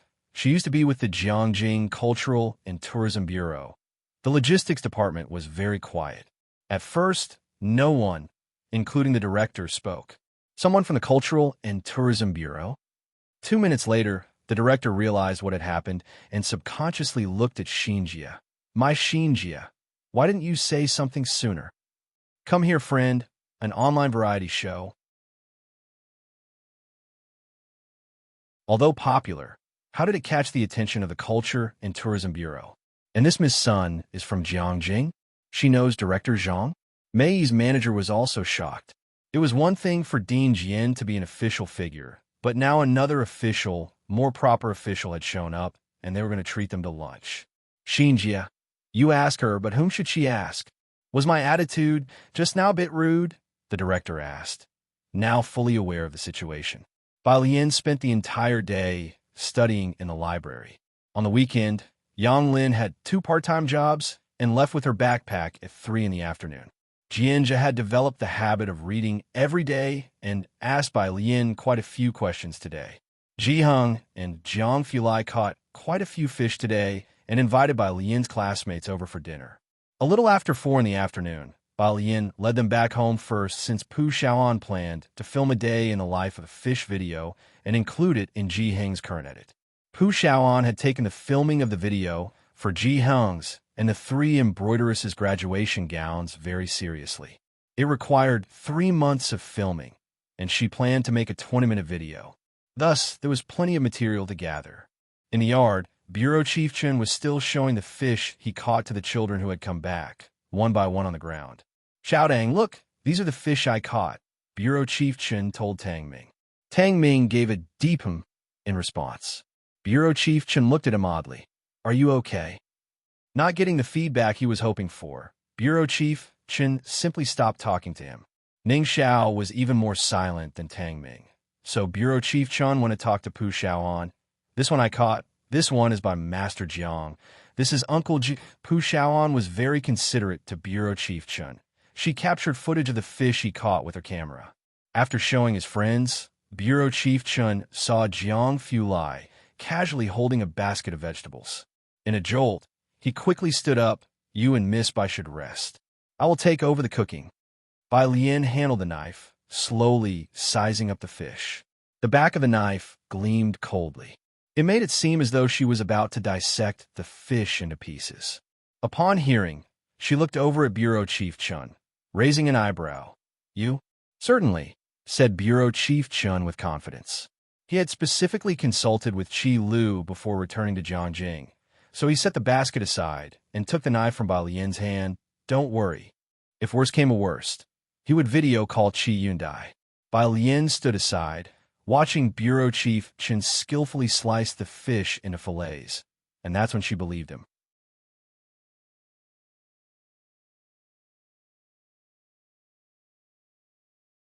Chapter 464, Directors Group 183. Oh no, we have a cut here today. Second update, _2. Apart from Director Chun, there was Ji Hung and an embroideress in the kitchen. These three did not let a group of students get involved. Outside, Ning Xiao washed the fruits they bought, cut them, and placed them neatly on a plate to bring out. There were two embroideresses working on their embroidery at one side. After Pu Xiaoan finished photographing the fish, she went to take pictures of them, while Jiang He sat on a high stool nearby, his eyes wide open watching. Ming Dongheng stood with his arms folded next to Jiang He, occasionally speaking when Bai Lian and Jiang Fulai called out to him. Tang Ming, playing Go with Wing Qi, finally couldn't help himself and asked Wing Qi across from him, "Don't you think I'm really cool?" Wing Qi, "Hey." Okay, Tang Ming got it. After Ning Xiao finished with the fruit and saw there was nothing for him to do, he took out his phone and asked Jiang Fulai a question. Bai Lian looked down at the time on her hand, 5:40, then looked up and said to Jiang Fulai, "I'm going to lead the way for Yin Lu." All right. Jiang Fulai nodded, tapping Ning Xiao's phone screen and glancing at Ning Xiao for only a moment. Ning Xiao fell silent completely. Pure Street's entrance. The film crew's two vehicles were both parked there. The director got out of the car from the back, and the cameraman followed, shouldering the camera. Passengers on the street, upon seeing the filming equipment, couldn't help but take a few extra glances. "Are you sure we go through here?" the director asked Yin Lu, hesitantly. The area was full of old houses, even the road paved with blue stone slabs, and the nearby shops were old-fashioned. There were quite a few people around, but it didn't feel like there was a fighting ring anywhere to be found. Was the fight just an old workshop? However, the program crew had already been shocked by the appearance of Sun Dan in the morning, capturing many precious scenes, so they were only moderately looking forward to Yin Lu's and Mei Yi's travel segment in the evening. But seeing this desolate area, they were still skeptical. Yin Lu, looking down at Bai Lian's reply on her phone, led them deeper in. "Yes, she's waiting for us at a small convenience store." The crew walked forward somewhat skeptically, several cameras already rolling and recording the journey. Yin Lu, unfamiliar with the place, chatted about trivial things with Mei Yi. The two of them discussed the topic of acting. Behind them, Mei Yi's agent looked at the surroundings and frowned. "Xinjie, is this reliable?" Xinjie herself wasn't sure either.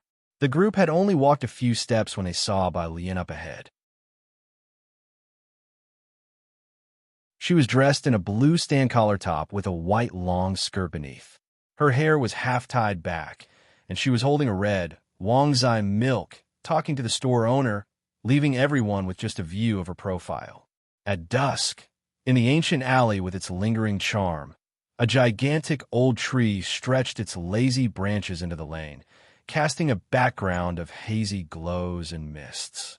Compelled by the scene, the film crew paused for a moment. It was only when Yin Lu called out to Bai Lian that she turned her head slightly, with the straw in her mouth, and everyone snapped out of it. Yin Lu had already told the crew in advance to try not to film Bai Lian as much as possible. "Only 5 people can go in," Bai Lian said after finishing her milk, squeezing the carton flat. The director, wearing his headset, said, "I know. We'll just wait at the door then." That was what he said, but the director had his own considerations.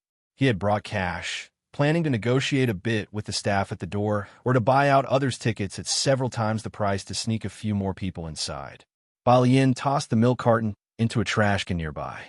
Hearing him, she glanced at the director, probably guessing what he was thinking, and simply curved her lips without saying anything.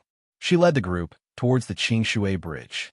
All along the way, several cameras were filming, and neighbors who recognized Bai Lian all greeted her with a smile.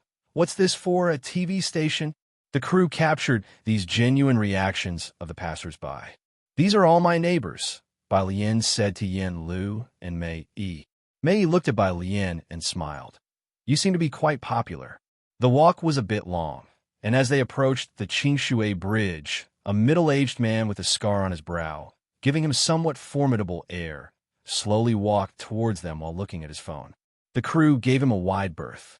However, he stopped upon seeing Bai Lian. "Where are you going?"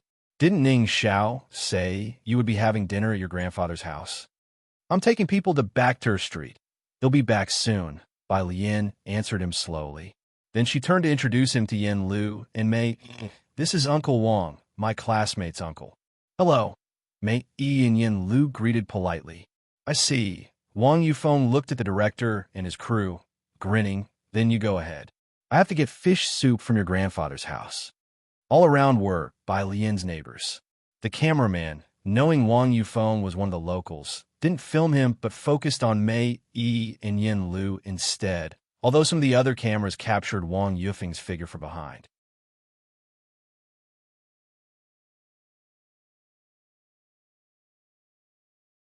Chapter 465, Directors Group 183. "Oh no, we have to cut here today." Second update, _3. They also carefully avoided Bai Lian, because Bai Lian was a high school student and couldn't just be filmed at random.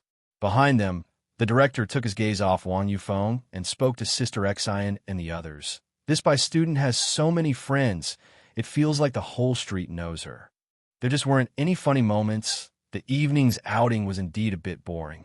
But fortunately, they had managed to film something that morning, enough for them to edit. As they chatted, they arrived at Qingshui Bridge. Qingshui Bridge wasn't very long, arched, and very impressive, sticking out like a sore thumb in contrast to the rest of Pure Street. At 6 o'clock, the lights on the bridge were turned on, and the sudden sight of such a bridge startled everyone from the crew. Reaching the middle of the bridge, they could see the roadblock set up at the end of the bridge and the towering sign. Moving forward, the words Bacter Street came into view for everyone. The director looked at the people patrolling back and forth in black clothes, aghast, and tilted his head. Sister Exon, what is this?" Sister Exon, "Great." The director saw a Sister Exon who again knew nothing. In front of them, Yin Lu and Mei Yi were still under the camera, and although shocked, both were well-trained actors, trying their best to keep their expressions normal. "It seems even Yin Lu doesn't know about this place. Have you been here before?" Mei Yi asked Bai Lian as he looked down. He was tall and had long legs, a refined gentleman, very well known as an unassuming guy in the circles. Bai Lian, holding her phone, had already seen Xiao Wu talking to someone. She explained, "To get to the fight club you have to go through here." By the time she finished speaking, Xiao Wu had already seen them, and he hurried out, "Sis." Then he grinned at Yin Lu and the others. "Are you taking them in?" "Yes," Bai Lian lazily instructed.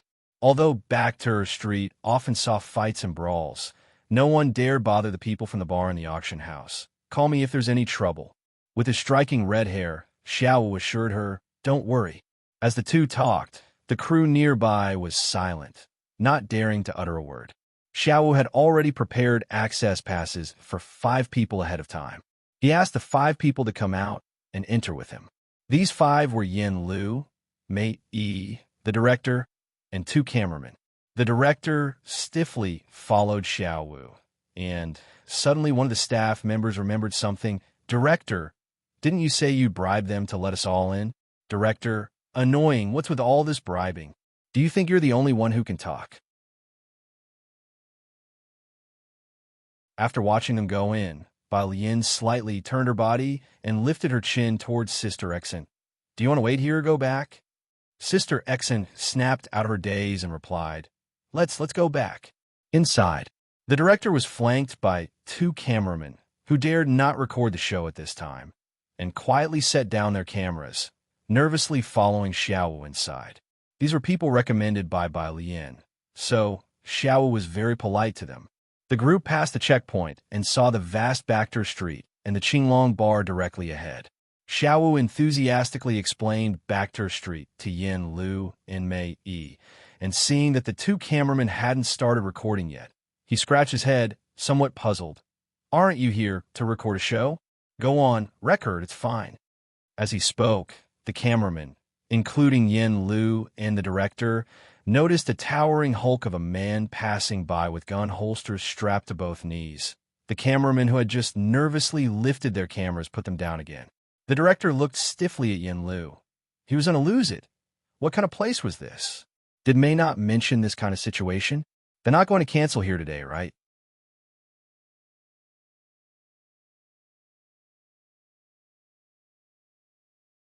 Chapter 466. 184 yen. Lu really has a big shot behind her _1. Shoot. Xiaowu fished out a pack of cigarettes from his pocket, casually pulling one out and signaling the two photographers. The director and photographers all picked up on the casual vibe that felt like someone saying at a dinner table, "Eat, eat, you guys eat." Mr. Xiaowu finally came back to his senses, his eyes gentle. He tried to be as polite as possible when he asked about the gun holster on the man's knee. Can we really film freely here? Will they just pull out guns randomly? No need to call me mister. Xiao was uncomfortable with such polite language. He enthusiastically introduced himself to them. Imbark Street. Nicholas. Street Fighter. Mount 5. All titles self-proclaimed. The frightened director showed a rare expression of confusion on his face. Just film those two, Xiaowu, after consulting Mao Cohen, bit his cigarette and patted the director on the shoulder in a buddy-buddy manner. People here are not particular. As long as you don't film their faces directly, you're mostly fine. See? Next to the street is the street of local customs. Shoot whatever you guys want. Xiaowu said it so nonchalantly, but every pat made the director shrink a little. Film faces directly? Does he look like someone who dares to even take a second look at them? Filming faces directly was giving them too much credit. There's an old saying, since you've come already. The director had the two photographers turn on their cameras, and they gingerly lifted the cameras to follow behind Yin Lu and Mei. The director walked with Xiaowu outside of the frame. They were still a bit away from the fighting ring, and Yin Lu and Mei felt a lot of pressure too. The two went into a local shop where the owner lazily sat in the back, surrounded by a variety of items such as bows, knives, climbing ropes, everything. Upon seeing the camera, the owner's eyes narrowed, and he was about to get up, but then his gaze settled on Xiaowu next to the camera, lingering on his black attire for a moment before he lazily sat back down.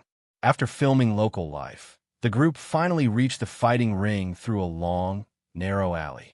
All along the way, many people curiously stared at the crew holding cameras. But on this street, you never know, anyone might be carrying a pinhole camera or a chewing gum bomb. Those openly holding cameras looked foolish and not threatening.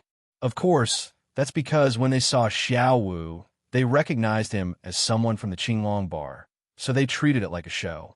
The crew finally realized there was no danger and started to relax.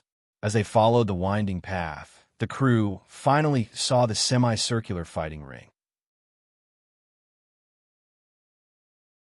In the middle, a huge stone was carved with the motif of the fighting ring, and on the right hung a poster of a man with a mask. At the entrance stood 2 rows of burly men with dark skin, obvious daggers and guns inserted in their knee pads, eyes like eagles, and a bloodthirsty aura about them. The director, recalling that he was the one who called this place yesterday, asking them to help with the promotion. He pinched the philtrum of his nose. "What's wrong with you?" Xiaowu stuffed his hands in his pockets, tilting his head in confusion as he looked at the director. "Director, Backter Street. Nicholas. Street Fighter. Mao 5, do these people have..." As he spoke, he ran his hand across his neck. Xiaowu nodded. "They're mercenaries. They've definitely done it before. No need to call me mister. What mercenary hasn't tasted blood on the blade's edge?" This was it. The director swallowed hard. Will they triangulate on him? Qingshui Bridge. After Xiaowu brought Yin Lu and his group inside, Bai Lian headed back. Originally, these people aimed to spend big on extra tickets to get in, but now, let alone spending money, they didn't even have the courage to stand at the entrance. As soon as Bai Lian left, They all followed her. They had arrived in a buzz of excitement, but now were silent. All instinctively took out their phones and searched Backter Street, where online information on Backter Street was scarce, without any formal introduction, and most mentions of the name were hushed and full of taboo. There was no need to search, really. Just seeing the boundary, passing the guards at the entrance was proof enough that this place was not meant for ordinary people. Bai Lian walked to the forefront of the group, pulling out her Bluetooth headset to put on, starting her audio reading. Hewen happened to message her at this moment. Both highly intelligent, they had also become friends online, especially since there were many things that Hewen didn't dare complain about to others, only to Bai Lian. Hewen, dude, are you also enchanting? Hewen normally addressed Bai Lian with great respect as boss, but later got used to being brief and changed it to dude.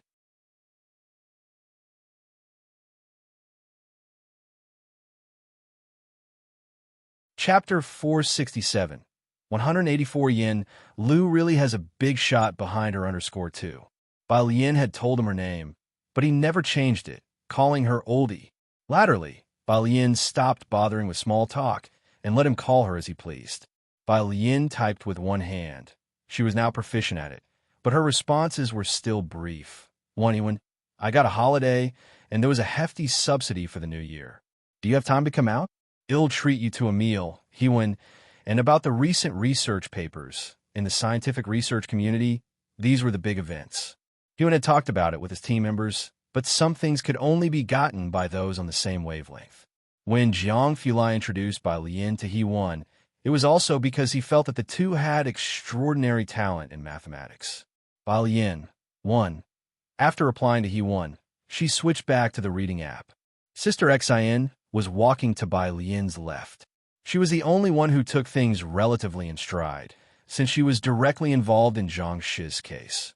From Qiandai to Bai Lian, every person involved was extraordinary. The group said their goodbyes on a road outside Pier Street. Only after Bai Lian's figure had vanished at the entrance of the alley did Mei Yi's agent lean in closer.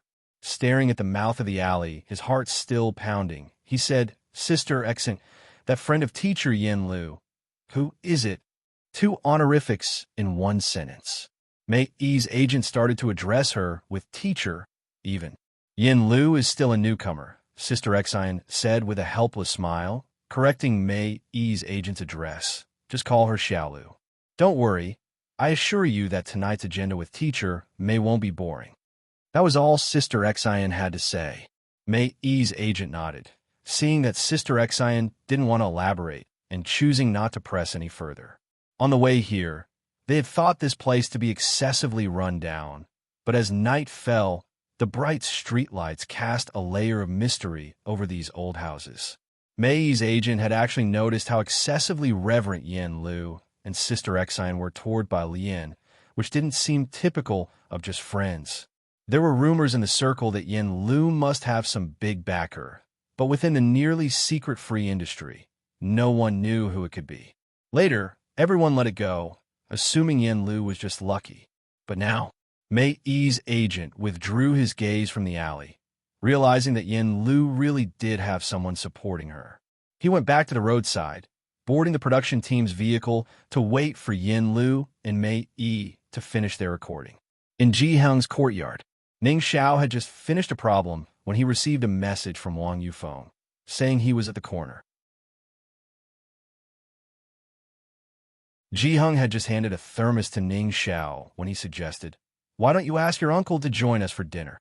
He's busy, needs to go back to check on my grandmother. Ning Xiao politely declined on Wang Yufeng's behalf. Wang Yufeng had a terrible temper, fierce and intimidating, and Ning Xiao had introduced Bai Lian and the others to him only because he had no other choice.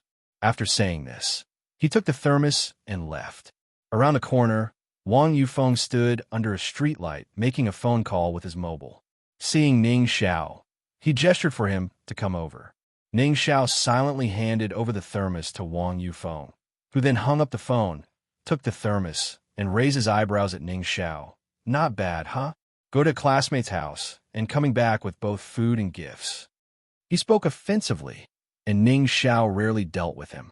Wang Yufeng, carrying the thermos, returned to Grandma Wang's courtyard, where Grandma Wang sat in a chair, her head lowered as she leafed through a yellowed notebook.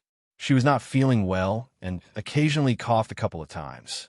Wang Yufeng's heart sank, yet he lifted a smile onto his face. "Godmother, look at that kid. He went to his classmate's house and brought back some fish soup for you," he said as he twisted open the lid.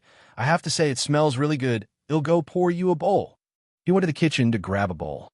Hearing that Ning Xiao went to a classmate's house to eat, Grandma Wang's face also filled with a smile. "He has many friends now, which eases my mind." The fighting ring. It was packed with people. Xiao Bingwen and Su Nanjing both sat in the front rows watching the exciting combat.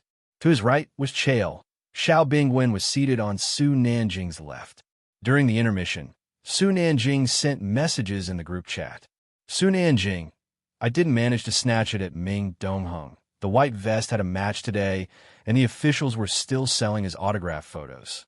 Ming Dongheng had asked Su Nanjing to help him grab one, but Su Nanjing also failed to get it. "Why isn't Mr. Ming here today?" Xiao Bingwen retracted his gaze, leaning back, very puzzled. The white vest had reached the pinnacle. There weren't many chances to compete. Such a rare opportunity. Su Nanjing and Xiao Bingwen both joined the excitement. But Ming Dongheng didn't come. He left with young Master Jiang. Su Nanjing stroked his chin, squinting. It said that they went fishing with Bai Lian's sister's grandfather. As for why he'd rather go fishing than come to watch the white vest match, Su Nanjing still didn't understand. Fishing? When did they start liking to fish? However, for Ming Dongheng, was fishing really more important than the white vest match? "How are things going with Professor Huang?" After replying to the messages, Su Nanjing turned his head slightly, ignoring Ming Dongheng's ellipsis. "Didn't he talk to you about rare metals?"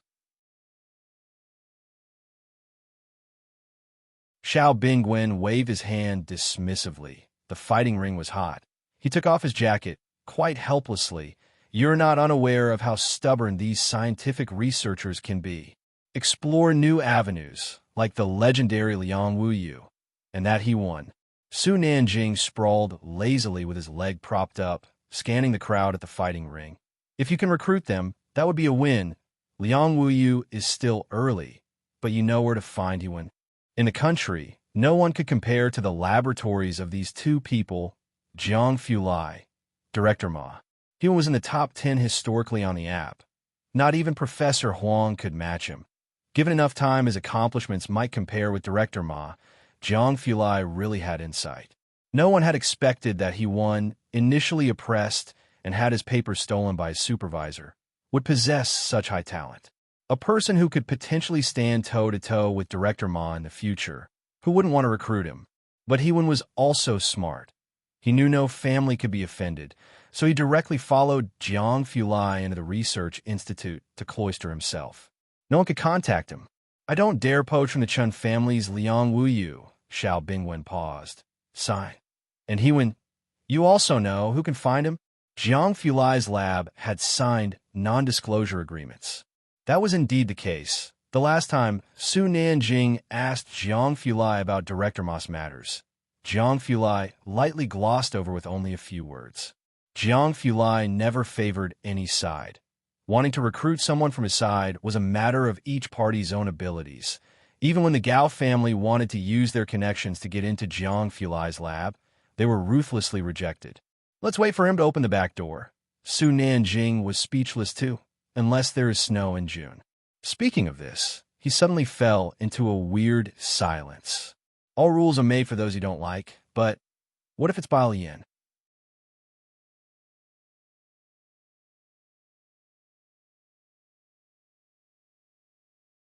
Chapter 468, 185 Lucky Show Crew, Epic Meetup, Second Update, _1.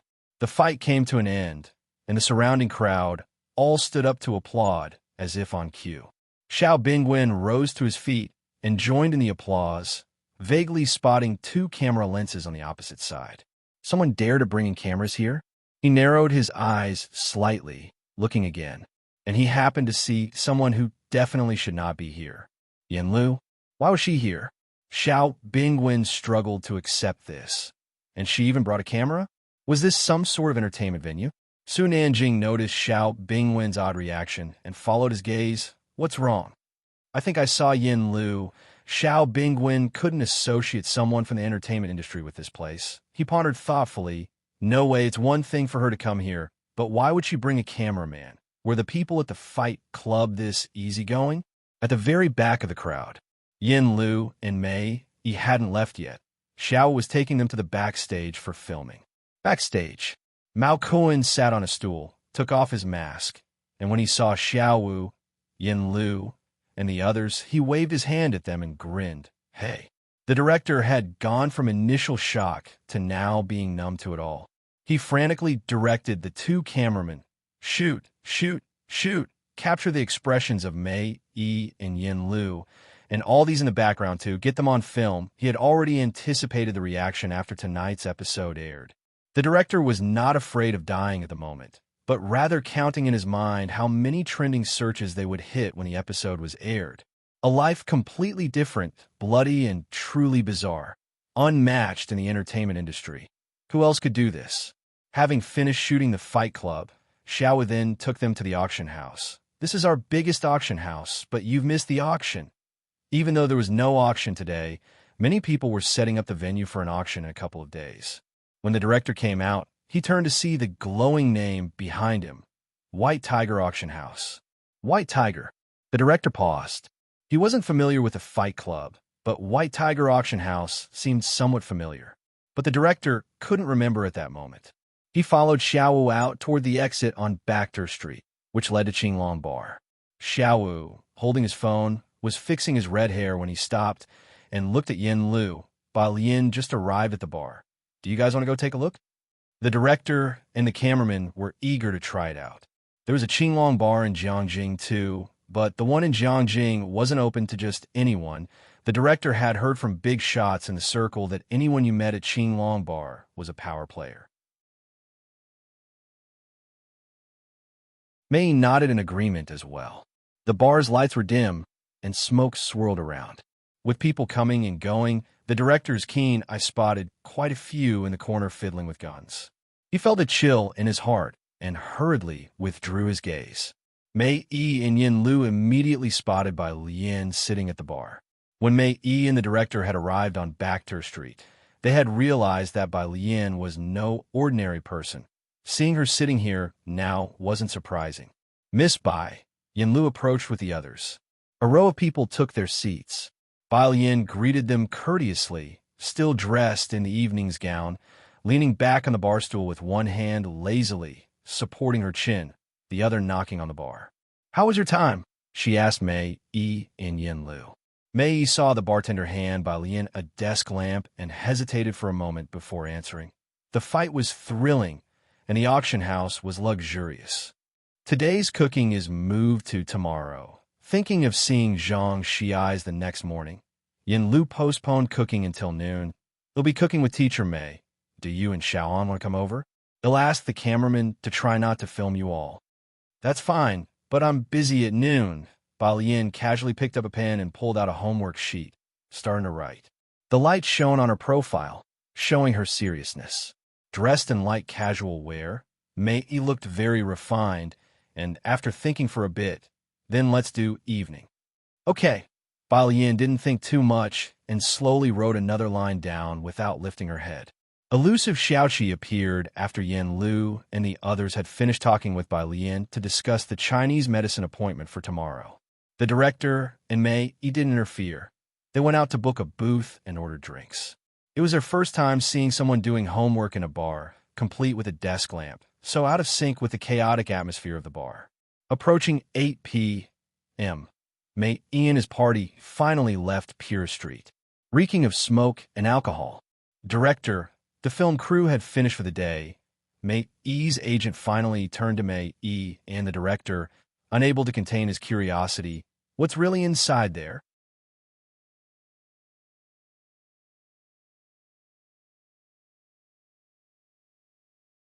Chapter 469. Fortune 185 Show Crew, Epic Meetup, second update. _2, I can only say the director took a sip of alcohol, his face flushed red, he pressed his brow. Tone deep. This time our program crew struck big. And you guys too.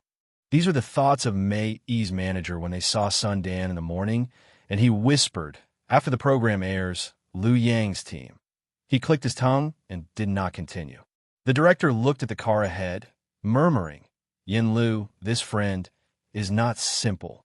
But it's true, even President Jian composes for her. Should have figured, is President Jian someone you can just invite at will? Indeed, the manager sighed and then remembered something important. Tomorrow, are we taking that Ms. Bei's friend out for a meal? Right, the director nodded. Balian's classmates were all from Xiangqing. None of them as interesting as Sun Dan for Backter Street. He reminded me, and never mind about the program's effect. Today's footage is enough for our editing. Tomorrow is mainly about taking them out for dinner. The next day, Xiangqing prison. By the time Bai Lian arrived with Jiang Fulai, Zhang Xiai's had already been taken to a small room in advance, his hands adorned with silver bracelets. A year had passed, and he had become much more composed and dignified. Half a year of prison life was busier than the first several years of his life. Besides daily labor, all his time was spent studying and sometimes acting as the boss to resolve disputes among a group of people. It was evident he had changed somewhat over the past 6 months. But as soon as Bai Lian and Jiang Fulai arrived, the face he had been maintaining immediately fell. He slumped and said with an aggrieved face, Sister Bai, Brother Jiang, I've lost my vocabulary book. Perhaps it was because Zhang Xiai's had beaten the previous boss. He had a notorious reputation in the prison. Nobody in prison had yet discovered that he was a fool. Whenever new inmates learned about this, they would want to find a chance to beat him up to establish authority so as not to be bullied later on. Such incidents occurred every other day. Last time, while he was showering, Zhang Xiai's had placed his vocabulary book next to the shower head, memorizing vocabulary while he bathed. As there were no guards watching during showers, as soon as Zhang Xiai's was dressed, the other person started to fight him. Though he won the fight, the vocabulary book was ruined. Bai Lian sat across from him and handed him a new vocabulary book and said, Qi Lu is coming back next month. Zhang Xiai's looked up blankly. Jiang Fulai then tossed a new notebook at him with disdain. Hurry up and memorize it. 2 hours of tutoring later, Jiang Fulai and Bai Lian left. Behind them, Zhang Xiai's watched the two of them leave and then dragged his heavy steps back, calculating slowly in his mind. Only half a year left. After visiting Zhang Xiai's, Bai Lian did not go to the library.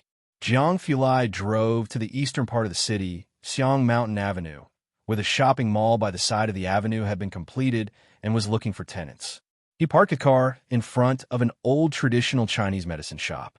The shop was an old establishment, but had changed hands as the previous owner couldn't keep it running. Jiang Fulai looked up, his eyes resting on the 4 bold characters written above the shop, Shinkong Pharmacy. The calligraphy flowed seamlessly and penetrated deep into the wood, and the writer's carefree elegance seemed to shimmer through the strokes. Around 9 nearing 10, people kept coming to buy solid foundation paste at the shop's entrance. The city's tourism department had even listed solid foundation paste as a Xiangqing specialty, inexpensive and cost-effective. Visitors always took back a few bottles, and those who had used it and knew of its effectiveness often asked others to purchase it for them. Before even entering, they could smell a faint scent of traditional Chinese medicine. Several staff members were inside the main hall, and on the left side were tables, with an old traditional Chinese doctor sitting at one of them. As soon as Bai Lian and Jiang Fulai walked in, the dimly lit hall seemed to brighten up a bit. The hall manager hurried over. He dared not look at the man behind Bai Lian, who seemed to keep others at 1,000 miles distance, only bowing respectfully to lead Bai Lian to the back. Ms. Bai. In the back, a middle-aged doctor had arrived earlier, surnamed he Henji Wei. Jiang Fulai took a look around, then sat down beside her, his wrist lightly resting on the armrest, his eyes and expressions cold. He leisurely poured himself a cup of tea, his mannerism impeccable, without a word, although the sense of pressure was strong. Doctor, he observed Bai Lian without revealing his thoughts, indeed, as described above, young. Beside him, Jiang Fulai's gaze swept over lightly, And Doctor, he felt a mysterious pressure, which made his scalp tingle and kept him from looking at Bai Lian any further. Bai Lian put her backpack aside, taking out her silver needles unhurriedly. Her gaze lowered. Weren't there supposed to be two people? Where is the other teacher? Doctor, his voice paused. My younger colleague had something come up, so it's just me today. You're tuning in to the Romance Rendezvous YouTube channel. We're so grateful for your support, and don't forget to subscribe to join us on this incredible journey through captivating stories. Your generosity through donations truly makes a world of difference, as it's the primary source of revenue that allows me to expand and enhance this channel for you. Thank you from the bottom of my heart for being a part of this adventure.